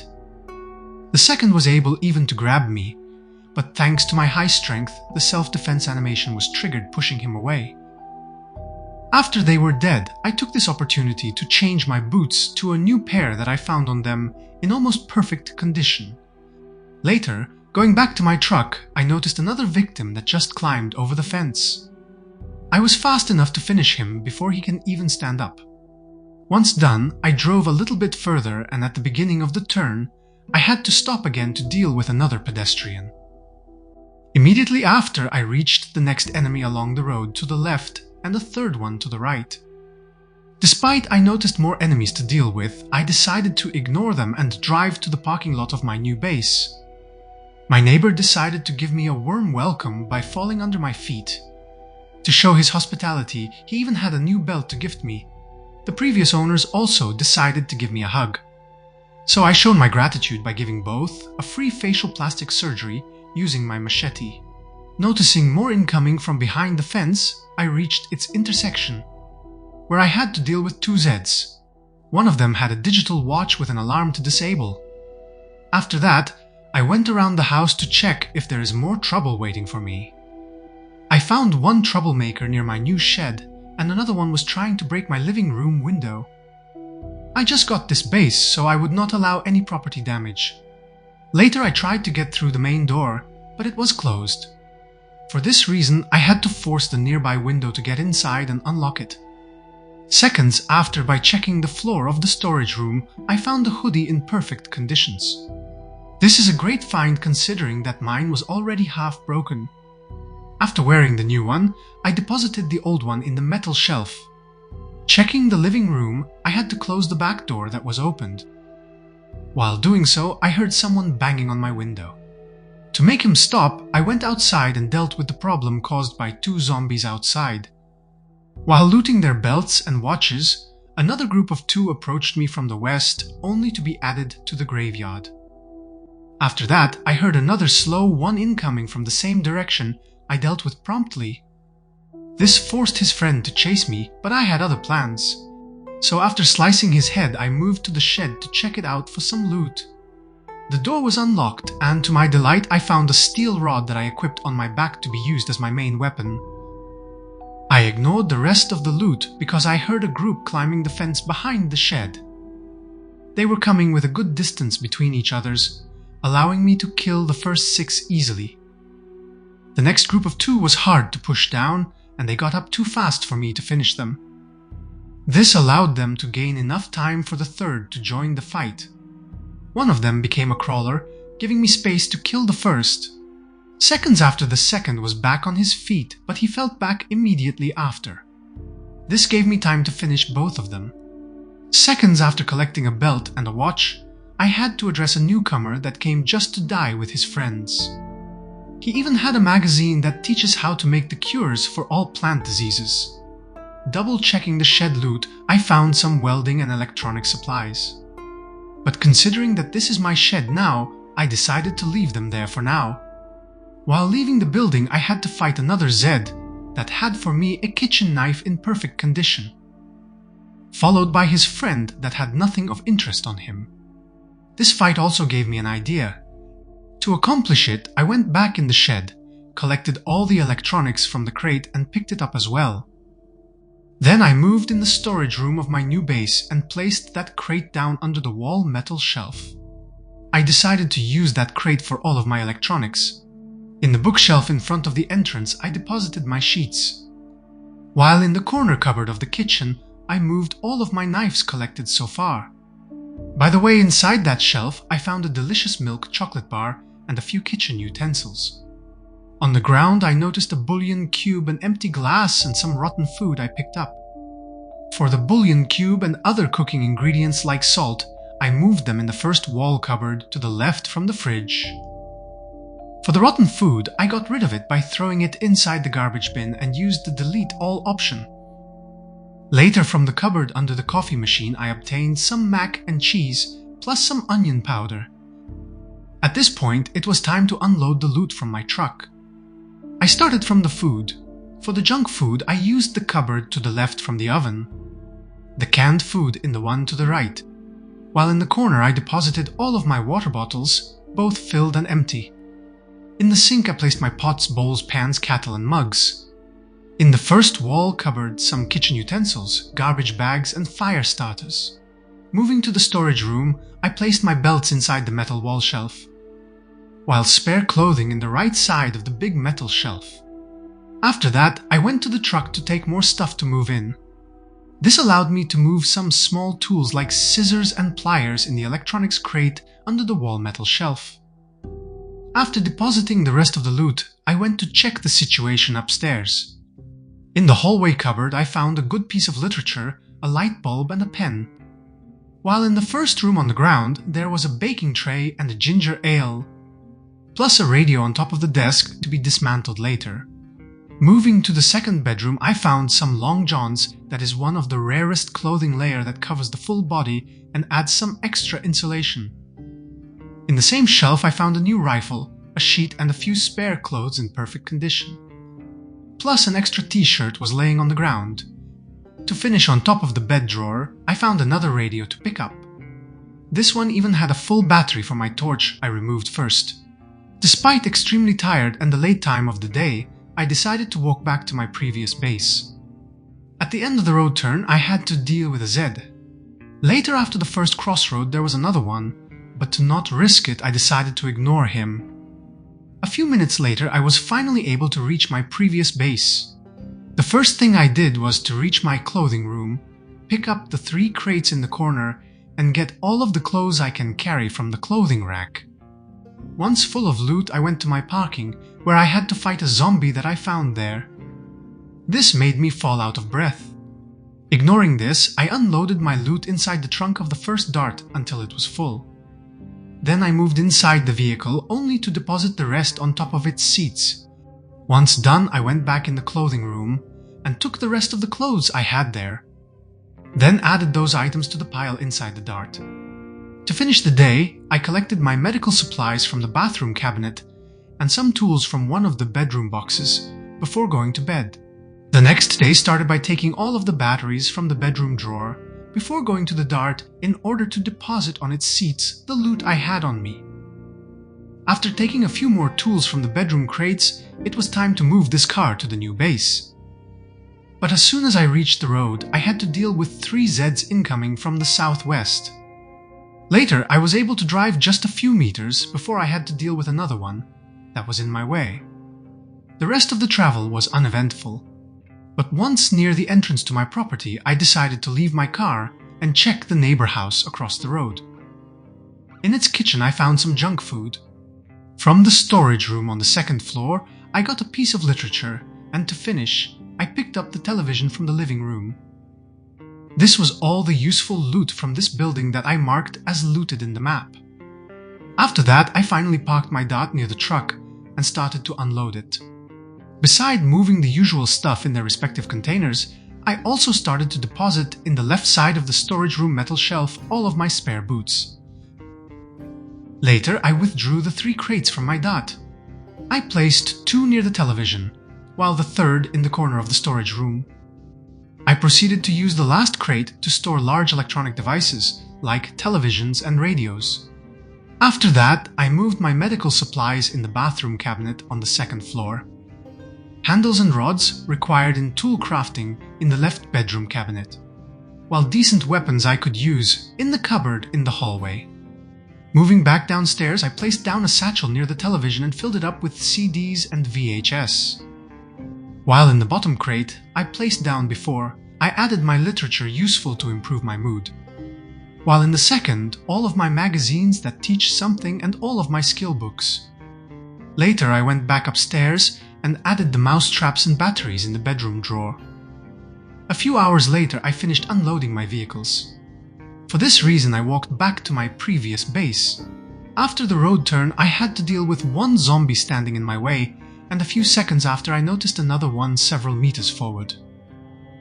The noise of this fight attracted a 3rd that came to die from behind the tree line. Finally it was quiet and I was able to move forward. I didn't encounter any enemy until I reached the blue van, where, near the 1-story house, I had to kill 4 Zeds that decided to attack me. The rest of my trip went without any more interruptions. The first thing I did once I was back is to take every single tool and weapon from my bedroom. This allowed me to pick up the 3 crates where I used to store those tools. I unloaded all of this loot inside my ambulance. Later I went back to collect the rest of the loot, including milk, beer and soda from my fridge, sleeping bag and hiking bag from the clothing room, caffeine pills and another sleeping bag from the duffel bag in the bedroom. At this point, the only loot that was left was in the basement. From here I took all of the electronic devices I was able to fit in the ambulance. Once it was full, I had to deal with a Zed that tried to ambush me in the parking, but I gave him the taste of his own medicine.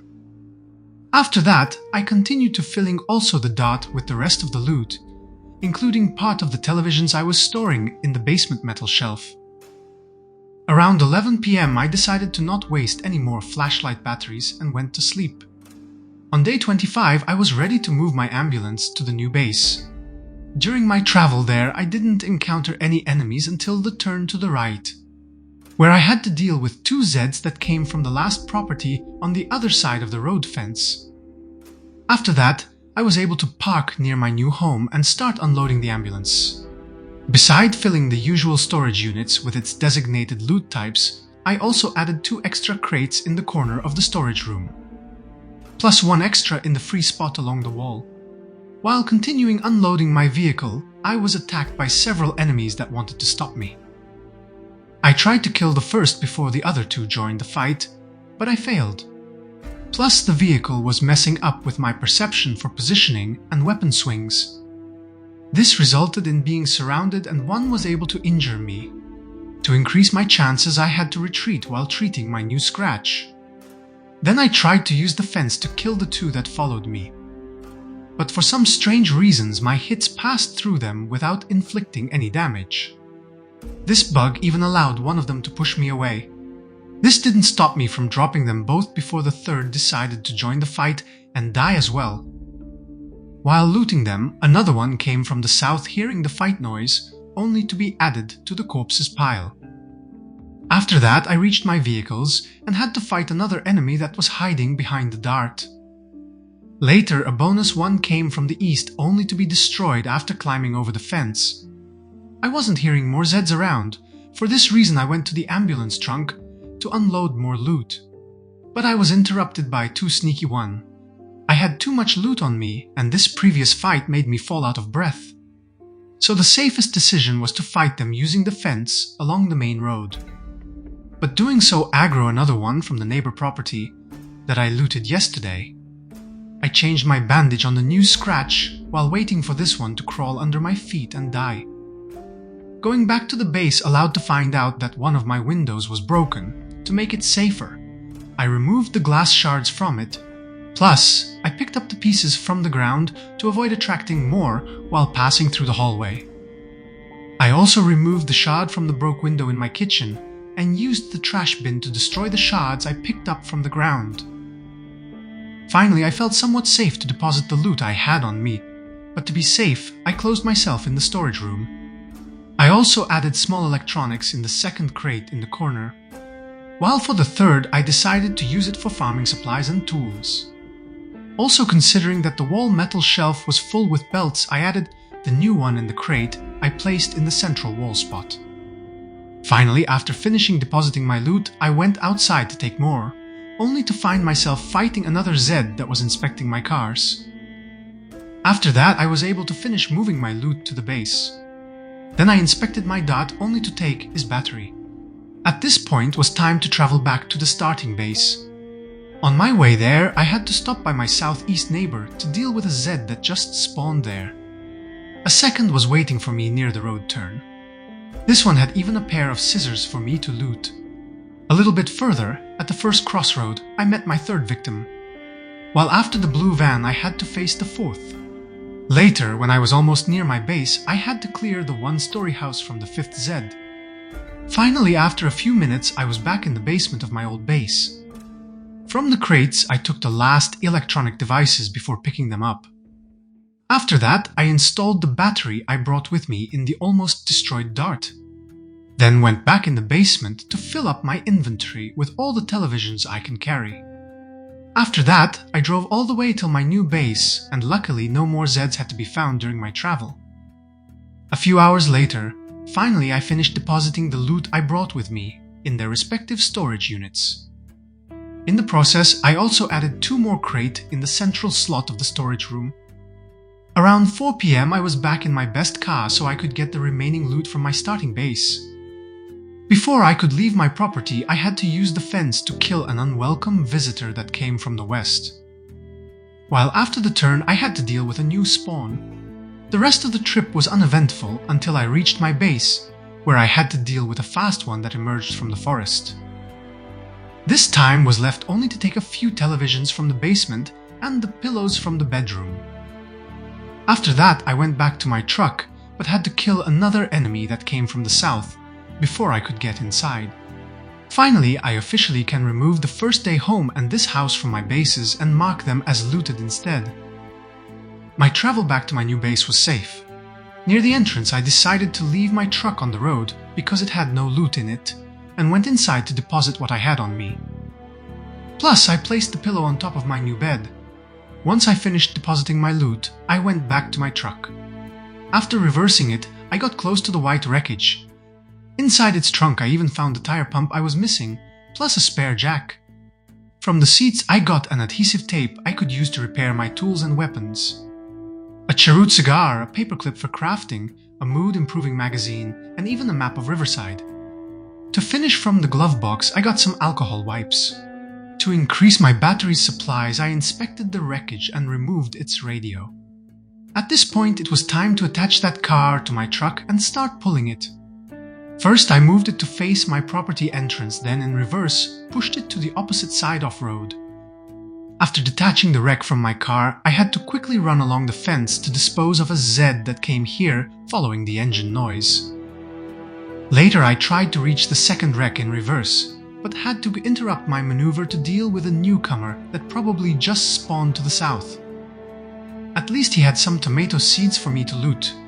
After that, I finally was able to reach the blue car and attach it to mine. But before towing it, I removed its radio and got inside for some loot. From the seats, I obtained only a piece of literature, while from the trunk, a garbage bag.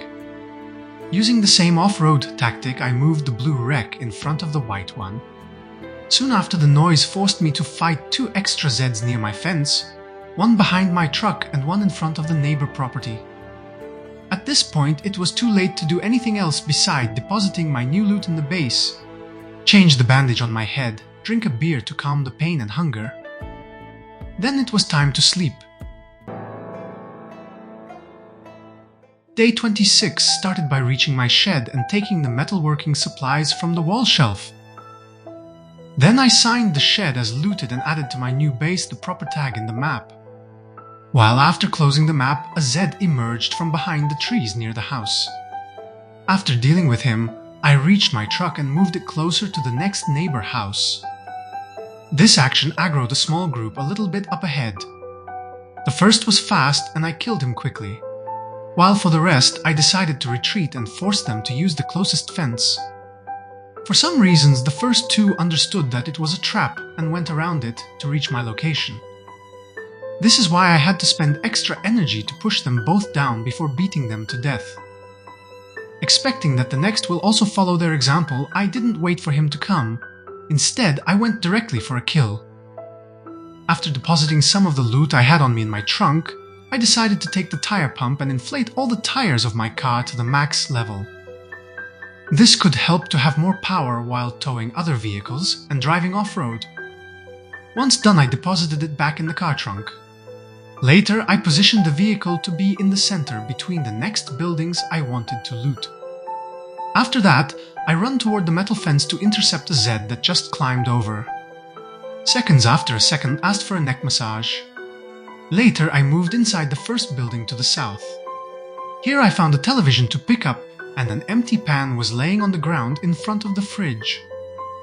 In the bedroom cabinet, there was a belt to loot, and to finish in the bathroom cupboard, I found a good piece of literature, with a good old battery for my flashlight. I also noticed that outside there is an entrance to a basement. Inside it there was 4 crates. From them I obtained a sheet metal snips, that is a new type of scissors in build 42. While the second crate I checked had a lot of metalworking supplies, including rods and pipes that I can use as weapons.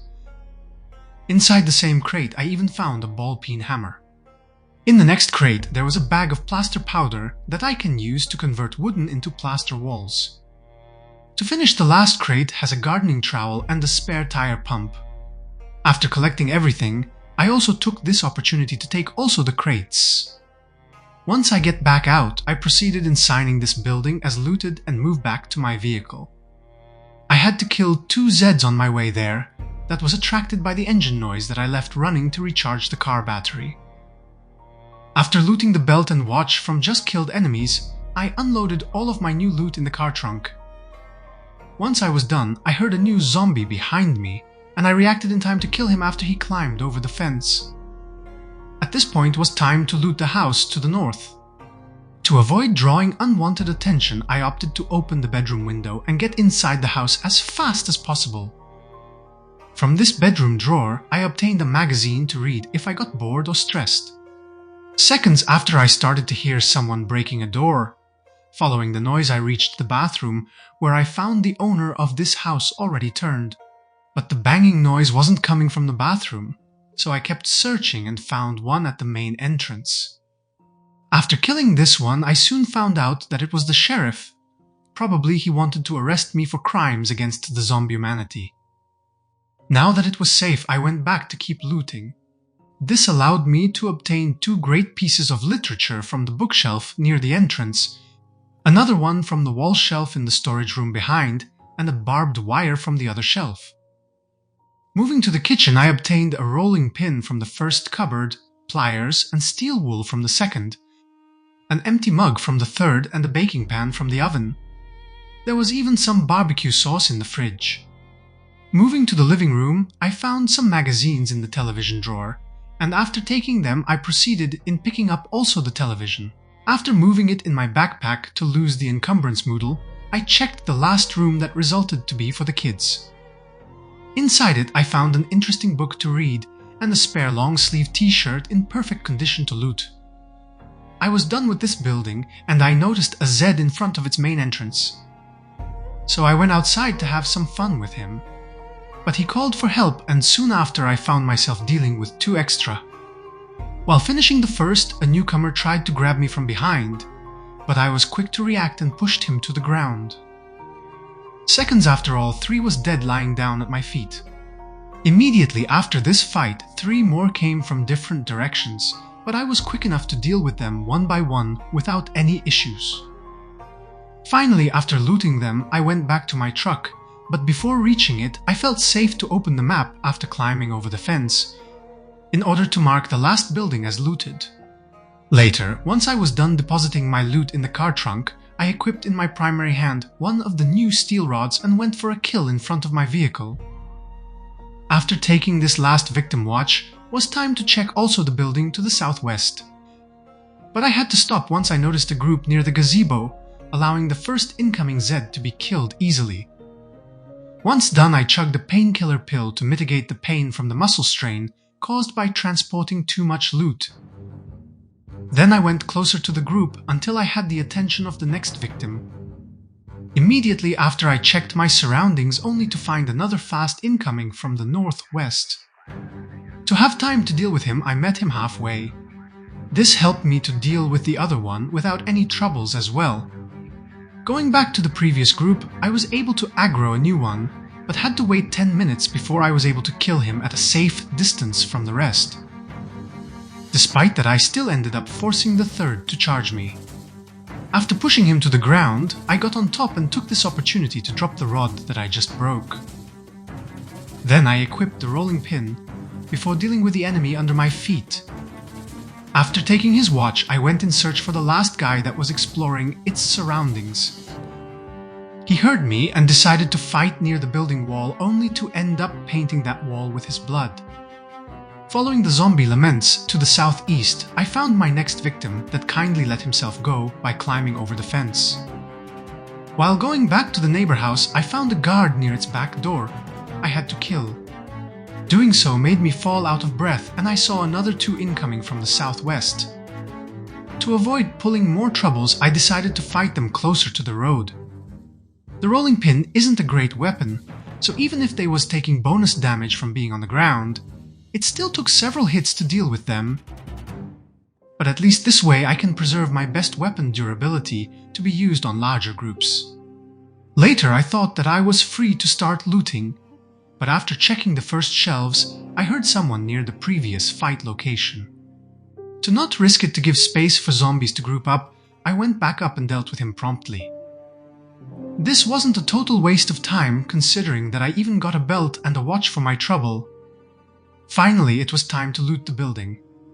I started from the kitchen, where on the wall shelf I found a soda, while in the last ground shelf I found some butter. The last one in Build 42 is one of the best late game food to gain weight.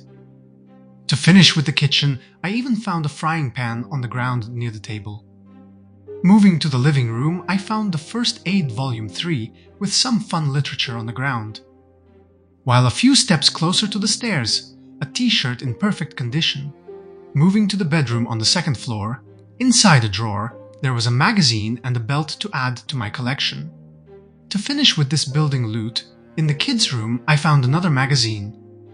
Before leaving this location, I decided to sit on the bed and drink some blueberry soda I obtained a few moments ago to calm my hunger. To not waste time resting, I took this opportunity to read the Kentucky Farmer Guide I collected before. After getting rid of the empty pop can and the Just Read magazine, it was time to sign this location and its gazebo as looted in the map. To expand my influence, I moved to the south in order to raid the next buildings. To my delight, the garage was opened. This allowed me to obtain some rope and a medium handle from the first container, followed by a small punch and chisel set. This new item added in Build 42 is used to sharpen tools and weapons. Moving on, from the last shelf I got a battery, some light bulbs and a funnel. The last one is a new item in Build 42, not sure it has any uses yet, but it says that is a tool, so in doubts I took it. After that, it was time to check the house on this property. But I put myself in trouble as soon as I checked for enemies in front of the main entrance. After retreating a little, I tried to drop the fastest one, but he was stubborn. For this reason I changed plan and climbed over the fence. Seconds after I defeated all 3 Zeds that was brave enough to fall for my trap. Later I noticed that the first door in the corner of the building belonged to a basement, and I was pleased to find out that it was unlocked. After changing batteries in my flashlight, I went to check it out, closing the door behind me to avoid being ambushed. To my disappointment, I didn't find any useful staff down there. Once I was back outside, I dealt with the enemy that was guarding the building main entrance. He even had some chive seeds to give me. The fight caught the attention of another Zed that I defeated without any issues. After that, I had to run to the southeast to deal with another one that just climbed over the fence. From the same direction I saw a group of 3, while from the west a bigger group was already chasing me. It was time to retreat back and guide them all to a fence where I was safe to fight. The first 3 was easy to deal with, but I messed up with the 4th because I wasn't able to see where I was hitting. It wasn't a real issue anyway because I smashed his head soon after. Later, I killed another one before starting looting. Beside the usual stuff, I even found another seed pocket, this time to grow some rosemary. Plus, there even was a new magazine related to farming that teaches how to make jars of vegetables. Should help a lot in the future in order to preserve food for the next winter. Plus, I found a pocket knife that in the next update I would be able to add to my keyring. While searching the rest of the corpses, I found an extra seeds pocket, this time to farm onions. Once I was done looting, more enemies started to pour in, but they were at a good enough distance from each other's. This allowed me to defeat the next 10 without any trouble. While waiting for the slowest one, I took this opportunity to equip a broken long stick I found on one of the corpses to use as a weapon and save my pipe durability in the process. Despite not quite efficient in one-shotting, it was good enough to kill the next 2. One of them had some rare chewing tobacco, plus a new seed pocket, this time to grow some sage. The next 10 minutes I spent to finish looting the dead. Once I was done, I didn't saw or heard more incoming, so I thought that was a good moment to push toward the building. I didn't find anyone on my way inside the house, so I started looting it from the television. But beside it, the only useful loot was in the kitchen, where I found an empty saucepan and a baking tray. After signing the garage and its house as looted buildings, I decided to check also the neighbor to the southeast. On my way there, before the fence I had to kill another Zed, and he had another piece of chewing tobacco. The rest of the travel toward the next building was uneventful.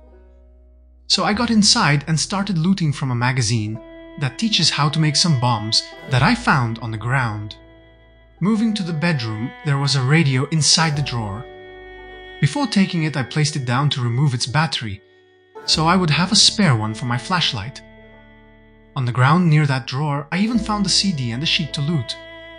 To the left from the bedroom, there was a cabinet from where I obtained a new hoodie.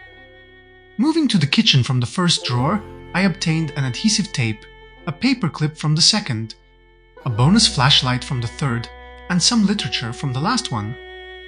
Was time to check the living room. Here I found only a television to pick up. Finally, using the flashlight, I opened the map and signed this property as looted. To avoid to aggro the enemies from the adjacent road, I opted to exit this building from the kids' room window. It was too dark to go back to my truck and I was close to my own base. This is why I decided that was better to go back to my home and recover my vehicle tomorrow. It took me a few hours to deposit all of the loot on me in their designated containers. After that, I took a fruit juice from my junk food container so I could get rid of my hunger moodle. After that, I went in my bedroom, but I was unable to sleep. I think this is because for some reason the juice had caffeine in it that made me recover my tiredness. To fix the issue and recover my full strength for the next day, I was forced to use a few sleeping pills. Around midnight, the effect of that medicine allowed me to go to bed. But I woke up at 2 a.m. and had to rest for the rest of the night. I made this decision mainly to not use my flashlight batteries and avoid the risk related to fights during the night time. Day 27 started by going back to my vehicle left in the middle of the road yesterday. Once there, I had to deal with 2 enemies that were standing just in front of the car. In the process, I broke my stick and had to equip the rolling pin in my main hand. After that, it was time to drive further. But the road toward the warehouse was blocked by 2 wrecked cars. This is why I reversed my truck close enough to the white van, so I could attach it. Before doing so, I decided to check it for some loot and had to break its window to get inside. This allowed me to find a cigar followed by a handbag. In this last one, the only useful item was a gum I can use as emergency food. Also in the glove box, there was some alcohol wipes and a flashlight for the taking. After removing the battery from the new flashlight, I proceeded in inspecting the vehicle and uninstall its radio I can use to obtain another battery and electrical experience. Then I heard some enemies to the west, so I forced the first to start chasing me and climbed over the closest fence behind me. This made it easy to kill the first 2. Immediately after looking around, I noticed that more were incoming from all directions. But they were really slow. This allowed me to force the first to use the fence, only to die the next moment. Later I reached the external side of the fence, and after 2 climbed over at the same time, I finished them before they can even stand up. To avoid being surrounded, I sprinted along the road in order to funnel the rest to use the same pathway to reach me. My plan worked perfectly. This resulted in the next 4 to drop like flies. After looting just a watch from the corpse's pile, was time to address the rest of the group that was sleeping to the west. For this reason, I reached the internal corner of the fence and one by one killed all 3 of them that were stupid enough to fall for it. After that, I had to reach the opposite corner to deal with a slow one. Then finally, I turned around and defeated the last enemy that just exited the closest building. At this point, my surroundings was clear. This is why I went back to my vehicle and proceeded in attaching the white van to it. First, I towed it till the entrance in the previous property, then in reverse pushed its right corner in order to force it to turn to the left, and to make space for the other wreck, I pushed it further to straighten its position. Finally, it was time to detach it and move toward the other car. Halfway there, a troublemaker that heard the engine rolling tried to eat me, only to find his face flattened by my rolling pin. Seconds after, I decided to check the status of the wreck. Despite it seems in bad condition, it still had some good parts that I need to remember to scavenge in the future. But for now, I need only the radio. Despite I could not enter inside, I still was able to access the trunk. Here I found a garbage and plastic bag. The last one can be used to pick up fertilizer. Plus a sack that is quite important because you can use it to pick up not only the terrain, but also after build 42, you can use it to move sand and gravel to build roads. Plus I got even a spare screwdriver and a tire pump. After taking everything, it was time to reverse my truck in front of this vehicle and attach it. Using the same towing principle, I parked this second wreck near the first one. The road ahead was clear, but instead of moving toward the highway, I decided to explore the city block I started yesterday. So I moved to the next unexplored property, behind the one I just used to park the road wrecks. The surroundings felt safe, so I went directly inside the house to start looting it. Inside, I found a television to pick up in the living room. Also in the drawer under that device, I found a taxi key, a good book to read, and even a TV remote I can dismantle later. Moving to the kitchen, in the fridge there was a jar of ranch that is good for calories. Speaking of those, there was even some junk food and some salt inside one of the cupboards. After that, it was time to check the second floor, where, in the bathroom cupboard, I found a bandage and 2 magazines, while in the bedroom cabinet 2 spare knee pads. This house was clear, but it had also a shed to check out. On the floor, I finally found my first saw I can use to dismantle wood furniture and cut logs into planks. Later, I found the taxi in the parking lot of this property, for which I found the keys a few seconds ago.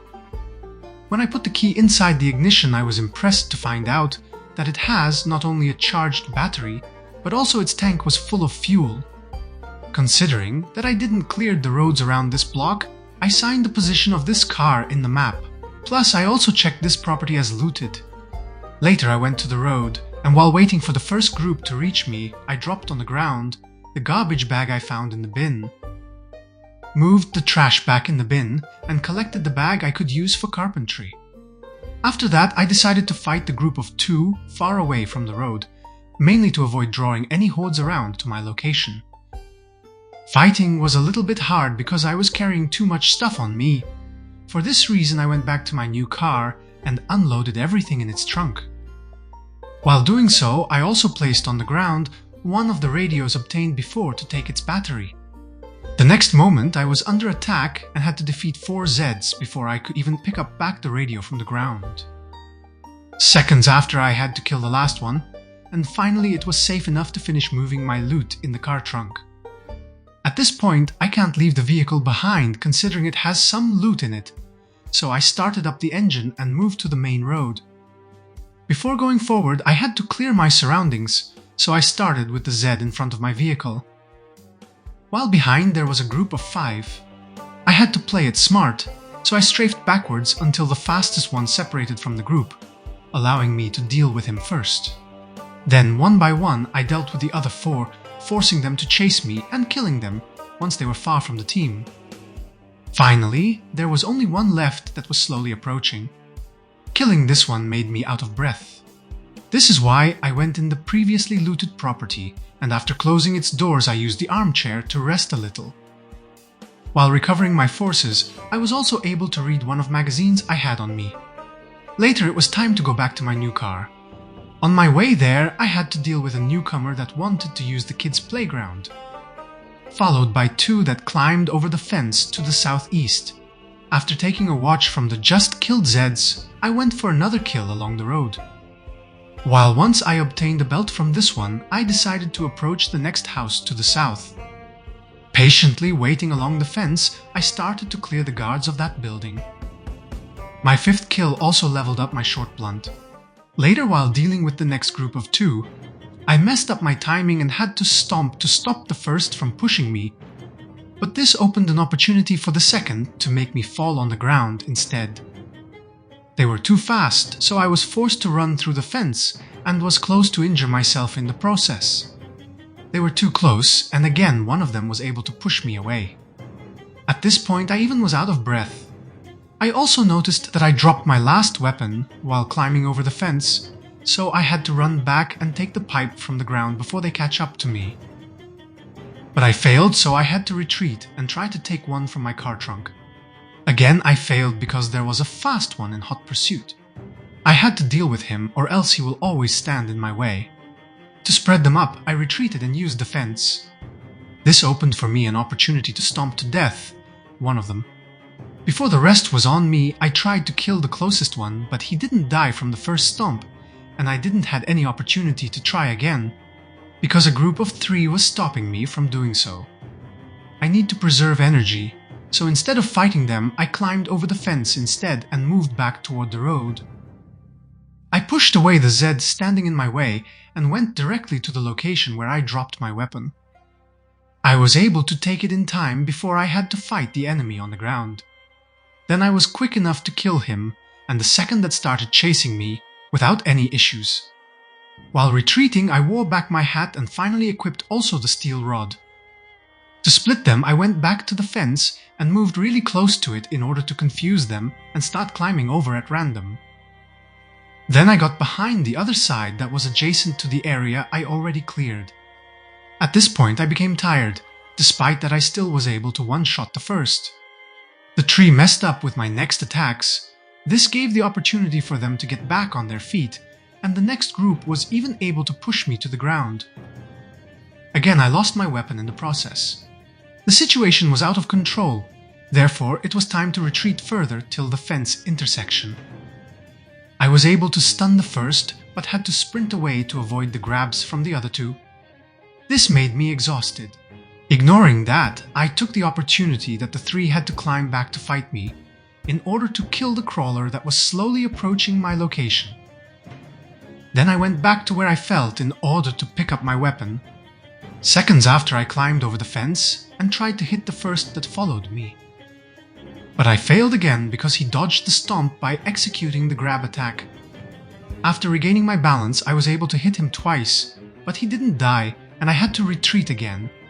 It was too risky to continue fighting, so I went back to the other cleared property, where after wearing back my hat I went to rest in the bedroom. Taking this break opportunity, I read the last magazine I had on me. Once I was done, I still was in no shape to fight. For this reason, my best choice at this point was to take a quick nap. Because it was unsafe, I woke up a few hours later in a state of panic. It was late, but this time I'm too rested. This will prevent me to sleep through the night. For this reason, I decided that this will be the first night that I will pass fighting. Starting from the one Z that followed me that lost my tracks near the mailbox. After that, I went back to the property where I fought the main group, only to find them roaming in front of it. But this time I was ready, and after pushing the first two to the ground, I killed them with my rod. Once I looted their watches, it was a good moment to kill the other two. The problem of the previous fight was the lack of spare weapons. For this reason, I reached my car trunk, and despite is the only hammer I have, I added it to my belt for emergencies. Plus, I took one iron pipe as spare to have in my backpack. Finally, it was time to go back to the last property I looted. Banging on its back door, I found a solitary Z that I killed promptly. Later, I reached my taxi and decided that it was safe enough to explore the house on the other side of the road. From its living room, I got just a television. Plus, it has a mug and a carving fork in the kitchen. This is the only loot I found in here. After depositing the new loot in the car trunk, I followed the road to the southeast. From the flagpole, I noticed that this is the entrance inside one of the city gate communities. Considering it usually has a lot of good loot, I expect that there's also a lot of zombies inside as well. While thinking if it was worth exploring during the night time, a Z tried to sneak on me, but I reacted quickly and killed him instead. Moments after, two climbed over the fence only to join their friend in death. I had to push down the next two before I could add them to the corpses pile. The next four climbed over the fence with a good distance between each others, allowing me to kill them easy. But then a group of three tried to outflank me, and after failing to kill the one that climbed over the fence, I had to retreat. One of them was really fast, so it was too risky to climb over the fence in front of him.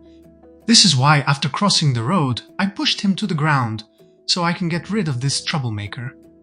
While looting this one, I was pleased to find that he had a seed pocket that allowed growing strawberries. Waiting a little bit between each fight, three more came to die one by one. Then I started to loot some of the corpses along the metal fence. This allowed me to find another seed pocket, this time to farm cilantro. After dealing with a bonus enemy, I was able to finish looting all of the other corpses near the flagpole. Then I lured two more to the graveyard, but after messing my combo, I had to retreat. While doing so, I encountered a fast one that I defeated after climbing over the fence. I wanted to wait for the other two to join, but I heard more behind me. To funnel them, I ran inside the house and positioned myself behind the window. The first three fell for my trap and died easy, while the fourth wanted to break the other window. So I kindly helped him to open it so I could smash his head faster. Waiting for the slow one to join his friends, I started looting. To my delight, one of them had a hatchet in perfect condition for me that I added to my second belt slot. A few seconds after, finally the slow one was ready to die. Plus, a newcomer started to bang on the other closed window.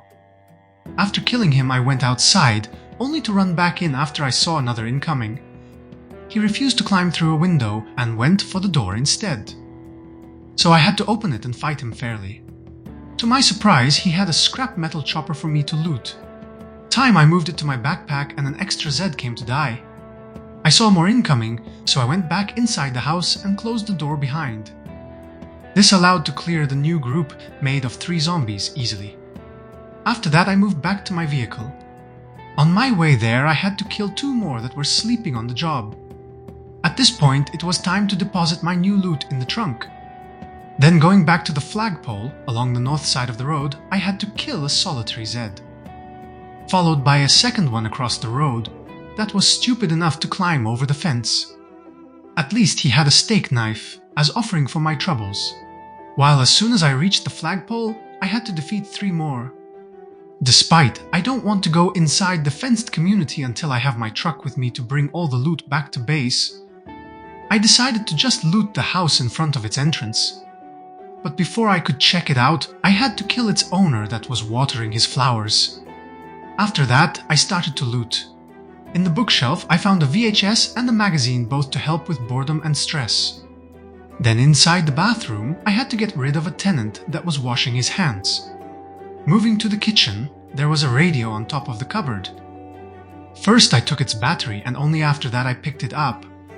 While checking the cupboards, I found a granola bar in the first, a baking pan in the second, some canned food with a can opener in the third. While in the last one, there was a kitchen knife and some empty beverage containers. To my surprise, there even was a beer in the fridge. Considering I have my car nearby, I took this opportunity to pick up also the microwave. After moving it in my backpack, I checked the last container of the house. That was the bedroom drawer. Here I found 2 TV remotes, plus a good piece of literature. Once I was done looting this building, I heard a new Z just outside that I proceeded to kill soon after. Then my surroundings became quiet. For this reason I opened my map and signed this last building as looted. Next, I climbed over the fence and killed a new enemy, while trying to reach my car. Depositing all of the new loot, I managed to fill up the trunk, so I had to get inside in order to deposit the microwave on top of one of the seats. The vehicle door noise attracted 2 zombies that I had to defeat quickly, before reaching the entrance of the next building, where I found a new victim for the day. Then it was time to loot the next house, but once inside I heard someone banging on the door. Following the source of that noise, I found the property owner locked in the bathroom. After killing him, I heard more incoming from outside, so after closing the door I opened the window to let them in. This allowed me to kill 1 by 1 without any trouble 6 zombies. The last one of this group didn't fall for the trap and started breaking the door. After letting him in, I fairly defeated him in hand-to-hand combat. Then I closed the door and window in order to safely loot the new corpses pile. This allowed me to find a kitchen knife and a lighter. At this point, it was time to loot the house. From the kitchen I obtained some garlic powder and crackers from the first cupboard, cereal from the second, and even some cow's milk from the fridge. Once I was done with the kitchen, I had to go open again the window to let the next group to get inside. They had only 2 members and both died from just 1 hit. Finally, I had some time to finish looting the house, and doing so allowed me to find a magazine and entertainment VHS from the bedroom cabinets. This building was looted, so I went outside where I had to kill a Z that tried to sneak on me. After that, I felt safe enough to sign the last house as looted in the map. Seconds after, a new enemy appeared from nowhere in front of the property front door. Once he was dead, I proceeded in depositing my new loot in the car. While doing so, I had to kill 1 extra enemy that interrupted me. As soon as I was done, before the night will end, I went in the house on the other side of the road, and once upstairs I went to sleep.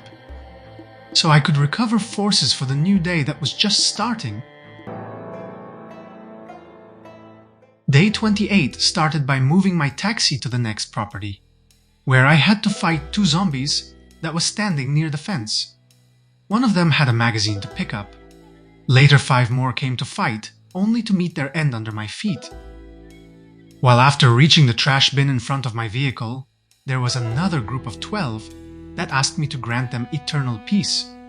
I was pleased to satisfy their last wish, smashing 1 by 1 all of their heads with my weapon. After that, I decided to check the black van in front of the northern property garage. That seems to be in perfect conditions. But before I could do so, I had to kill the mechanic that were trying to work on it. After that, from the large shelf I obtained a welding torch, a mechanical volume 1 skill book, and a light bulb. While from the last wall shelf, a hard hat in perfect conditions, a carpentry chisel and a measuring tape. The last two are new items in build 42, and despite I still didn't know if there are any use cases for them, I collected them anyway, considering that it says that both are tools. At this point was time to get inside the van and check it for some more loot. This allowed me to find a spare screwdriver and a half-mask respirator on a seat. The last one would be handy to fight against the corpse's stink in large fights, plus it provides face protection. While from the glove box I got a steel wool, some paperclip, followed by some alcohol wipes and an adhesive tape. From within the vehicle I was even able to check the trunk, from where I obtained some spare engine parts, a small saw, some screws, a file and an empty gas can. The file is a new item in build 42 and is used to sharpen some weapons. Once I was done and exited the vehicle, I had to fight a new Zed that tried to sneak behind me. After he was dead, I equipped the new half-mask respirator for its face protection and went to loot the house on this property. The only useful loot was in the bedroom drawer, and it was a pair of heavy socks in perfect conditions. At this point was time to update the map. First, I removed the taxi vehicle location, mainly because I'm taking it with me back to base. Second, I added the van location because I have to leave it behind, but I should recover it later when I learn hot wiring. To finish, I tagged this property and its garage as looted. While reaching the house on the other side of the road, I had to deal with one Zed near my vehicle. But after that, I was in and started looting. At the doorstep, I found a cabinet with a CD player in one side, while in the second there was an entertainment VHS. Another VHS was hidden inside the bookshelf. Moving to the kitchen cupboards, in the first I found some marinara and dry ramen noodles I could use for cooking, plus a bag of chips. While in the last one that had loot, I found a granola bar. To finish looting this building, I picked up the microwave that I could dismantle later and sign this house as clean. Later, going to my car, I noticed a new Zed emerging from the tree line behind, that I dealt with promptly. After that, was time to get inside the taxi and unload my new loot on its seats. Once I was done, I drove toward my base location, but I noticed an opening in the metal fence and decided to use this opportunity to loot my first highway building. As soon as I crossed the fence line, I was attacked by 3 Zeds that didn't pose any challenge to me. One of them even had a watch to offer for my trouble. Checking around, I noticed a few more enemies, and considering I don't have any fences to use to my advantage here, I have to play smart and patiently wait for anyone I manage to aggro. I was executing this plan perfectly and was able to deal with 14 enemies without any trouble, until a group of 4 fast ones decided to charge me. I dealt with the first that died as soon as it reached my location. The other 3 was a little bit hard to separate, so I gave up on doing so and decided to fight regularly using my hatchet. Once they were dead, my surroundings felt somewhat clear, so I moved behind the corner of the southwestern building. This allowed me to spot a new group. The first 2 charged immediately and died soon after, while the third refused to fight until I was too close to him. After looting his watch, I noticed that I was out of breath. Plus, in the corner of the building, I recognized a side entrance. While opening its door, I heard someone behind. It was unsafe to start looting the property for now, so after killing a newcomer, I started checking around to see if I could find any more trouble. This allowed me to spot a new spawn on the road near my vehicle. After taking his watch, I went to the back door of the building. This allowed me to find some trash cans to search. In the first, there was a garbage bag. After removing the shoes I don't need, I took the licorice that I can use as emergency food. Once done, I picked up the bag from the ground. Moving to the second bin, I was able to find a cockroach I can use for fishing. While in the first dumpster, there was another garbage bag and a sack of sand. The last one can be converted into a normal sack that I can use to pick up sand, gravel and dirt. Seconds after, I removed the rotten food from the garbage bag and proceeded in picking it up. Checking the second dumpster, I found a chocolate candy plus another garbage bag. To my surprise, this last one had a whole bag of plaster inside and a cordless phone I collected before taking also the empty bag. At this point, it was time to access the building using its back entrance. This allowed me to search a huge kitchen behind that door. Loot-wise, from the first cupboard I got an empty bowl and a pancake mix from the second, followed by some maple syrup, empty mug, and a piece of literature from the third. The last loot of this room was from the garbage bin that had an ice cream cone to offer. Later, I checked the director office but wasn't able to find anything useful in it. While exploring this room, I heard some noise near the back door entrance. My hearing wasn't lying to me, and this led to the defeat of a solitary Zed. After that, I went back inside and checked the male bathroom. It had nothing to loot, and while leaving it, I had to fight a Zed in the hallway. Once he was dead, I also checked the female restroom. This allowed me to find a plunger I could use as a spare weapon. To test my new find, I met another Zed that was crossing the hallway. Doing so attracted 3 more, and they were stubborn to fall. It was risky fighting inside, but I had no choice. To make it easier, I switched to my hatchet, and after a little bit of struggle, I was able to deal with all 3 plus a 4th that came soon after. At least one of them had a steak knife as compensation for making me fall out of breath. To recover my strength, I tried to sit in the chair, but for some reasons my character decided that he preferred to sit on the ground. 30 minutes later, I was rested enough to fight the Zed that was trying to break in through the main entrance. It was getting late. Ignoring that, I decided to finish looting this building anyway. This led me to reach the storage room past the bathrooms to the right. But the only loot was on the metal shelf, and it was just some bleach. This also was the last room to explore. For this reason, I went back to the main entrance where I heard more enemies trying to get through. I let the first come in and massaged his face to death with my plunger. But 3 angry men decided that it was disgusting and started to charge me. This forced me to switch back to the hatchet and fight them regularly. They were able to force me to strafe till the bathrooms before I could finish the first 2. I heard someone else behind, and to avoid being ambushed, I sprinted forward. Turning around, I dealt with the third, but this broke my hatchet. Same happened to the plunger while killing the newcomer. At this point, I was again out of breath. I took the opportunity of the small pause in order to take the hatchet head from the ground, considering it was in almost perfect condition. Soon after, while retreating to the emergency exit, I changed my flashlight battery and dropped the hatchet handle that broke previously. After that, I went outside to avoid being cornered and added a broken stick and my ball-peen hammer to the belt. Finally, it was time to deal with the 2 following me, using the broken stick. At the end of the fight, I was again out of breath, but at least I got a brand new kitchen knife as compensation. Later, a slow one came out of the building only to meet a miserable end under my feet. I double-checked the building for more enemies, sure it was risky, but I'm not yet ready to go to sleep. Inside it was clear, but once I left from the main entrance, I had to kill a fast-approaching one. At this point, I was tempted to check the dart in the parking lot. It was locked, but at least I was able to loot the trunk from where I got a water bottle and an empty sack. Seconds after, a group of 3 was ready to fight. I pushed to the ground the fastest one, but despite I hit him in the head twice, he managed to survive.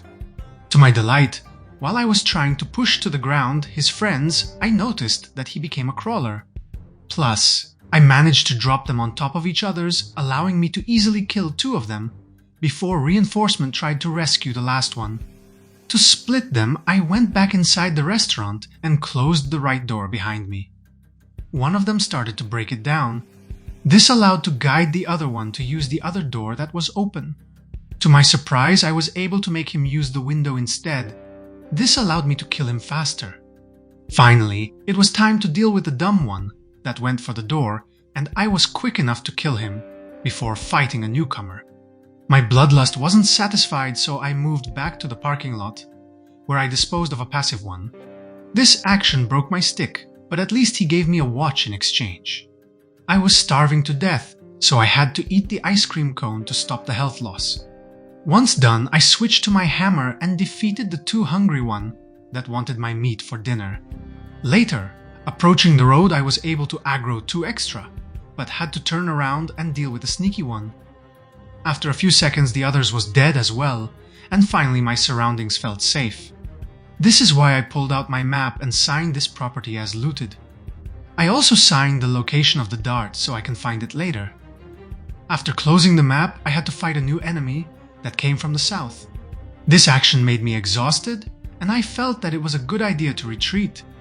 On my way to the hole in the fence, I had to drink the whole bottle of maple syrup to calm my hunger.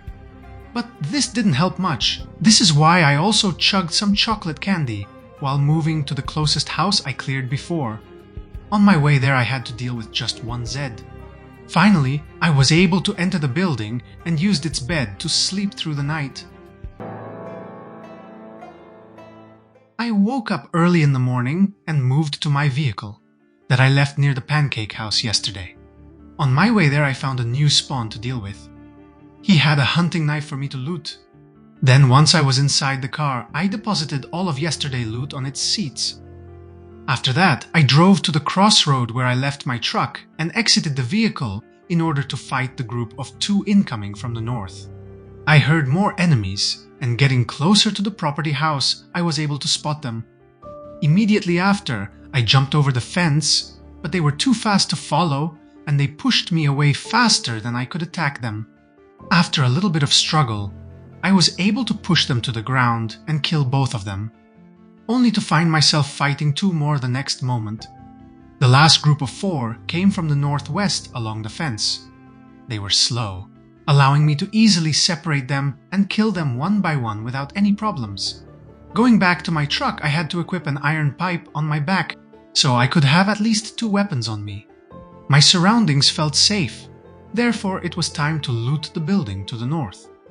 I started from the kitchen cupboards. In the first I found some canned corned beef, while from the last one I got an empty bowl. To finish with the kitchen, I proceeded in picking up the microwave. After that, I noticed a radio on top of the table, so I took its battery to be used for my flashlight and picked up the device to be dismantled later. From the living room section, I obtained just a television, while from the bedroom drawer, a spare t-shirt in perfect condition, followed by a magazine. Seconds after, I heard a Zed climbing through the window, so I smashed his head to smithereens. After that, it was time to sign this building as looted and move to my taxi in order to deposit the new loot.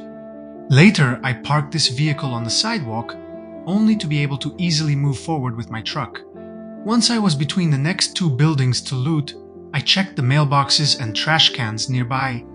In one of them, I found some maggots I could use for fishing, and on the other side of the road, I put my hands on a magazine. That teaches how to work with standard vehicles.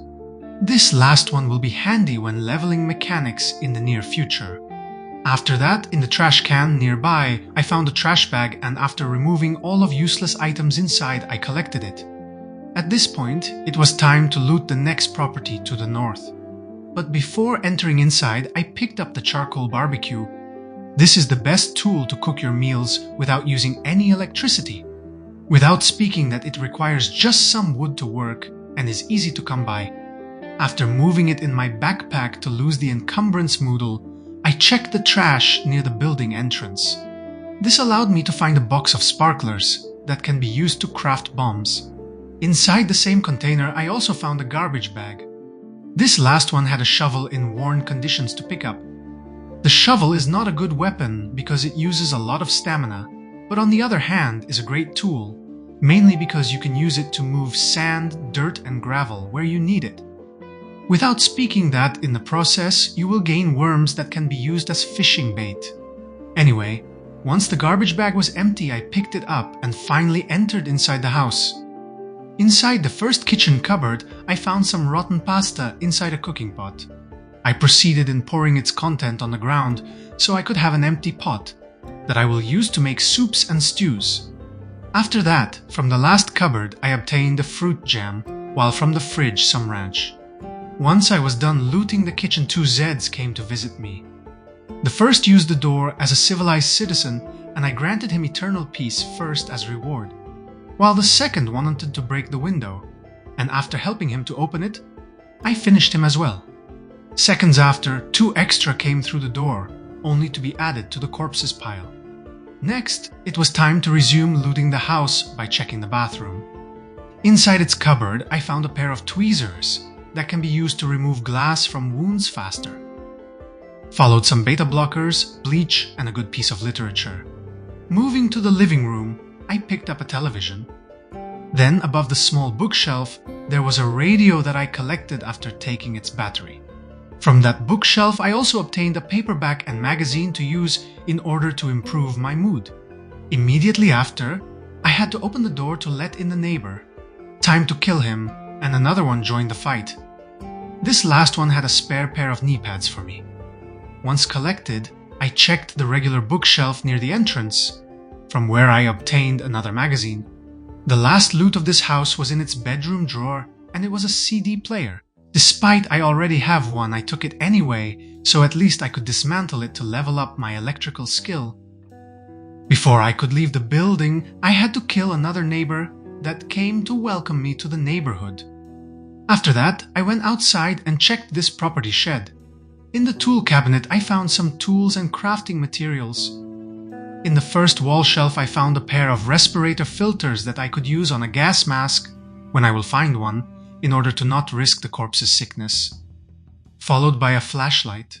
But most importantly, I found a car battery charger that can be used to recharge dead batteries. This will be a core item that will allow me to collect all of the vehicles from the city. The last item of this container was a standard battery with some charge in it. From the last wall shelf I found more tools. The most important one are the wrench and the crowbar. The first can be used for some car repairing operations, while the crowbar can be used to unbarricade windows, pick up floor tiles, and some types of furniture. To finish with the shed from the whole shelf, besides some more tools and weapons, I even got a welder mask that is required to use the propane torch for welding and metalworking, plus a hand drill needed in many crafting recipes as a tool. Finally, it was time to go back to my car and unload the new finds in its trunk. While doing so, I was interrupted 3 times by some Zeds that tried to surprise me, but they failed in doing so. Later, I signed the previous property as looted in the map and moved to the one on the opposite side of the road. The first loot was in the bedroom cabinet. Here I was able to find a fanny pack. From within, I was able to get a delicious milk chocolate bar. Later, I took the television to the left from the bedroom. Seconds after, a Zed broke through the bedroom window and I was able to finish him before he could stand back up. Checking the rest of the storage units, I wasn't able to find anything useful. At this point, it was time to check behind the building, where I noticed a shed and a small farm. CDDA is set 6 months after the apocalypse. This is why every plant was rotten. It was time to move to the chicken coop, where I fought the owner of this property, followed by 3 neighbors that came to check on their friend. I was pleased to find on one of them a firefighter axe in perfect condition. I won't use it as a weapon despite it's powerful. Instead, I will save it for when I will need to chop down trees. Time to take it and a few belts that I had to fight 3 more that climbed over the fence. While after marking the house property as looted, another one decided to join the graveyard. At this point, was time to go back to the chicken coop. Similarly to the rotten plants, all of the animals in CDDA are dead from day 1. But at least picking up the dead chicken, I found out that is fresh, so at least I can use them for food. Time to take the other 2 chickens, and I had to fight a newcomer that pretended to be a rooster. At this point, I heard someone banging on a window to the north. This is why I ignored the shed and moved in that direction. On my way there, I checked the barbecue and found a carving fork inside to loot. Seconds after, I opened the next house window and let his owner get out, only to die by my mallet. The first loot I was able to put my hands on was on the dining table, and it was a smoking pipe I can use to smoke tobacco. While on the ground in front of the couch, there was a whole Scout cookies box to pick up. To improve my mood and help starvation, I decided to eat them. Moving to the bathroom, inside its cupboard, I found a plunger and a good piece of literature. Finally, it was time to check the kitchen, from where I was able to obtain just some peanut butter and fruit jam from one of the cupboards. At this point, my backpack was full, so I walked back to my car. Once there, I had to kill a Zed that was inspecting my vehicle. After that, I noticed that my trunk was full, so I went inside and unloaded everything on one of the seats instead. As soon as I finished this task, it was time to drive till the end of this neighborhood. Then I moved to the last property on the right side of the road. Here I found an owner that was struggling opening its garage. I dealt with promptly. While checking the window, I found that it was broken and another tenant came out to die. After removing the glass shards from the window, instead of climbing through, I went to the main entrance of the house, where I heard someone banging on its door. Behind it, there was just the owner that I killed immediately and started to check his house for some loot. The first thing I found was a radio in the living room. After taking its battery, I picked it up, followed by doing the same with the television nearby. Moving to the kitchen, I found only a Diet Cola in its wall shelf. Later I noticed that there is a basement to explore. Down there, I found 5 crates to loot. From the first, I obtained a screwdriver and some respirator filters. A saw, a handle, a rope, and a rubber hose from the second. A plank I didn't pick up from the third. But the best loot of all was in the fourth. A whole cartoon of nails that contains an astonishing 12 boxes of nails inside. Plus from the same container I got another handle, a screwdriver and a hatchet. From the fifth and the last crate, I got a spare welder mask, an almost empty propane bottle and some pliers, followed by some nuts and bolts. Checking the other containers, I found more loot in the tool cabinet, from where I was able to get some extra tools and materials. At this point I was full of loot, so it was time to reach my truck without even checking the upstairs of this house. The car also was full, so it was finally time to drive back to base. Once back in my parking lot, I started to move everything in their designated storage containers. Once I was ready to take some staff out from the trunk, I was ambushed by a Zed that I struggled to defeat, because I was extremely encumbered. While after I was back in my storage room, I didn't have much time to unload the new batch that a Zed climbed through one of my broken windows. To avoid fighting him inside my base, I ran outside while he was restoring his balance. In the process, I leveled up my running. Seconds after I killed the intruder, but it was taking too many stomps, and finally I noticed that I'm tired. Time I was back inside my base, that another came from the east. Killing this one made me fall out of breath. But finally it was quiet, and I was able to unload more of my loot in their corresponding containers. Later, around 6 p.m, I butchered a few chickens. This resulted in obtaining some chicken feather, some foot, a head and the main body meat. Slicing the head gave me a chicken skull and animal brain. I butchered a few more and noticed that for some reasons the initial chicken wasn't disappearing. It was a duplication glitch, and I didn't want to exploit it. So I deposited all of butchered results and the other chickens in the fridge and went back to deposit the rest of my loot. Past 8 p.m, I finished depositing all of the loot that I had on me. I was too tired and exhausted to risk an ambush while taking the next batch of loot. This is why I decided to go to sleep instead. On day 30, I woke up at 3 a.m. and after some loot reorganization I went outside.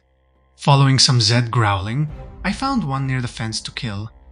After that, I reached my truck and took the charcoal barbecue from its trunk.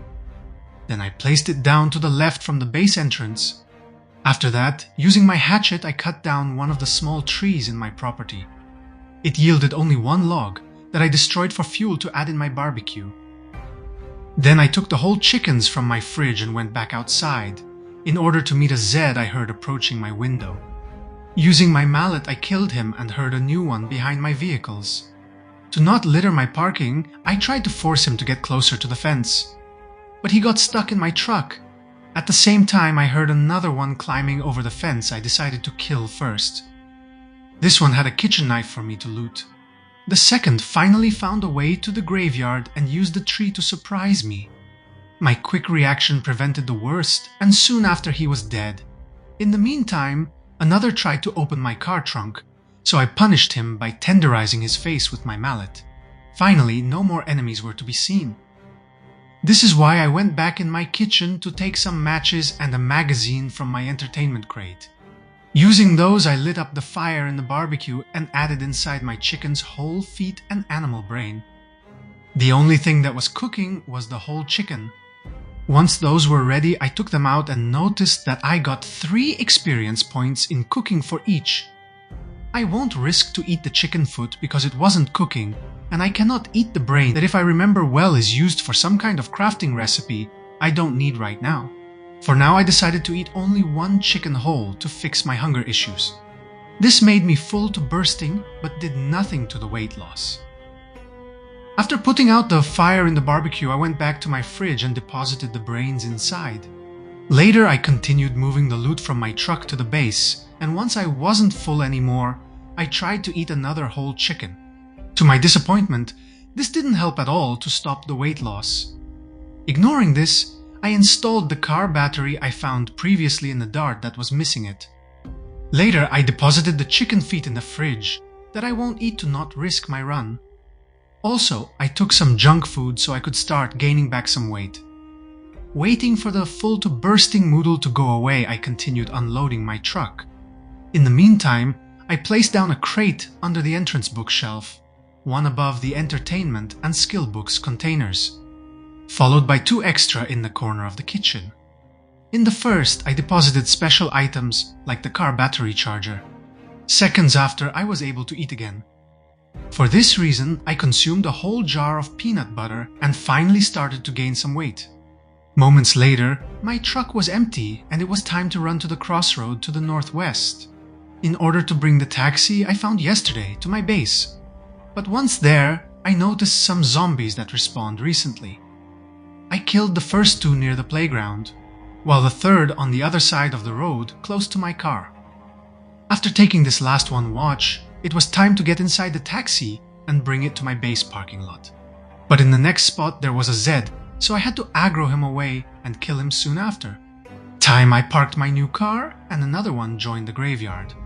Once done, I decided to not waste the day unloading the taxi that can be instead done after sunset. For this reason, I entered my truck and started to move toward the crossroad to the northwest.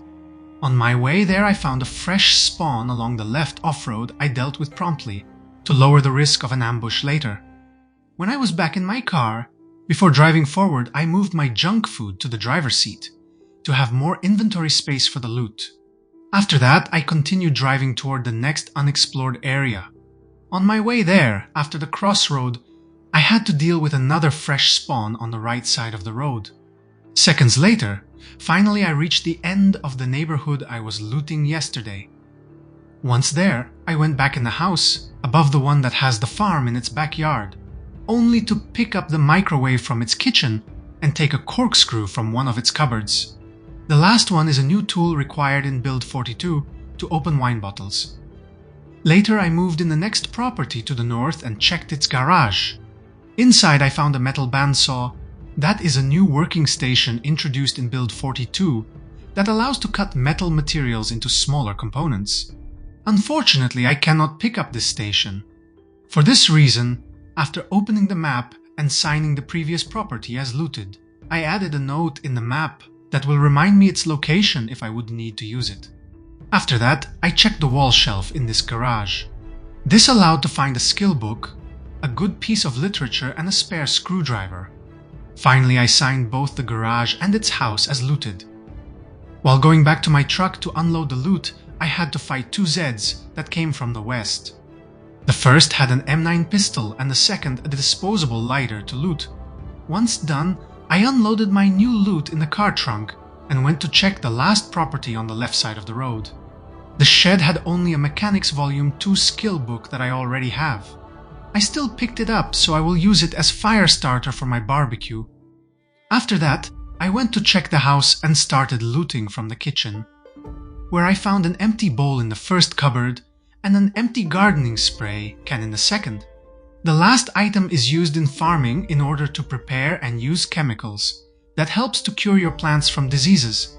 Anyway, the last loot of this building was in the bedroom drawer that had a great piece of literature and a t-shirt in perfect condition. Finally, it was time to sign the last buildings of this lovely neighborhood as looted. On my way back to my truck, I found more loot in the garbage bin of this property. It had a bag to check, and inside this one I found a lighter and a stick of butter. Before I could continue, I had to address a Zed that tried to sneak behind. After forcing him to use the closest fence, I tried to hit him, but the tree messed up my move. Once both on our feet, I dealt with him using a more traditional approach. Finally, I went back to the bin, and after moving the rest of the trash inside it, I collected also the bag. To finish, I checked the annotated map that was left in the bin. By the looks of it, the signed location is in the western part of Louisville that I won't be able to visit. But if this video will reach 10,000 likes, I will try to do so. Back to business, I unloaded my new loot in the truck and continued driving. As soon as I reached the crossroad, I was pleased to notice 4 military Zeds near the electrical booth. After aggro them, I went back in order to separate them. I was glad to see that my plan worked perfectly, and I was able to kill them all without any issues. Starting looting, I found a shotgun shell, a military jacket in almost perfect condition, a MSR 700 rifle with some bullets inside, a pair of better elbow pads compared to mine, a military bulletproof vest in average conditions, and a balaclava from the first soldier. The second had the best item you can wish to find, a military backpack that offers an impressive 8 bonus capacity and 5 encumbrance reduction compared to my big hiking backpack. Inside the military backpack, I even found a map of Louisville South, a bag of chips, some caffeine pills, and an entertainment CD. It took a few minutes to transfer all the loot between my old and new backpacks and equip the military one on my back. From the third soldier, I obtained a shell's bandolier I equipped with a shotgun shell inside. Seconds after, I was interrupted by a construction worker. At least he had a wooden mallet for me to loot. Checking again the second soldier, I found a hand fork, a military jacket in almost perfect condition, a pair of military elbow pads in perfect condition, and a face covering that uses the scarf slot. Followed by another military bulletproof vest, but this time in better conditions than the previous one. While the last loot was an Alice, that is the rarest clothing of all, because it replaced the fanny packs. At the same time, it gives higher capacity encumbrance reduction. Inside it, I even found a bottle of whiskey I can use to make a Molotov, or just drink it to have a good time. The next item was a magazine that teaches the growing seasons of hemp, plus 2 canned foods, seconds after I was ambushed by a Zed that I defeated without any issues. But I became tired. Ignoring that, I went back to loot the Alice. After throwing away the rest of the loot within, I finally equipped this extraordinary piece of clothing. Then I thrown on the ground the fanny packs I was wearing and moved their loot inside the new tactical vest. Checking the last soldier, I found another military backpack, and after throwing it to the ground, I equipped the bulletproof vest that it was in better condition compared to the other 2. After looting the last balaclava, it was time to check the military backpack. From within, I found an unlabeled can of food, a canned chili, and an annotated map. The last one revealed a small section of the north of Muldraugh. It was time to check the 4th soldier.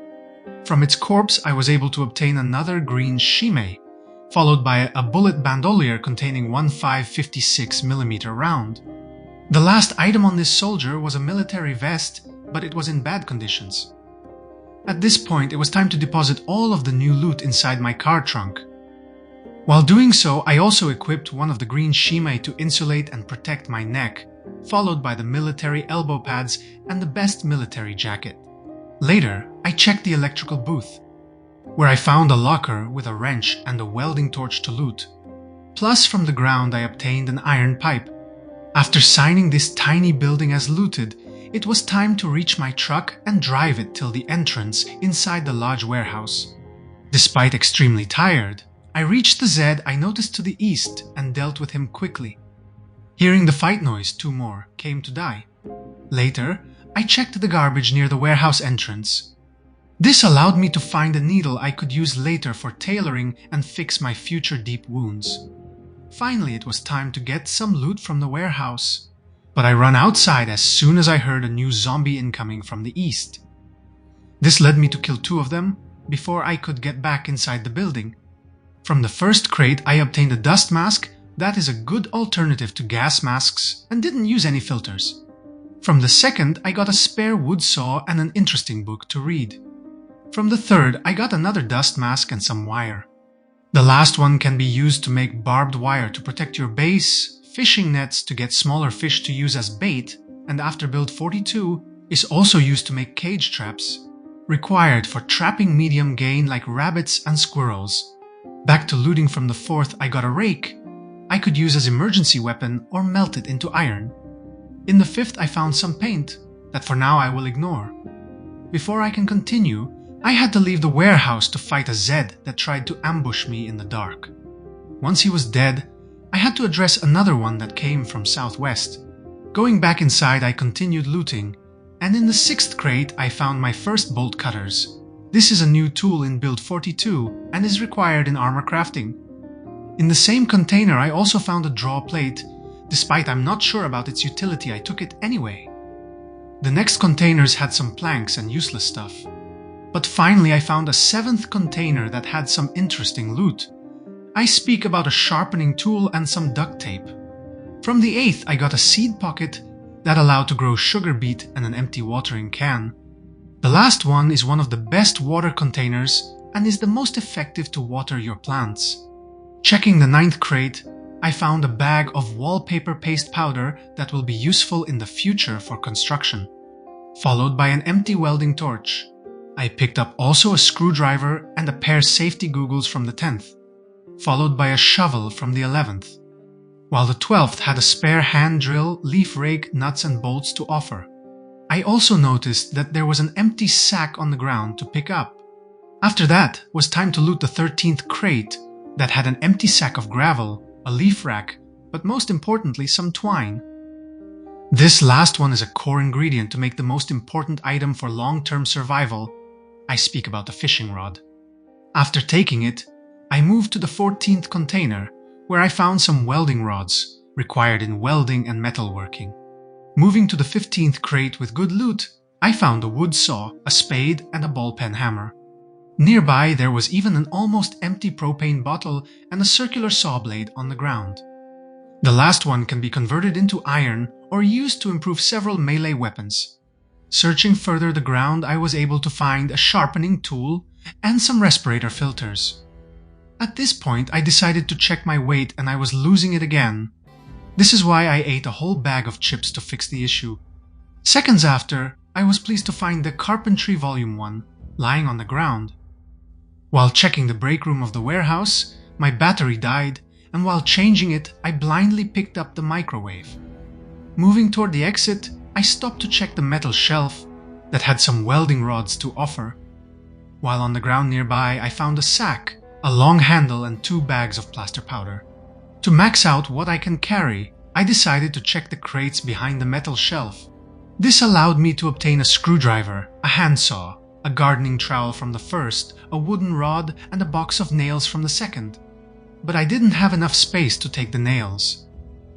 This is why I went back to my truck and unloaded everything in its trunk until it was full, while I left the rest on the passenger seat. I also took this opportunity to eat a peanut butter I stored on the driver's seat, and this finally resulted in starting again gaining weight. Later I went back to search the warehouse for more loot. Near the metal shelf on the ground I found another bag of plaster powder and a steel piece. Moving to the crates near the northern wall, I found a few sacks in the first, an iron bar half in the second, followed by wheat and potato seeds from the third. In the same container, I also found a magazine that teaches how to make a cure against the mildew plant disease, followed by some rat poison and a gardening trowel. Moving to the 4th crate, I found a welder mask, a draw plate, and some bolt cutters. The 5th had 2 sacks filled with sand. In Build 42, sand is not used only to make sand tiles, but is also a core ingredient for fishing. Anyway, from the 6th container I got some vice grips, that is one of the core tools required in a lot of new crafting recipes. Moving to the 7th crate, I found a steel rod and a steel bar, plus a spare pair of safety glasses and a full oxygen tank. The last one is required for the new hazmat suit and scuba mask. Next, from the 8th container, I got another handsaw and some duct tape, followed by a steel bar from the 9th and wooden rod from the 10th. While from the 11th, I got some wheat seeds, some rope, a mouse trap, and a gardening trowel. Considering that I'm moving a lot of loot, I took also 3 crates to bring with me back to base. This also allowed me to access the containers behind. From the first, I got a hand scythe that allows to remove grass more efficiently. In the second, I found some wire, an iron bar quarter, some fiberglass tape, and a blower fan. The fiberglass tape, if combined with some epoxy, allows to repair a lot of tools. At this point, I was full of loot and it was time to go back to my car and fill it up. Once I was done, I went back inside to keep looting. From the next crate, I got a steel sheet.